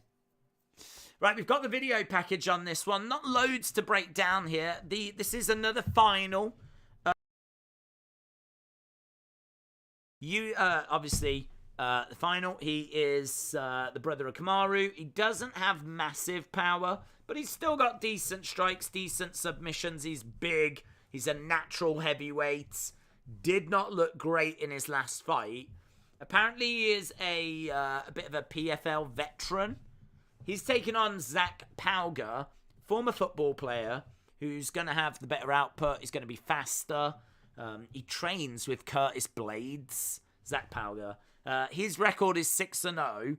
Usman's is 8-2. Usman comes in at plus 210. Pauga at minus 250. Both of them are around the same age. So no one's really got like an age advantage. It's not like one's 27, the other's 40 or anything. and reach 3 inches to Usman. So this is going to be our next one. Mike Tyson's daughter, similar kind of incident, and that was terrible. Yes. Obi-Wan Shinobi has got Usman winning by dolphin style. Yeah! Dolphin style. Yes. Bit of dolphin style. Love to see it. I still don't know what it is. Sniff the anti-ball chafer deodorant. I don't even know what that means. I hope Usman wins, says Joe. I think Jamal Hill is going to knock out Santos. Well, listen. It's been a long road, yeah? But after this fight, we've got 2 really good fights. I think Vincent Luque against Jeff Neal is going to be a lot of fun. And Santos against Jamal Hill, someone's getting finished there. And I think it is going to be Santos that gets finished. So, yeah, I agree. Really interesting stuff coming up. Ranked fighters as well. Luque ranked 6th. Jeff Neal is ranked 13th in the welterweight division. In the light heavyweight division, Santos ranked 6th. Jamal Hill ranked 10th. So we've got ranked fighters coming up after this, but we need to find out who wins the Ultimate Fighter. Is it Usman's brother, Usman, or is it Pauga? Who have you got winning out of Adesanya Pereira? I've got Adesanya. Feel pretty good about that. Pereira's a great striker, but I just think Adesanya's going to be well-rounded. So I've got him getting the dub. The Grinch won everyone over in the end. Sounds like Pauga is going to knock out Usman. I feel like he's got a chance of getting a finish here. I think he's definitely got a chance. Usman did not look that great in his last fight, but I don't know. Maybe this could also go decision as well. Maybe we're going to see this one go the distance. Let me know. Let me know. What do you think? Who have you got? Who have you got in this one? Which way did you go? At the moment, it's quite close in our poll. 59% of you have gone with Usman. 41% of you have gone with Pauga. So, quite close. John said, dolphin style. Me and Miller think about it. I don't know because I don't know what dolphin style is. So I can't think about it. And also, I don't know what you look like, John. And trust me, I'm really pleased about that. Because if I did know, then I might, and I knew what dolphin style was, then I might actually start picturing it. And I can only presume it's horrific. What the hell? They weigh heavyweights. Heavyweights. Winner gets a balloon. Austin said, I've got Pauga. How? You can say that you got Pauga, but what round? How? Decision? 3rd round? 2nd round? 1st round? Dolphin style? What have you got? Arn said, I think Pereira's going to knock out Adesanya again. Pauga by decision. That's how you do it, Rocky. That's how you do it. Pauga by decision. I think I'm leaning that way as well. Jamal Hill has a dog named Max and lives at the top of Whoville. Nice. Abdel's brother, shout out to you. Right. Joe Martinez. No Bruce Buffer this week, by the way. All you Bruce Buffer stans. All you Bruce Buffer simps. No Bruce Buffer. So, Zach Pauga. Coming in at minus 260, fighting out of Denver, Colorado. Zach the Ripper. Zach the Ripper. And there he is. Mohammed Usman.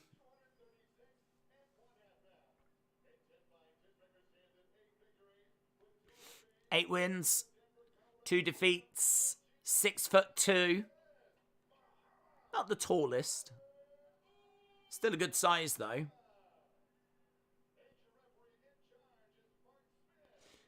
Right. Here we go.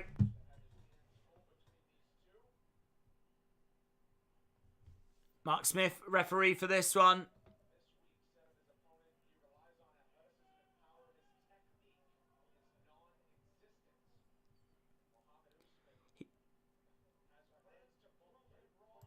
Here we go. So Pauga said that Usman has size and power, but he has no technique. We are up and running then. This is the final of the Ultimate Fighter. Pauga in white, Usman in black. Usman standing his ground in the centre.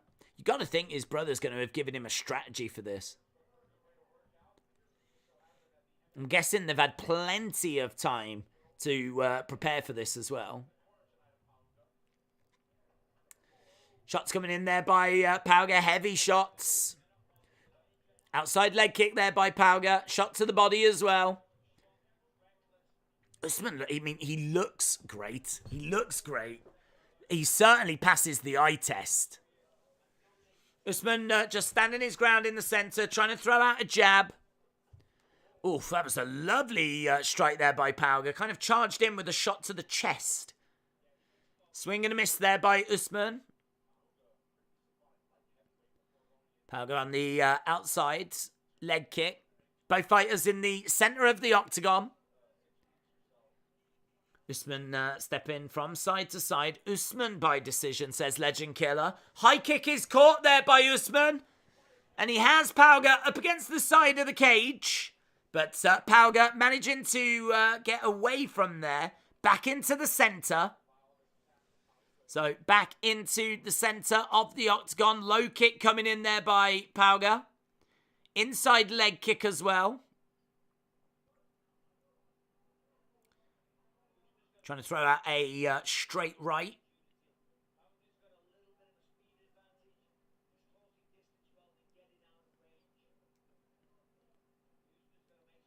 Swing and a miss there by Usman. Both fighters in the centre. Pauga throwing out a straight left. Nice coming forward. Oh, gets clipped there by Usman. Usman just edging forwards. Pauga backing up a little bit. Not loads of output here. And what they are throwing, not much of it is getting through. But what does get through doesn't seem to bother either guy. 2.5 minutes in. So far, Pauga landing 16. Usman landing 4. But you can see that Usman's thrown 19. I mean, he must be down in like the 25% range for his accuracy at the moment. Kicks coming in. We're seeing much better by Pauga, but a good chunk of those are leg kicks. Nice little jab, though, that Usman kind of ran onto. He was moving forward just as Pauga just kind of puts his hand out, and Usman kind of went onto it. 1 minute 50 left in this round. It's a Pauga round. He's definitely landed more, looked better. Usman for the win, says Damien. Pauga looks a bit like a thick Mike Perry. I can see that. On the outside, couple of jabs coming in. Low kick just misses there by Pauga. Pauga by TKO, says Walder. Usman charging in, trying to throw a big overhand, but couldn't connect with it.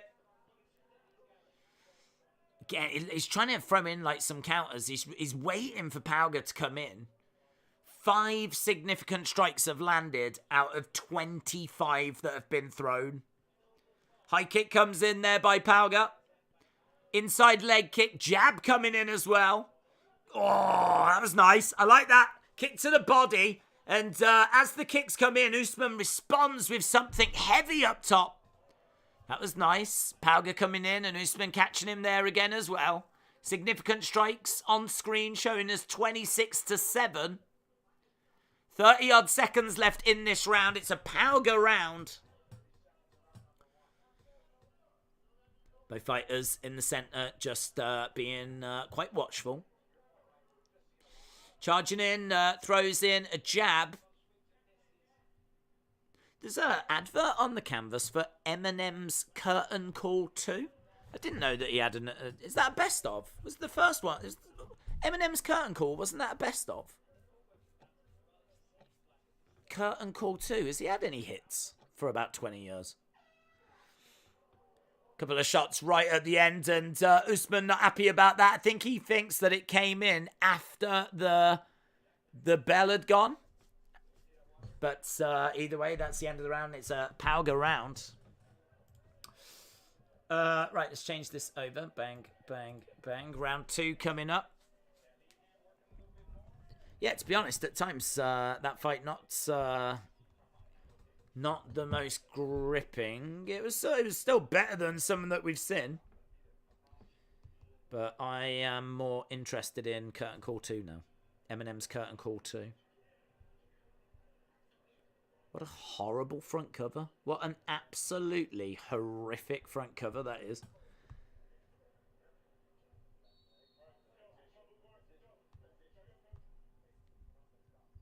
Looks horrible. That's the... Oh. I accept. There you go. There's a live rating as well. 6.2 for Eminem's Curtain Call. Just in case you was interested. That's the kind of service we provide. I see an advert for it. I'll bring it up on screen. Boom. It is his second greatest hits. Apparently, it feels like a portrait of an artist who has spent the last 13 years going in too many different directions. Very powerful review there from Pitchfork. Pauga rounds. Literally just headhunting. Oh, Pauga down! Pauga down! Oh, he's finished him! Oh, we caught him! Hammer-fisted as well! Usman has won! Usman has won! Oh my God, he catches him right at the start of the second! Oh, and he looks like a beast! Ah! Look at that! Kamaru Usman's there. God, calm down. Calm down, mate. Look. Whoa, he's just walking around like this. Ah! Whoa! He looks like he wants to kill everyone. Just caught him, just catches him. Oh my God. Look at that. All it is it's just a left. It's just a left shot that swings round. It's just it looks lazy as well. It's just like,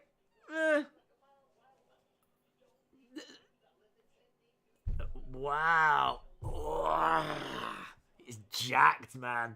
He is jacked. I love how when he puts him down, he follows it up with hammer fists and everything. Just seeing his corner celebrating, seeing Kamaru Usman celebrating. Muhammad Usman is the ultimate fighter. Oh, I'm pleased for him. No, with the story about his kid and everything, I'm pleased for him, man. I predicted it wrong. Well, yeah, don't worry about it. I think I did. I think a fair few people did. Don't worry about it. He definitely has got that Usman power. Didn't expect that. Juicers, says Peter Piper. Usman might TKO him if he catches Pauga with a well-timed blow. Usman versus Ngannou. A bit soon. But in all fairness, I don't know if he's ever going to get to that level, so we might as well book it next. I don't know if naturally he's going to be able to work his way up to that level, so yeah, let's just do it. Next fight, Ngannou against Usman. He hit it perfectly. It was crazy, wasn't it? It must have been right on the button. It looks really like lazy and just slow and not really a bother, but it just got him right where it needed to get him, and it had enough momentum. And I'm sure there's power there. I've got no doubt about it. Sonny said, I predicted it correct. No, I predicted it correctly. I predicted it correctly. Good for you. Please, sir, I predicted it correctly.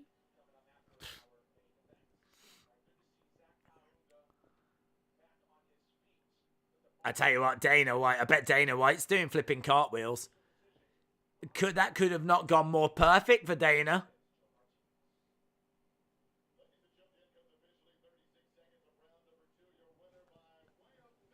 No way of knockouts.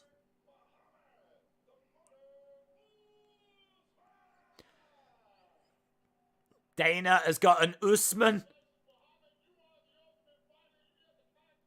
Look at this. Look at the smile on Dana. You're going to need a sandblaster to get that smile off Dana's face.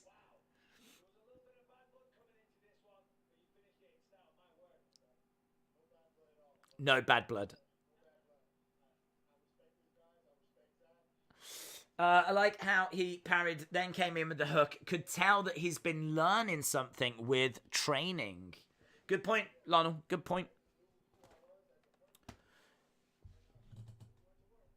Yeah, I mean, he's got a great trainer, hasn't he?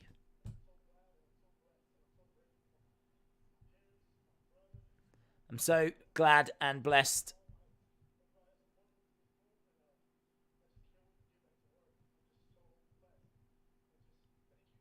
Thank you, God.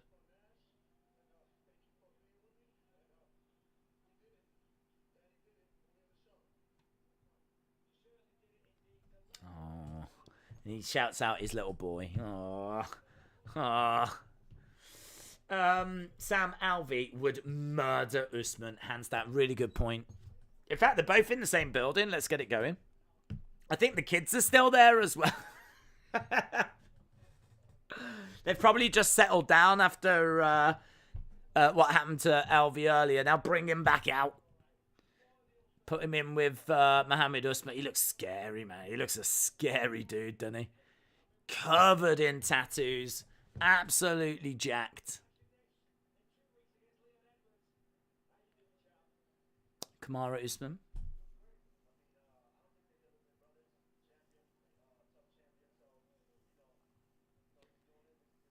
Kamaru Usman said, I don't think there's ever been Ultimate Fighter brothers that have become champions for the Ultimate Fighter.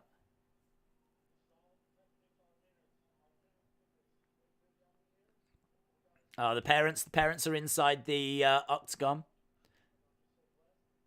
God, I bet that dad's beaming as well, isn't he? Imagine if your boys were Kamaru Usman and Mohammed Usman.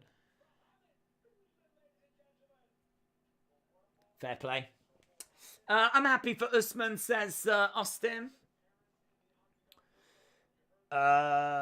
Here's a rule. Don't choose against guys that share your dad's name.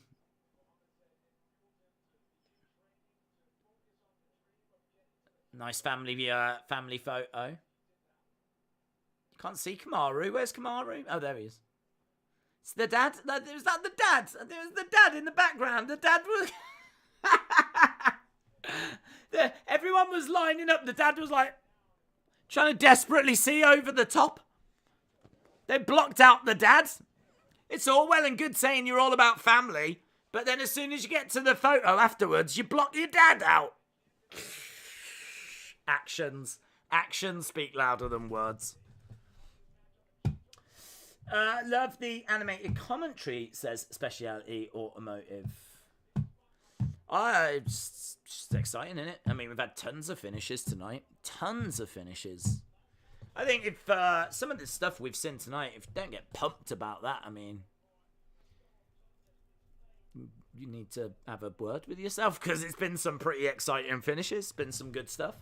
And more good stuff on the way. 2 more fights to go. Still got 2 more fights. Which is pretty crazy considering we're nearly 2 hours into this show. Luque versus Neal. Luque versus Neal. I don't think it'll take too long. Boom. Have I updated that scroll in a while? No. Right. Miller. Miller by... it's a TKO, wasn't it, I think? And then it was Usman by knockout. Marlon Vera against Dominic Cruz. That is next week. Landwehr against Anama. Some alright fights there. Jeremy O'Sharp against Bruno Silva. A couple of ranked fighters. Looks alright. Next week looks alright. Thank you, God. Dana. You can call me Dana. That was very clean. Congrats to the heavyweight Usman. Don't forget Nate and Nick. Right. We are going over to our next fight. This is Vincent Luque taking on Jeff Neal. This is obviously in the welterweight division. Jeff Neal is plus 145. Vincent Luque minus 165. Luque has got Muay Thai. He's powerful. Great chin. He's got good grappling. He's got great submissions. Fast. A little bit hittable though. Limited head movement. Keeps it on the center line a little bit. So, definitely, as we said, hittable. But Jeff Neal is got good durability. He's going to look to keep this standing. Good variety in his strikes. Cardio question, but good hand speed. You can see that when it comes to significant strikes per minute, the volume is with Luque. 5.3. Neal, 4.63. Accuracy, not too much difference. Takedowns, both about 0.5. Takedown accuracy about 50-odd%. So, quite evenly matched, these two. Quite evenly matched. Luque is 6th. Jeff Neal is 13th. And, as we said, age-wise, about the same as well. Quite close in the odds. Minus 165 Luque, plus 145 Neal. Let me know in the chat which way you think this is going to go. It's 67% of you went with Usman.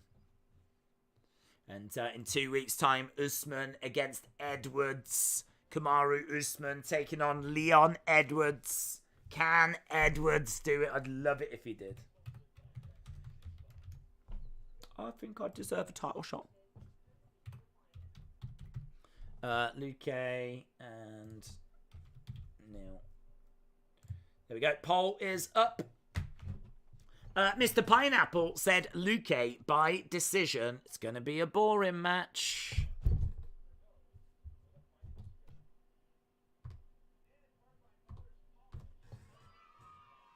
Yay! Ashkeem said, we need your dong. Well, in all fairness, we've got to 403 likes. That's way more than I was expecting anyway. So, big thank you to everyone that's dropped a like.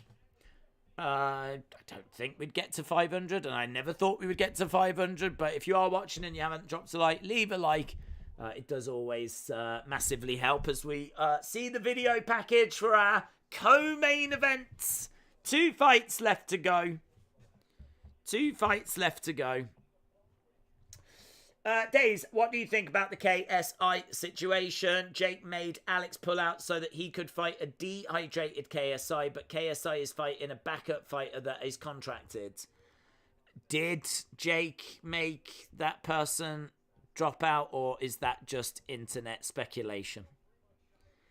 Has it been proven? Has Alex Wasabi come out and said that Jake paid him to not fight, or what's the situation?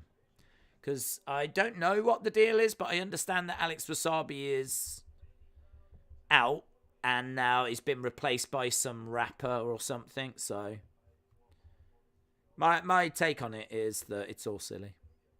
It's all silly, and I don't know how involved Jake was. I bet Days has a beanie for your dong to keep him warm and cozy. Yeah, absolutely. Always look after, and I really do mean this, always look after your dong. If you look after your dong will look after you. That's what I've lived my life by. Jake against Logan, it's the only fight that makes sense, says Mr. Pineapple. Sources say he's got 2 million and a 3-fight contract from Jake. What sources? What sources? What sources? What sources? I mean, you could, in all fairness, you could tell me and I wouldn't know. But I would be very surprised if Jake was involved. Do these sources have YouTube channels? That's my question. These sources, do they have their own YouTube channel? And have they made a video claiming that they've got information no one else has got? Are you streaming Hill's fight? I think it starts soon. We're here for Jamal Hill, yeah.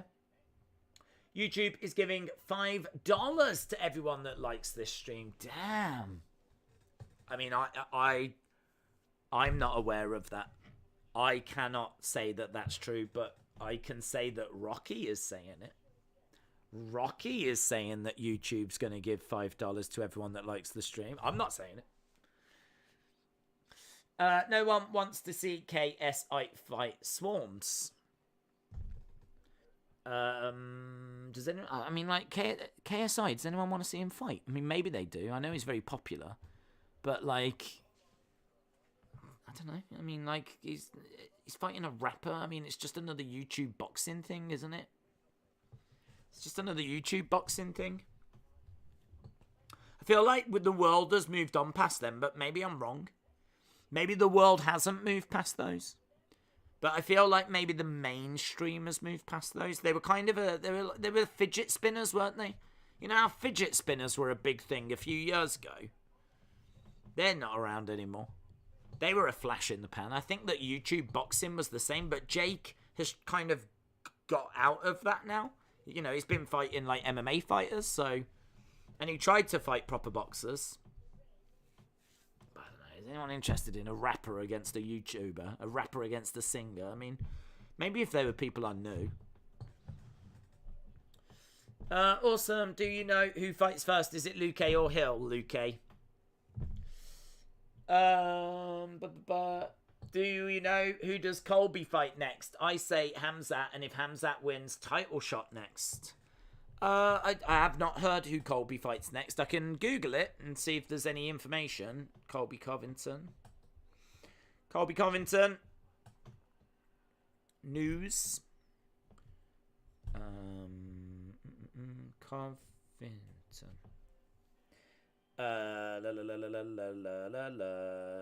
Cormier says that Colby is dealing with some serious injuries after being brutally attacked by Jorge Masvidal.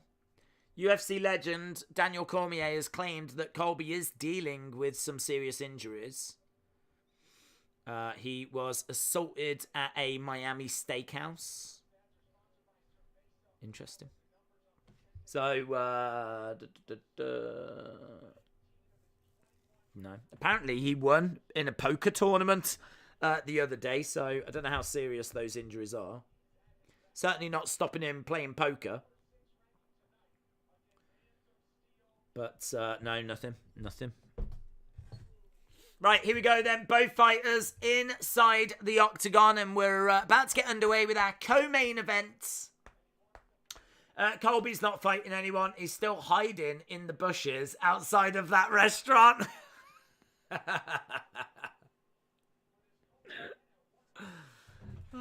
Lol. Colby has shown signs of brain damage since before the Jorge attack. Have you seen how he dresses? Very good. Very good. Right, here we go. Joe Martinez, the Octagon announcer. About to get underway with our co-main event. I swear you're nocturnal. Is that when you can write with your left hand? Colby's not fighting anyone. Winner of this fight should fight GSP. Quandary 100, shout out to you. Dollar Bill said 2 bangers left.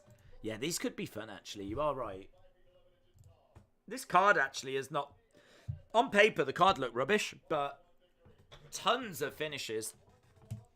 Controversial moment at the start. I think the last we're ever going to see is Sam Alvey. Couple of Ultimate Fighter winners. And now here we are with, as you say, a couple of bangers to close out the night.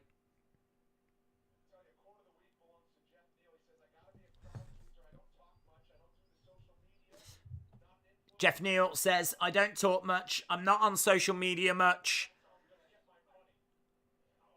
But I'm here to entertain when I step inside the octagon. So here we go. Luque in yellow. Neal in white. Luque edging forwards.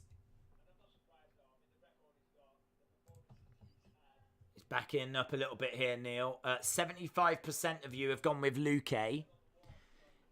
Luque inside leg kick by Luque. Neal edging forward. Kick to the body there by Luque. Kick coming back by Neal. Couple of jabs coming in by Neal. Neal standing his ground in the centre. Backing up a little bit as Luque edges forwards. Ooh, that was heavy by Neal. Heavy right hand. Left hand coming in as well. Neal finding a way through. Couple of jabs coming in the pocket. That was nice by Neal. He was definitely landing there. Neal coming in here as the underdog, but landing a few nice early shots. Couple of shots coming in here by Luque. Neal moving over to the side. High kick coming in there by Luque. Kick coming into the body by Neal. Driving Luque back. Luque in the centre. Again, a couple of jabs coming in. At the moment, Neal ahead on strikes, not by loads. 3 minutes 30. Clock ticking down as Neal on the outside. Nice, lands right hand. Couple of shots coming in by... Oh, lovely! Lovely left straight by Neal. That got through and it stunned Luque. Luque goes back against the cage. Neal consents. Blood in the water. But Luque seems to have weathered the storm. But he got caught big time. Luque got caught big time. But Neal not able to capitalise. I think he's going to try and land another one of those shots. Neal is back up against the side of the cage. Oh, getting through again with the left hand. Yeah, he's getting through. He's getting through the defences of Luque. Luque has got Neal backed up against the cage, though. He's putting the pressure on. Luque is trying to walk him down. We got 2 minutes 20. You can see that Jeff Neal has landed double the significant strikes. Oh, my God. Pop, pop, straight down the middle. Both of them getting through by Neal. Luque standing his ground in the middle. Trying to come forward with a couple of shots of his own, but good head movement by Neal. I think he might have blood all on the nose of Luque. He might have broke his nose. He might have broke Luque's nose. A couple of shots coming in. There's definitely a lot of bloods. Oh, another jab and Luque goes down.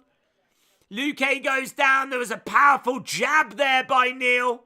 There's a little bit of off balance as well in there. Inside leg kick by Luque. Luque edging forward. Couple of shots coming in. Neal backing up. Oh, Luque stumbles back again. This is great work by Neal. Really good work. He's trying to find that kill shot, though. Couple of jabs coming in. All Luque can do is keep a high guard. Oh, that's nice by Neal. He sees the guard and he goes to the body. Neal and... oh, big left! Big left by Neal! Luque's down again! Neal comes over by the side of the cage. Right back into the centre. What a fight! Really great action in this one. Neal looking so good. 45 headshots. He's just jabbing away, man. There's no defence here by Luque. No defence. Neal just seems to be getting through at will.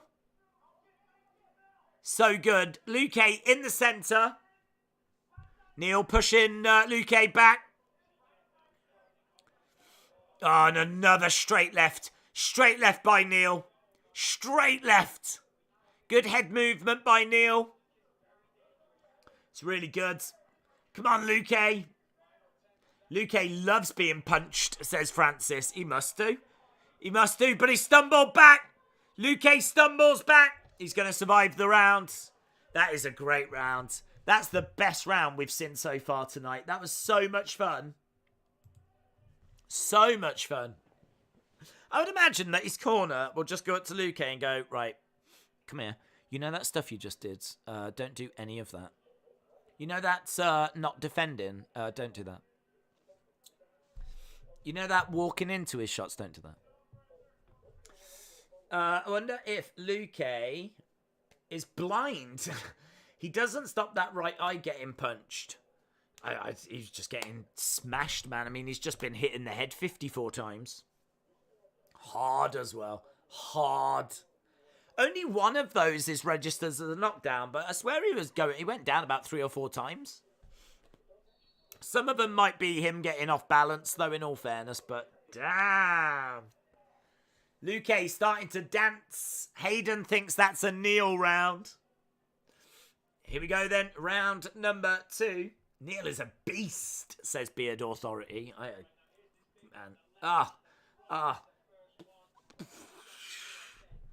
beautiful. It's beautiful. Heavy hands. Yep. Round 2. We are underway. Kick to the body there by Luque. Can Neal find a finish? He's definitely got that first round. Inside leg kick. He doesn't need to force anything, though. He got himself into a really good position. It all looked very comfortable for him. Kick coming in, but blocked there by Neal. A couple of jabs coming in. More than 50 significant strikes, and the vast majority all to the head. 58 significant strikes, 54 to the head. Gives you an idea of what Neal's doing. There is a few leg kicks coming in now, though, by Luque. Jab coming in by Luque as well. Neal edging forwards. Luque in the centre. Outside leg kick there. Kick to the body. Kick coming back in by Neal. Couple of jabs coming in by Neal as well. Luque edging forward. Neal with a lovely straight left. Kick coming into the side of the body. Neal turning it up a little bit again. Luque, though, just managing to take a bit of the sting out of this fight. Couple of jabs coming in again there by Neal. 3 minutes 20. We've had 1 minute 40 in this round. Luque getting a few shots off. Nice jab coming in by Neal. And again, another right hand kick to the body there by Luque. Kick coming in again to the body. Yeah, much better round so far by Luque, but he's still losing it in my opinion. But definitely making it a little bit more even. He's not eating anything too big at this stage. Neal not forcing anything. Couple of shots coming in there by Luque. Lot of stuff still coming upstairs. Kick coming into the body there by Luque. Jeff, get busy now, they say to him. So they're telling Jeff that he needs to turn up the intensity a little bit. Comes in for a straight left, but can't quite land it. Kick coming in again by Luque. Luque seems to have worked out Jeff Neal. Downloaded some of that information from the first round. This round, 19-18 in favour of Luque. First round was 57-23 in favour of Neal. This round is 21-19 to Luque. Neal grabs the leg. Down goes Luque. Neal trying to get round the back. Good work this by Neal. He's got Luque over by the side of the cage. Shot coming into the side of the head. Very close on significant strikes. Takedown as well, quite interesting. Very close round in this second. We got about 1 minute 30 to go. At the moment, we're over by the side of the cage. Neal has got Lukay up against the cage, throwing in big forearm strikes. Neal has got Lukay, looking to try and get a bit of control time, maybe get him down to the ground, but throws a straight left, couple of shots coming in. This is good by Neal. This is good. He's getting a few shots in now. He's got Lukay up against the cage. Uppercut coming in, hook shot coming in. Lukay responding with a few shots of his own. Neal again moving forward. Jab coming in there by Lukay. Hook to the body by Lukay as well. Inside leg kick there by Lukay. Looking for a takedown again, Neal, but can't find it. Over by the side of the cage. Neal gets Lukay off. It's 29-28 in favour of Neal. But very, very close. Very, very close. These two standing in the centre just jabbing away at each other. Much better round by Lukay.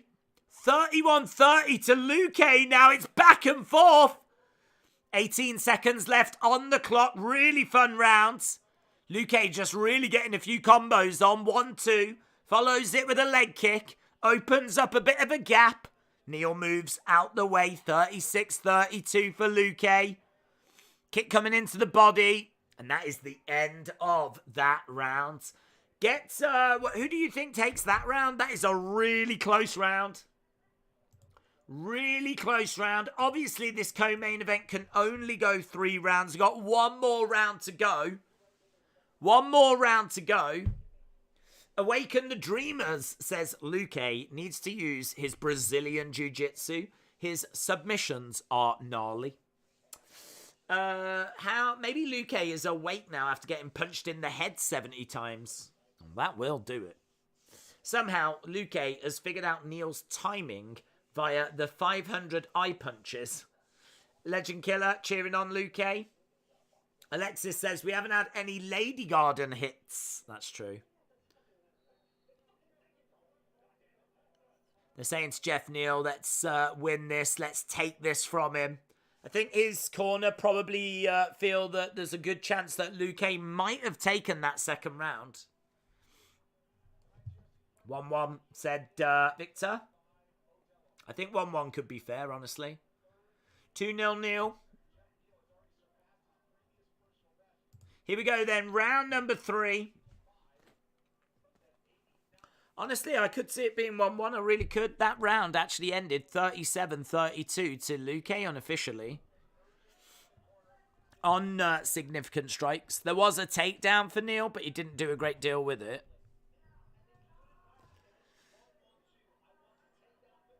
Right, here we go then.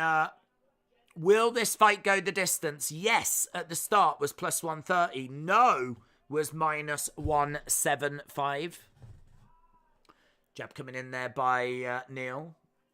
2-0 Neal, 2-0 Neal. 1-1, said JPP. Kick coming into the body by Lukay. Kick coming in there by Lukay as well. Side of the body. Neal throwing in some strikes. Some fights have a higher level of danger than others. This one is level 10. Neal moving out the way as Lukay throws in a big knee strike. Lukay standing his ground in the centre. Outside leg kick by Lukay. Neal right in there as well. Jab coming in there by Lukay. Bouncing around. Neal coming in. Lovely left hand there by Neal. Pace of this has slowed. Neal has slowed. Oh, but that's good. 1-2. Upstairs by Neal. They got through. Kick coming into the body by Lukay. Outside leg kicks coming in by Lukay. Oh, he felt them. Neal getting through. Lukay covers up. Big heavy uppercuts coming in. Look at him working the uppercuts. Jeff Neal just spamming the uppercuts. Oh, down goes Lukay. Neal wins. Neal wins. Lukay was driven back against the cage. Uppercuts were being spammed. He ends up going down. Jeff Neal wins. Damn. Damn. Jeff Neal gets it done. There you go. Let's go, Neal. Let's go, Neal. I think it's a knockout. I think he actually puts him out. Boom. Boom. Boom. It's just spamming it. Ah. Ah.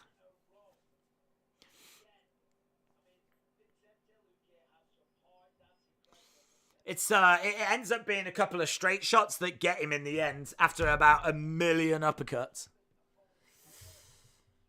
Yeah, that was cool, man. That was cool. Wow, says Awaken the Dreamers. Neal is much better than Bilal. Cool, man. I mean, that was cool. Jeff Neal ranked 13th. He's just beaten the person ranked 6th. He's going to have a nice number, isn't he, by the start of next week? Very good. Very good. Neal slept him, he did. Right, Santos versus Hill. Santos against Hill is going to be our main event, our final fight.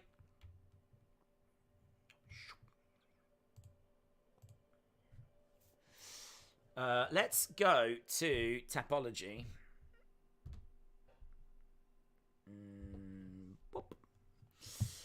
And let's go over here, hit refresh. One more fight to go. Main event of the evening, Santos against Hill. I think this main event will have a finish in it as well. So, at the moment, we have got Superman Punch and Other Mother in first place. Superman Punch and Other Mother. I'm just refreshing, making sure that's correct. Oh, it wasn't. Oh, how cruel. How cruel. We got your hopes up and then it was dashed. So it is Yabo Ipip. Yabo Ipip. Yabo Ipip is number 1. Oh, I hope you win. Yabo Ipip. Yabo Ipip. That is a really flipping fun thing to say. Yabo Ipip is number 1 and Sunny Wolf is also number 1 and Edward is number 1 at the moment. Are you going to stay there, Edward? Are you going to stay there, Sonny? Or is Yabba Whippip going to get it done? Wow. Drama. Drama in our Tapology game.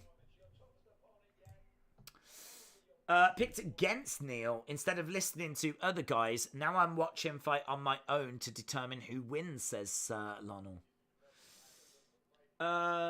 Hill's going to do it, isn't he? Yeah. I think he is. Back-to-back wins for Jeff Neal. He looked good tonight. He looked good. Sonny says, whoa, how did I get number 1? Jake Paul paid for you to get there, apparently. That's what I've heard. That's what my sources are telling me, that he paid for you to have that. 9 uppercuts in a row, apparently. 9 uppercuts in a row. He said he's been working on his uppercuts. The uppercuts look flipping lovely, man.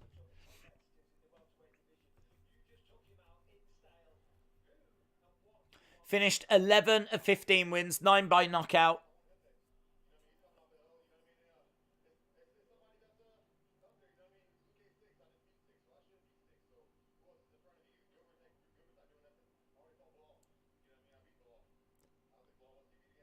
I've already fought Bilal and I've beaten Bilal.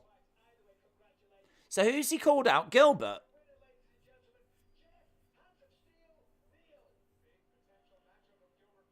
Yeah, he's called out Gilbert. He wants Gilbert Burns. Wow. Jeff Neal calling out Gilbert Burns. That would be very interesting. Santos and Hill are scrubs. Why are they headlining? Jamal Hill's all right.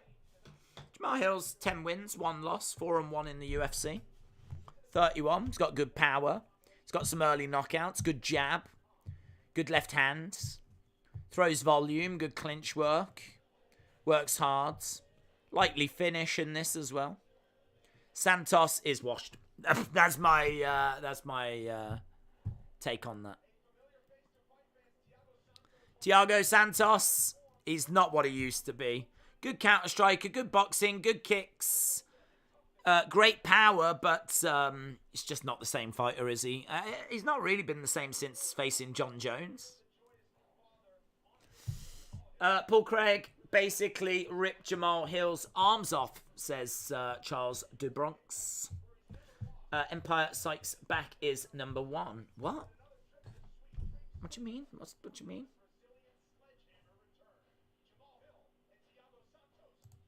Do I need to refresh it again? Yeah. Oh my God. Ah, yeah, but with Pippa's dropped. Yeah, but with Pip's down to 9th. Oh my God. Well, I don't know. We'll have to see. We'll have to see how that plays out. Drama in the Tapology game. Where's Sonny gone? Oh, Sonny. Is Sonny up there, or is she just completely gone? She's completely got what happened then? I don't understand. I mean, you literally all watched me press refresh, and then you saw the results. I mean, I didn't just make it up. Oh, Sonny, I don't know what's happened, Sonny. I would like to apologise on behalf of Tapology that seemed to have a glitch momentarily. Let's go. What happened to Mohammed Usman? He won. That's what happened. He flipping won. He found a knockout shot. Hunter says, Austin, do you love me? I'd like to get an answer on that, actually, please, Austin. Hunter would like to know if you love him, Austin. Please respond. Hunter says that he loves Austin. That's nice. Main event time. Fighting.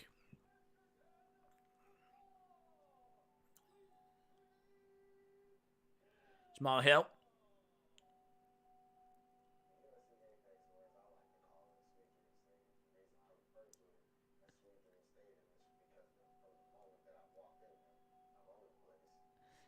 Jamal Hill said he calls the Apex Sweet Dream Stadium.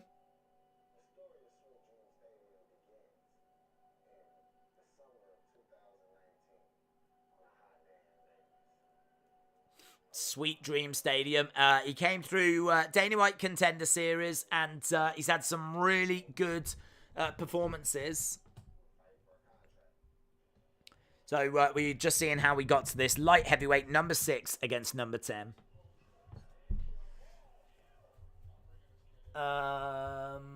I've been robbed.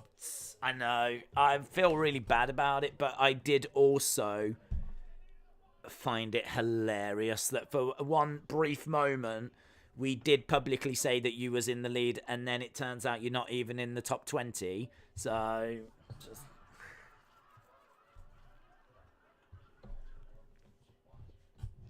I mean, honestly, you're not. I've just quickly gone down and I can't see you on there at all, Sonny. I can't see you anywhere on there. So you've gone from potentially leading this thing to now not even being on the screen. So it's like...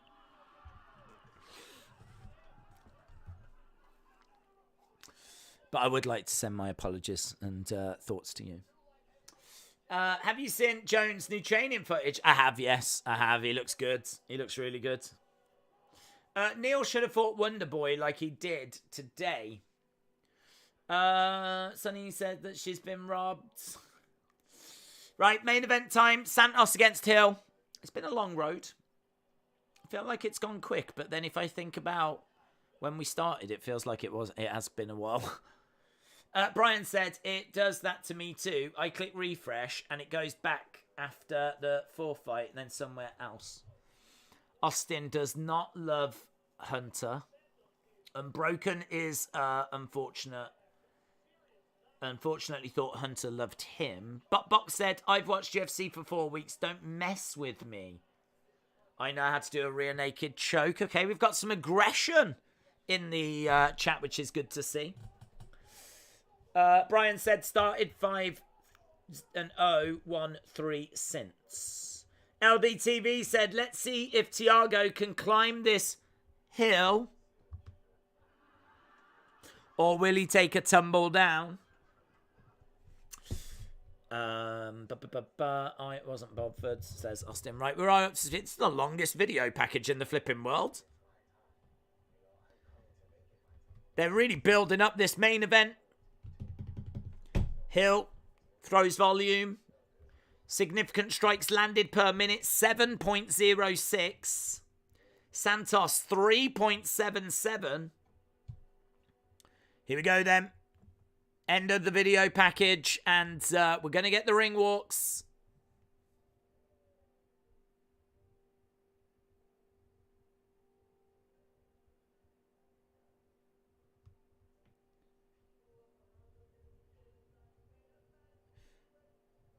Okay. I love Just Nick. I heard he makes great parmo. I've heard that as well. Jamal Hill coming out first.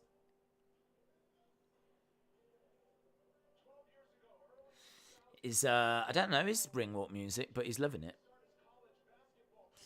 Usman's got Ngannou power. It's time for the main event.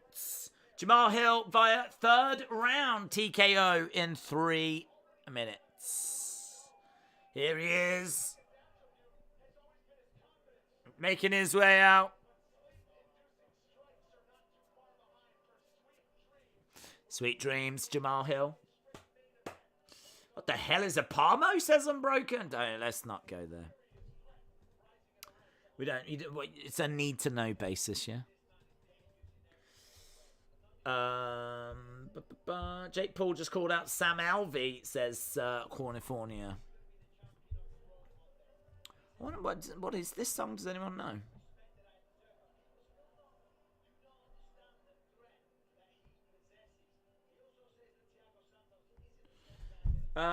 Did you watch the Ortiz Jr. fight? No, I didn't. That was tonight. Was that tonight? I think that was tonight, wasn't it? Did someone say orgy? Yep. Your mom? LDTV said, who have you got in this one? I've got Jamal Hill. I think Thiago Santos is washed. I think it's done. I think it's over. I think he is the Sam Alvey of the light heavyweight division. Come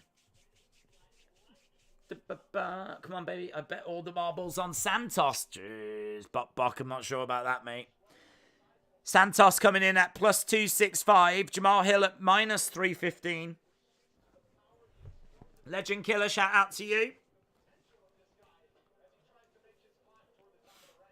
Here we go then, Jamal Hill inside the octagon, looking very focused.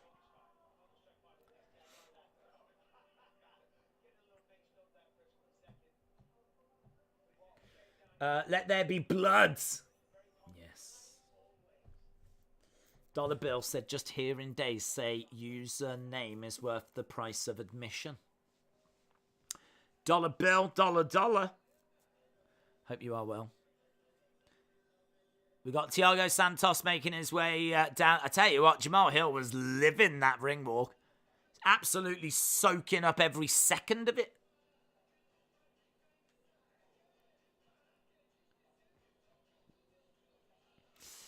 It's got a nice rhythm to it. Ortiz won by TKO. Ortiz needs to fight Boots or Connor. Days, you're washed, says Austin. I'll give you that, Austin. If this gets out of the first, I'll take a bath with my toaster. I definitely am expecting there to be a finish in this, and I do think it could be early. I don't know about the first round. Here's Thiago Santos then. How washed is he?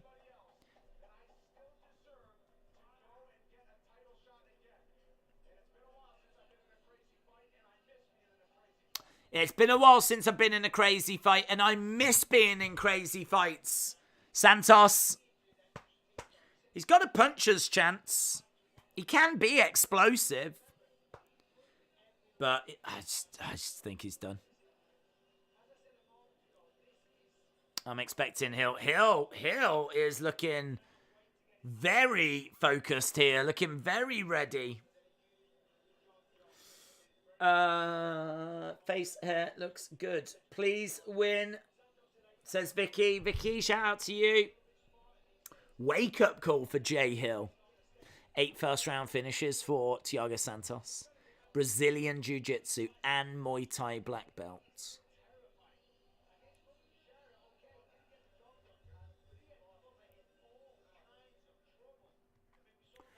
So he's done his ring walk. We will be underway with this one very, very soon. Bet on Santos. Have to make lost money from Luque, says Reed.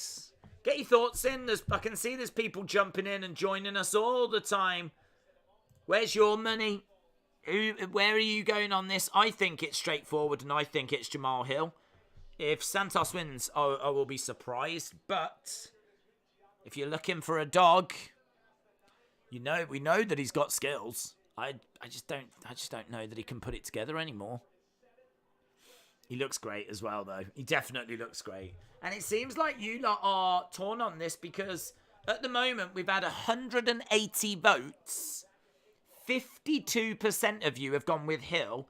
48% of you have gone with Santos. Taylor the tape. This has been a good card, says John. Buckbuck said you're disrespecting a future UFC champion. Who? Santos? You think Santos is gonna... If he wins here, I could see him having a fight against Yan. He could be just a couple of fights away from a title shot. But Santos has got tattoos, so he is going to win. Main event time. Get your thoughts in. Get your thoughts in. Did you hear Triple H wants to bring back some released talent and ones that didn't re-sign? Thoughts? I don't have any thoughts. I think it's quite obvious, isn't it, that he's doing that? I mean, he's gone and got... I did hear that Fightful reported it, but it's... I don't know. I didn't really feel like that was video-worthy or anything, because he's gone and got Dakota. He's gone and got Carrion. I mean, it's quite obvious he's going out and bringing back certain people, so I can't say I'm surprised. Someone said maybe Tegan Knox in Wales because she's Welsh. You could do that. I was never a big Tegan Knox fan, to be honest. But it does make sense. Right, both guys getting their intros. Let's get the poll done now that we've got 200 votes. We had 200 votes. Tim said, I'll be amazed if Santos pulls this off. Days Hunter found someone new. Yeah, well, you didn't really give much love, did you? I mean, I can understand that.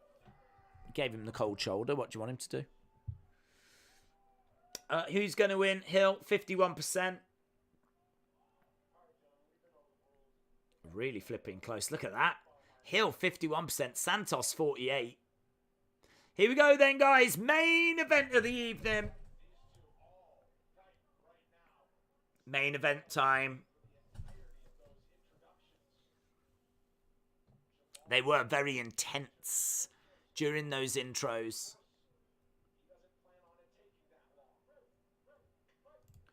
Right, we are underway. They come out, they touch gloves. Hill in white, Santos in black. Santos ranked 6th, Hill ranked 10th. Light heavyweight division. Yeah, that is wide. Very wide stance by Jamal Hill. Really offering the lead leg. I mean, I don't know why Santos doesn't go for it. Yeah, good. Just as I said that, he does.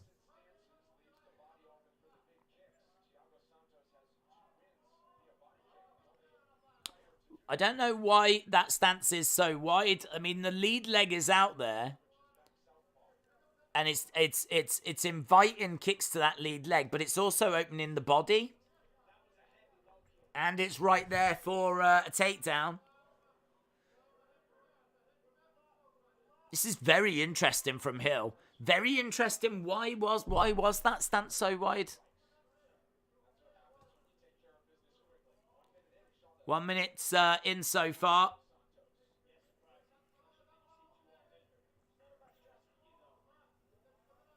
It's Hill that's on the front foot. He's got Santos backed up. It's not much in the way of activity.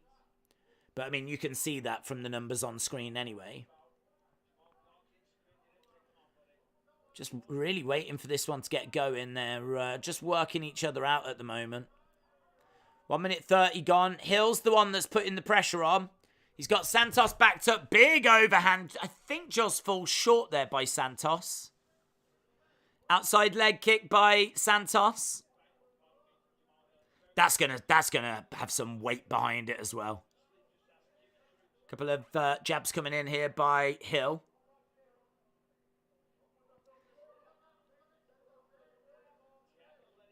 Kick coming into the body there by Hill. Santos driving Hill back against the cage. So Santos driving Hill back against the cage. Round 3, Hill, I've got, says William. I think this finishes in round 6, says Austin. Santos has managed to reverse the position, and he's got Hill up against the side of the cage. Knee strikes coming in by Santos. Knee strike coming back by Hill. So far, 3 significant strikes to 2. Santos has tried 3 takedowns and not succeeded. He's going down. He's trying to grab the leg. He's trying to grab the leg of Hill and see if he can get him down. Yeah, no joy. Hill doing a decent job. They're just kind of cancelling each other out by the side of the cage at the moment. Knee strike coming in there by Hill. Shot coming into the side of the body by Hill. Santos putting all of his weight on Hill. Knee strike coming in there by Santos. Santos in a controlling position. Herb Dean coming over. I think there was a low blow in there. Jack and Jill went up a hill. Is that a picture of your dong? Low blow. Low blow in there. So there is a bit of a timeout at the moment. So just waiting on this one. 1 minute 32 on the clock. Low blow as by Hill. Santos recovering. Herb not doing anything about it.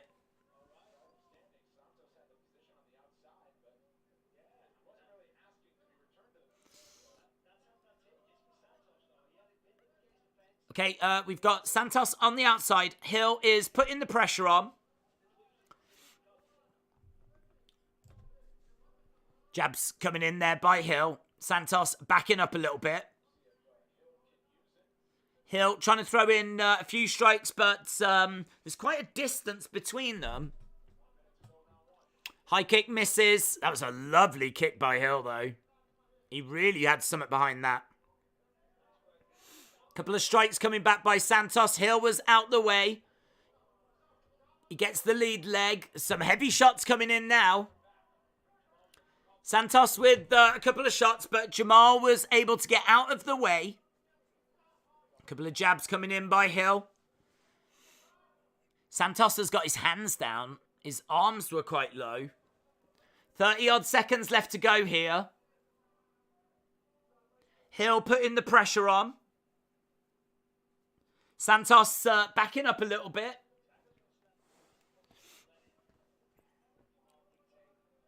Hill standing his ground in the centre. Santos on the outside. 10 seconds to go. Has been a duel round. It has been a duel round. Oh, that was a lovely right hand, though, by Santos. He caught him with that. And end of the round. Who do you give that round to? Look at the numbers. Damn, close. Who do you give the round to? Let me know in the chat which way do you go with that round. Not much in the way of fireworks, but I've seen worse. I'm looking at you, Rose, Carla. I've seen worse. Adesanya against Yoel Romero. Hill versus Yadong for the vacant BBC World Champ. Oh my God. Imagine the belt. Imagine what the belt would look like for the BBC World Championship. Oh my God. Flipping love that. Days is used to your weird Sunny. Show how weird you can be. Can you give Hasbulla a little kiss? No, because that'll ruin my street cred. All the street cred that I've spent years building up. Right, here we go. We're about to go to round number 2. Close round. Really was. Close round. Really close round. I genuinely don't know which way that round goes. That close.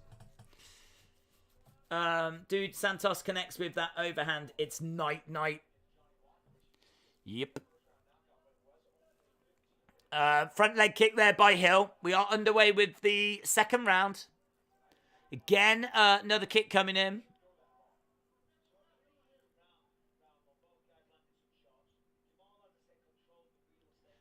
Jamal is the one that's being the aggressor. He's the one that's taken the fight to Santos. He's moving forwards. Both fighters on the inside. Bit of a distance between them. High kick coming in by Hill. High kick coming back by Santos. Both fighters again standing their ground in the middle. Santos right in the center. Hill trying to find a way of getting a leg kick in, but Santos moves it out the way. Does keep targeting the leg, and the leg seems a little bit red. Santos's leg seems a little red. How many leg kicks has there been? There's only been 6 and 5. Heavy body kick there by Santos. Santos with a heavy body kick, and he manages to get Hill down. Santos got Hill down, but Hill was straight back up. Santos has managed to drive Hill up against the side of the cage. But that was good. That was good for Santos. That was good. He managed to get him down, but Hill was straight back up. Yeah, good. Come on, Hill, said Legend Killer. Up against the side of the cage. Santos doing well. Shots coming into the body. Really hard to know who took the first round. Santos working hard here, though, in this as Jamal Hill moves out the way. Spin kick coming in. Hill coming in with some heavy shots. They're swinging away now. Oh, Santos grabs Hill, drives him back against the cage, but Herb Dean comes in. Is he going to separate them? Herb Dean just having a word there. I don't know why. Right now, we've got Hill has got Santos up against the side of the cage. He's trying to break away, and he does. Both fighters in the center. Lovely shots coming in there by Hill. Straight right and a hook shot seem to get through. Body shots coming in. He's got to be careful, though. There's a couple of shots coming back by Santos. Big right hand. Seeing these two throwing at each other. Bisping said, finally, this is what we wanted to see. Jabs coming in by Hill. He's got Santos backing up. Oh, swinging away. Just falling short by Hill. Yeah, really, just under 2 minutes left in this second round. Big, heavy shots coming in there by Hill. Over by the side of the cage. Yeah, Santos is throwing as well. It doesn't feel like Hill's getting through with much. Overreached is getting a bit wild here, Hill. Little bit wild. Santos edging forwards.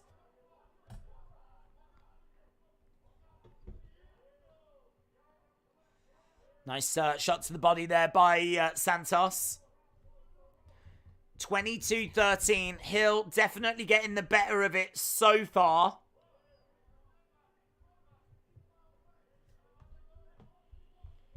On the outside. Staying out the way. Hill is coming forward. Spinning back elbow there by Santos. Yeah, Thiago, I think, has gassed. Definitely looks like he's feeling the effects of this one. Outside leg kick there by Santos. Inside leg kick coming in by Hill. Both of them seem to be a bit gassed, actually. Oh, lovely right hand. Great right hand by Hill. Right on the chin. That got through.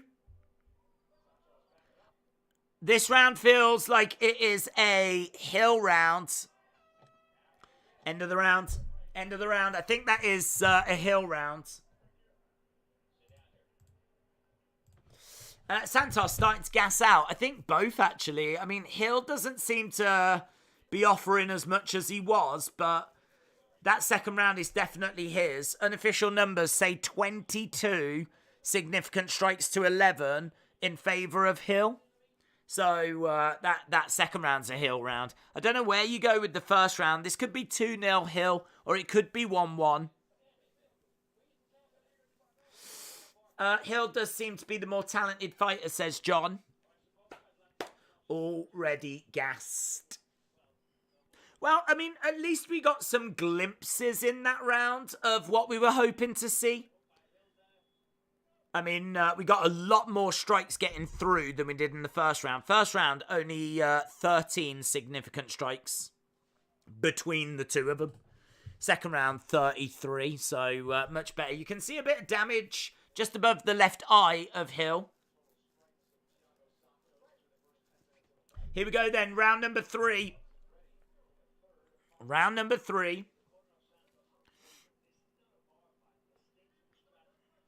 Let's see what they do in this one. This, of course, could go 5. Front leg kick there by Hill.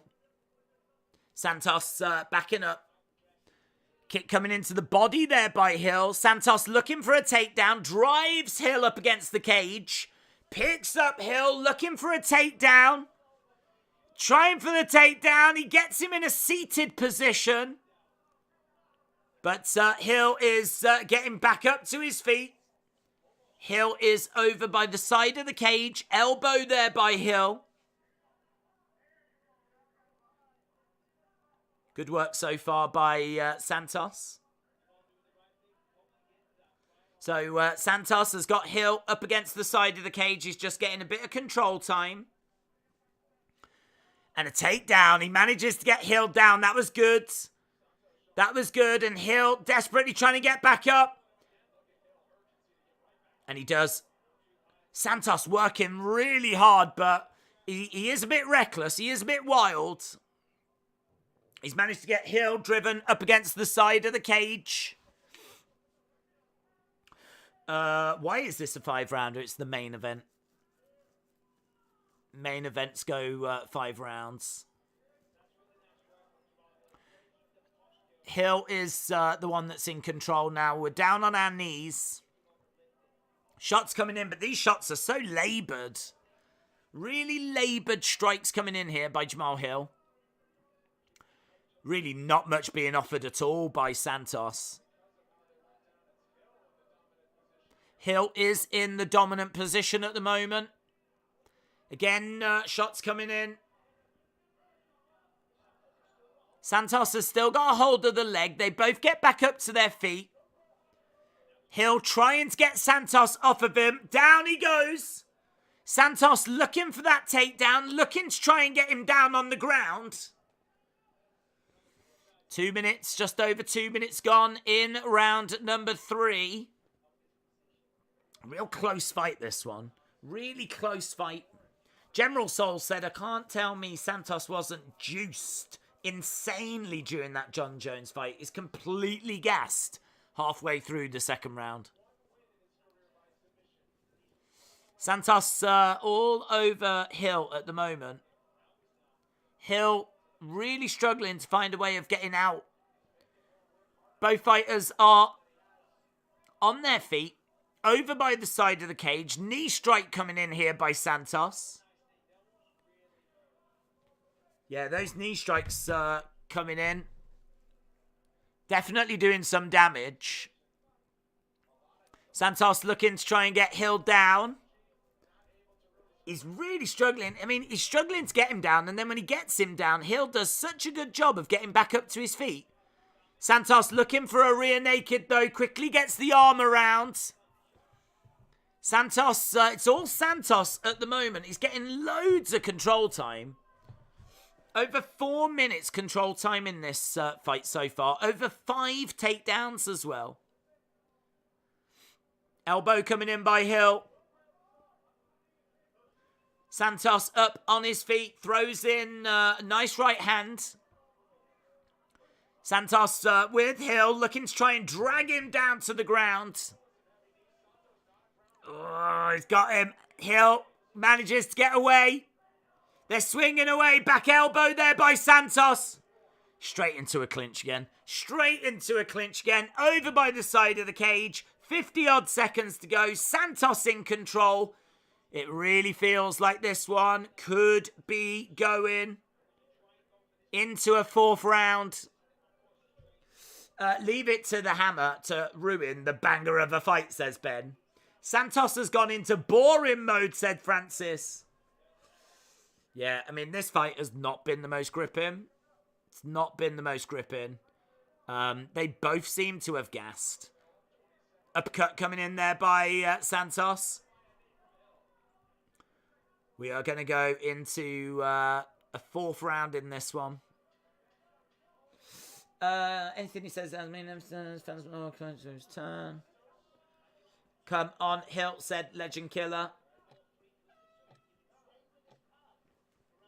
There we go. These guys need a Red Bull. Okay, so you've got Hill going over to the corner, and he looks pretty gassed, man. He slumps down. Santos looks gassed. Both of them look gassed. Everyone's gassed. Yay! Round number 4.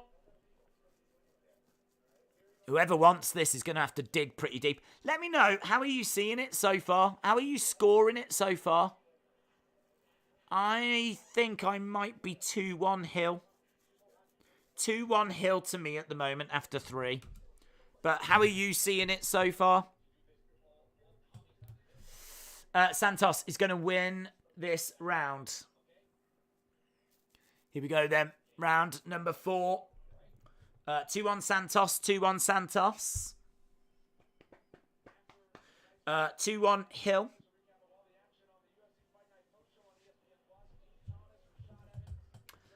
Right, here we go. Round number 4. About to get underway.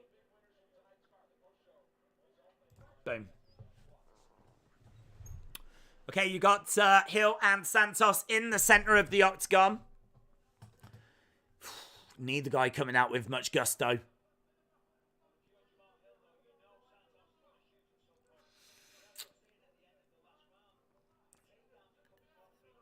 Santos edging forward. Hill. Every time Santos takes a step forward, Hill takes a step back.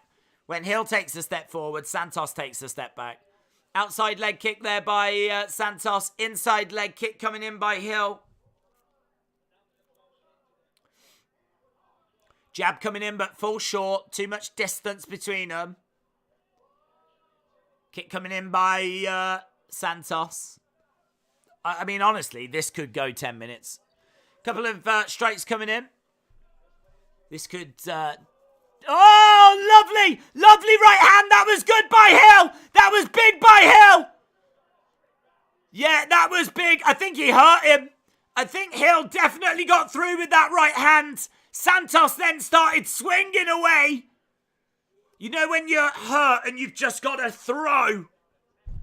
That seems to be what he was doing there, but Hill couldn't capitalize.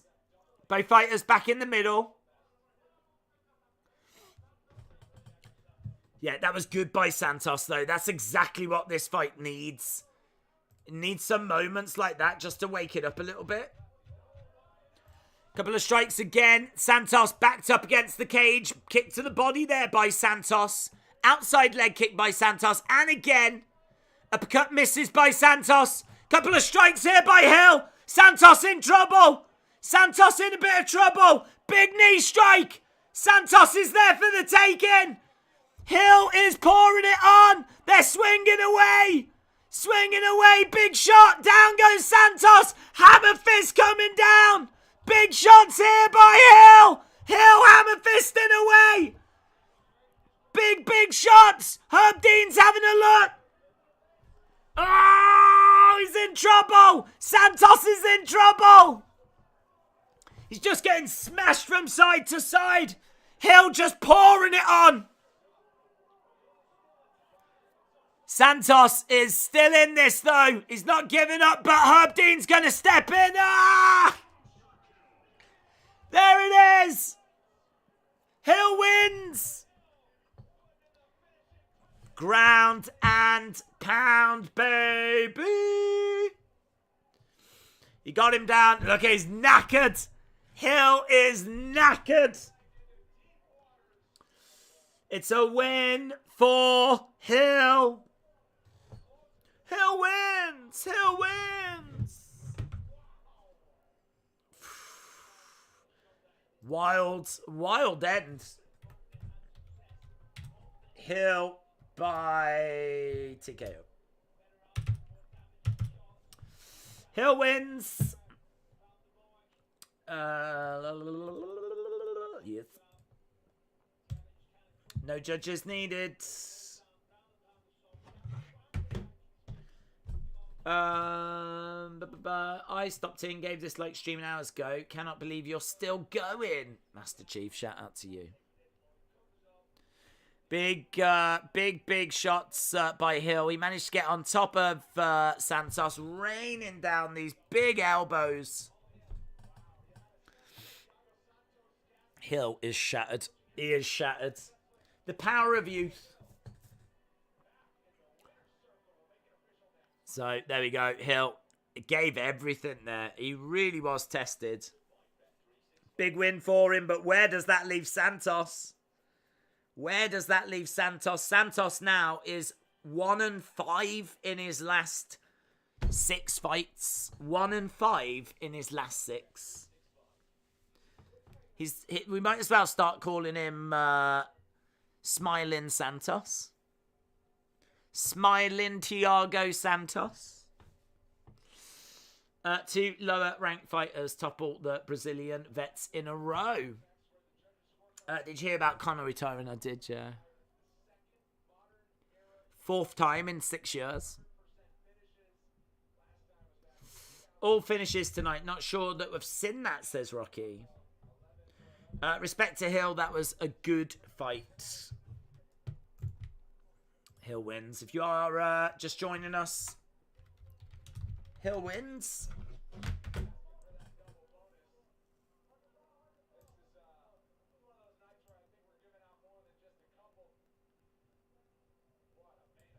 Yeah, that was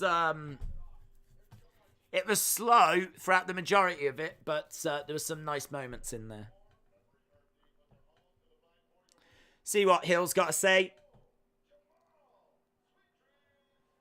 Sweet Dreams gets it done in the Sweet Dreams Stadium.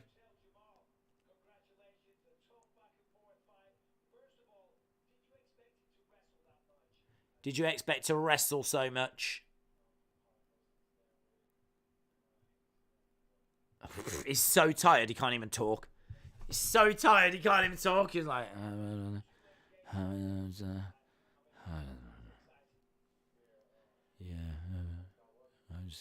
gotta stop working.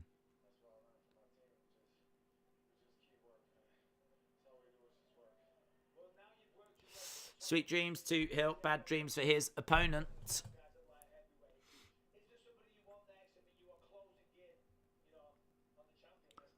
You're closing in on the champion. Who do you want?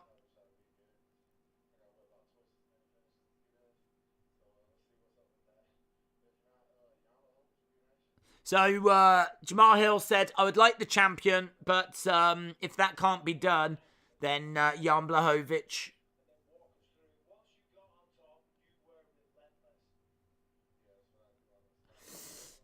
He's tired. You can't even hear him. Yeah, he's tired.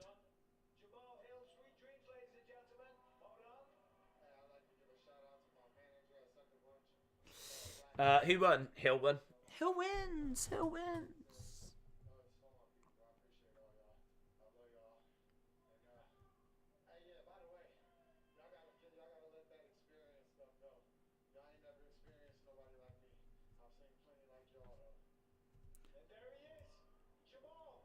You've got to let the experience stuff go. So he seemed to have a bit of a bee in his bonnet there. You need to let that experience stuff go, kind of saying, don't worry about my lack of experience.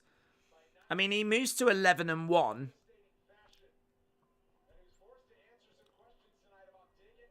But, well, there we go. Right, we are back next week. We've got Vera against Cruz. Obviously, in a couple of weeks' time, we've got Usman Edwards. As we found out earlier, we should be able to do UFC 278 and Joshua Usyk. I am so excited about that. So excited about that. So, if you haven't joined our Tapology group, I urge that you do it now because this event has ended. You can join now. Do your picks at your leisure, ready for next week. And then you can jump over to our group, Wrestling Days League. Let's do a refresh of that and see how this finished up. We've got 157 people in our group. So 157 people playing the Tapology game.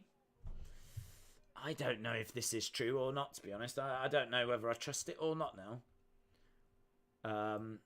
It says Cicada and Empire Sykes back are top. Are they? Are they, though? Or do you have to wait a while? I mean, I am refreshing it. And that appears to be the latest one, so there we go. I think that is up to date. So, Empire Sykes back and Cicada, well done to you guys. You have won. You have won this week's Tapology game. And well done to everyone that was on screen. Sonny said, I'm 10th. You're 10th? You are 10th. You got into the top 10. Well done. Well done. Hang on, Sonny. Just for you. Right, guys, thank you so much for joining us. Really appreciate the support. UFC just ended.